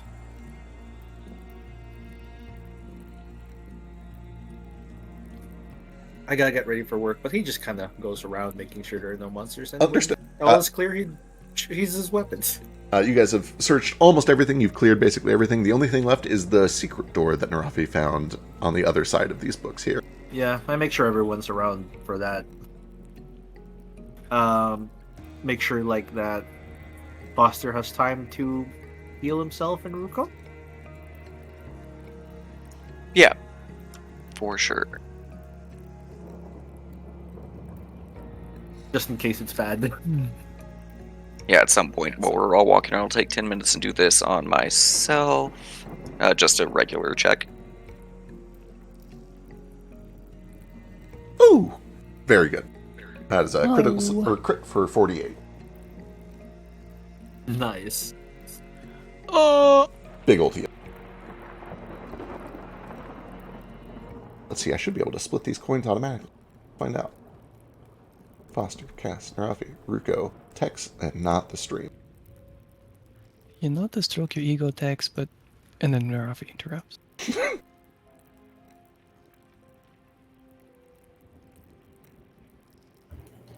Make sure you bring that book with us. Okay. I'll need you to read it to me. You can't read? I can read a little. Okay, story time then.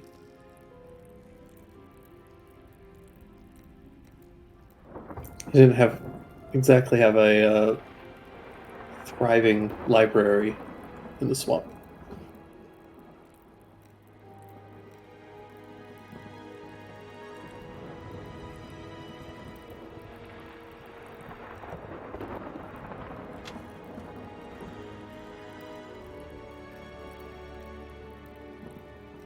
Oh, look at this balcony. Yeah, it kind of looks out over there real nice. You do see that there is a fountain of sorts that is built through the glass for this balcony.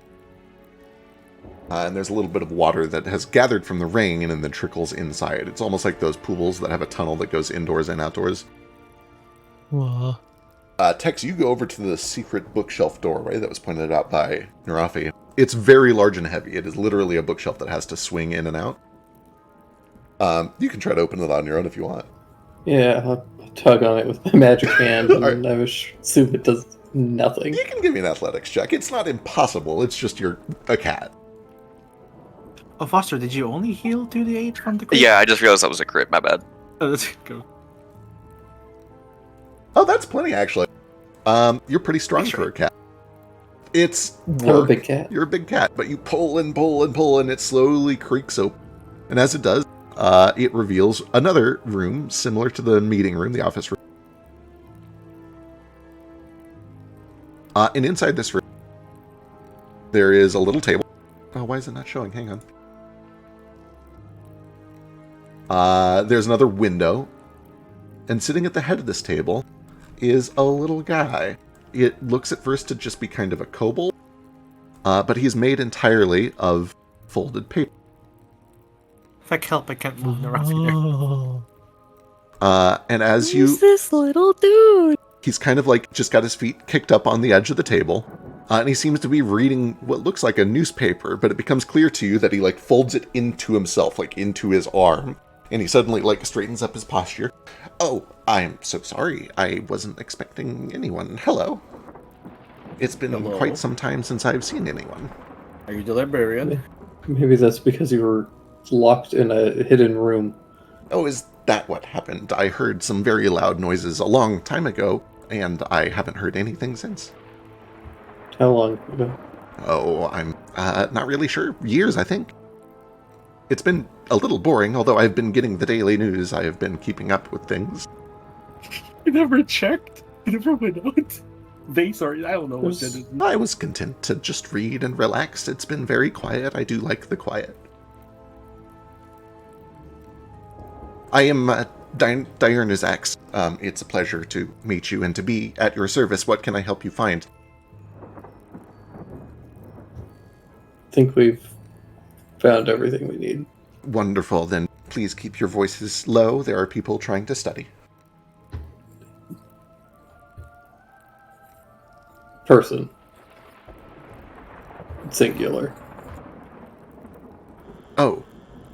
Wait, me? Yes. It's just me? Yes. Oh. Well, that's a shame.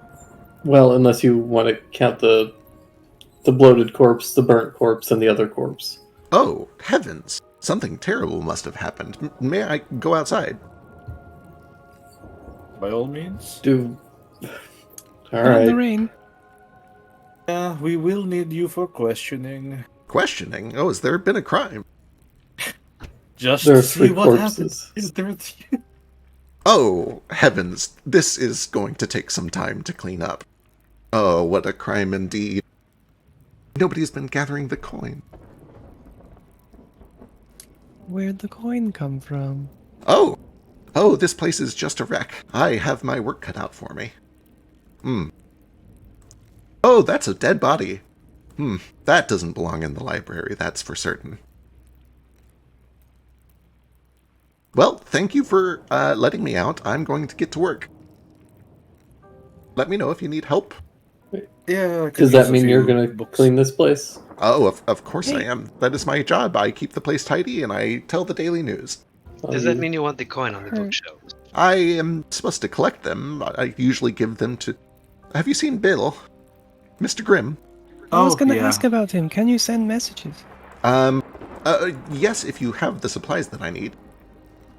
Like a paper that can fly away? Yes, of course. I can search libraries all over the world, and I can send short messages.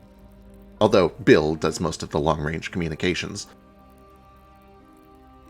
Moving the Well, phone, if you catch you find later. a way to send a message later. to Bill, Later. Yes. he was keen to understand what's going on here. If you have a golden coin, I can send a little flying bird with a message to him. Can you write in the message that he owes me a golden coin? I can include anything you would like in the message, yes. Then sure. You give him a gold coin? Gold coin for this god. Okay, yeah. All right. What would you like me to say? Well, just state the status of the library as you see it before you, and tell him that you're free and working on it. Understood. And there's bodies. Where is his location? What is his address? He is at the landfall camp. It should be a... Ruko explains. Okay, you kind of like, oh, that's unusual. That's not where he normally stays, but I will send it at once. And he slips into a flat piece of paper under the door, back through the secret door to this window. And whew, there's a little paper bird that flutters out through the window. As he walks by, Ruko does his little, like, happy steppy step, because this thing's so cute. What is this? Look at him!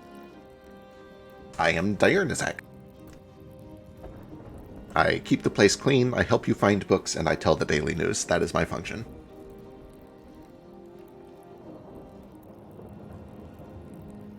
You're wonderful.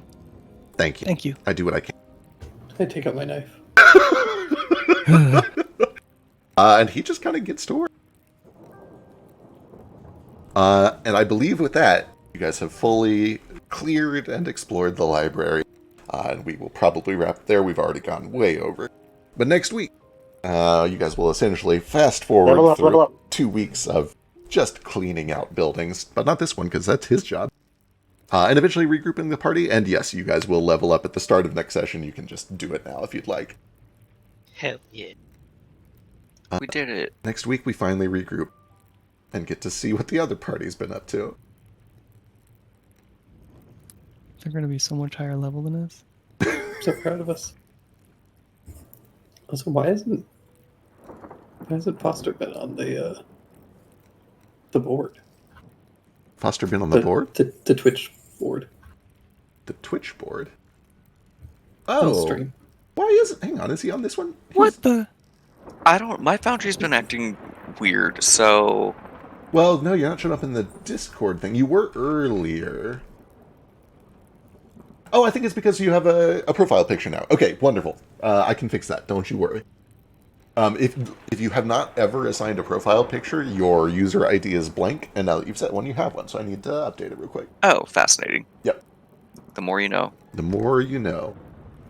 Let's see. I'll go ahead and wrap things up here, but don't leave Discord yet. I will grab your ID before you leave.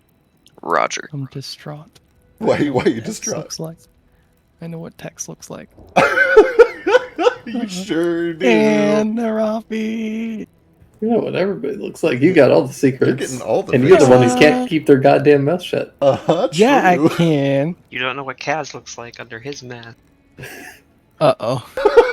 True. What secrets is he holding? Jane is the only one that's seen under Kaz's thimble. What? What did you see under his thumb? Yeah. Who knows what he could be hiding? Anything. Could be like a whole finger. Well, maybe not that. That'd be kind of tough. Yeah, it would be a very small finger.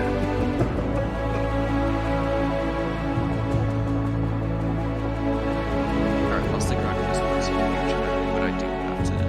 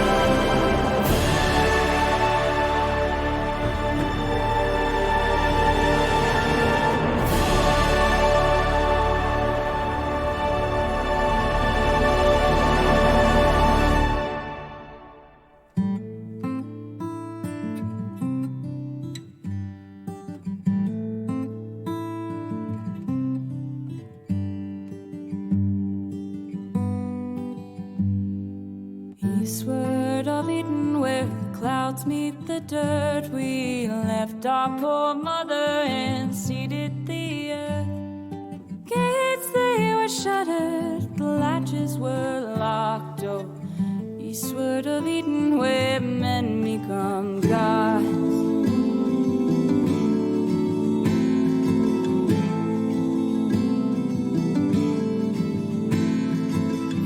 Though our people, we toiled as one, the fruits of our labors dry under the sun. Our children, they fed to outnumber the stars. So eastward of Eden, where day turns to dawn.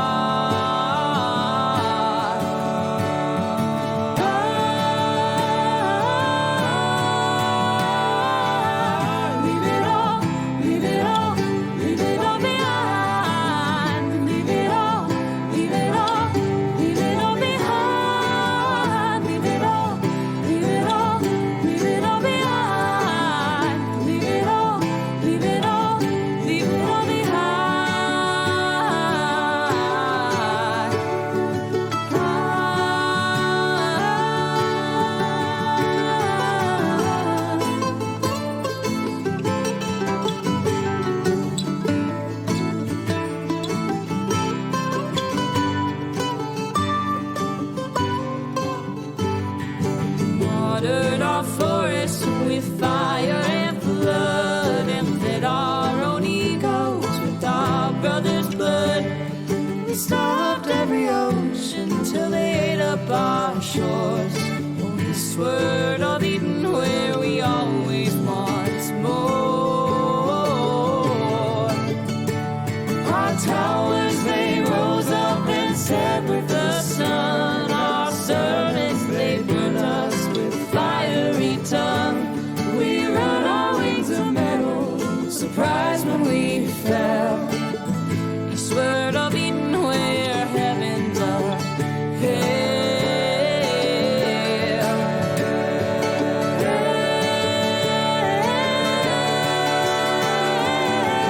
Leave it all, leave it all, leave it all behind. Leave it all, leave it all, leave it all behind. Leave it all, leave it all, leave it all behind. Leave it all, leave it all, leave it all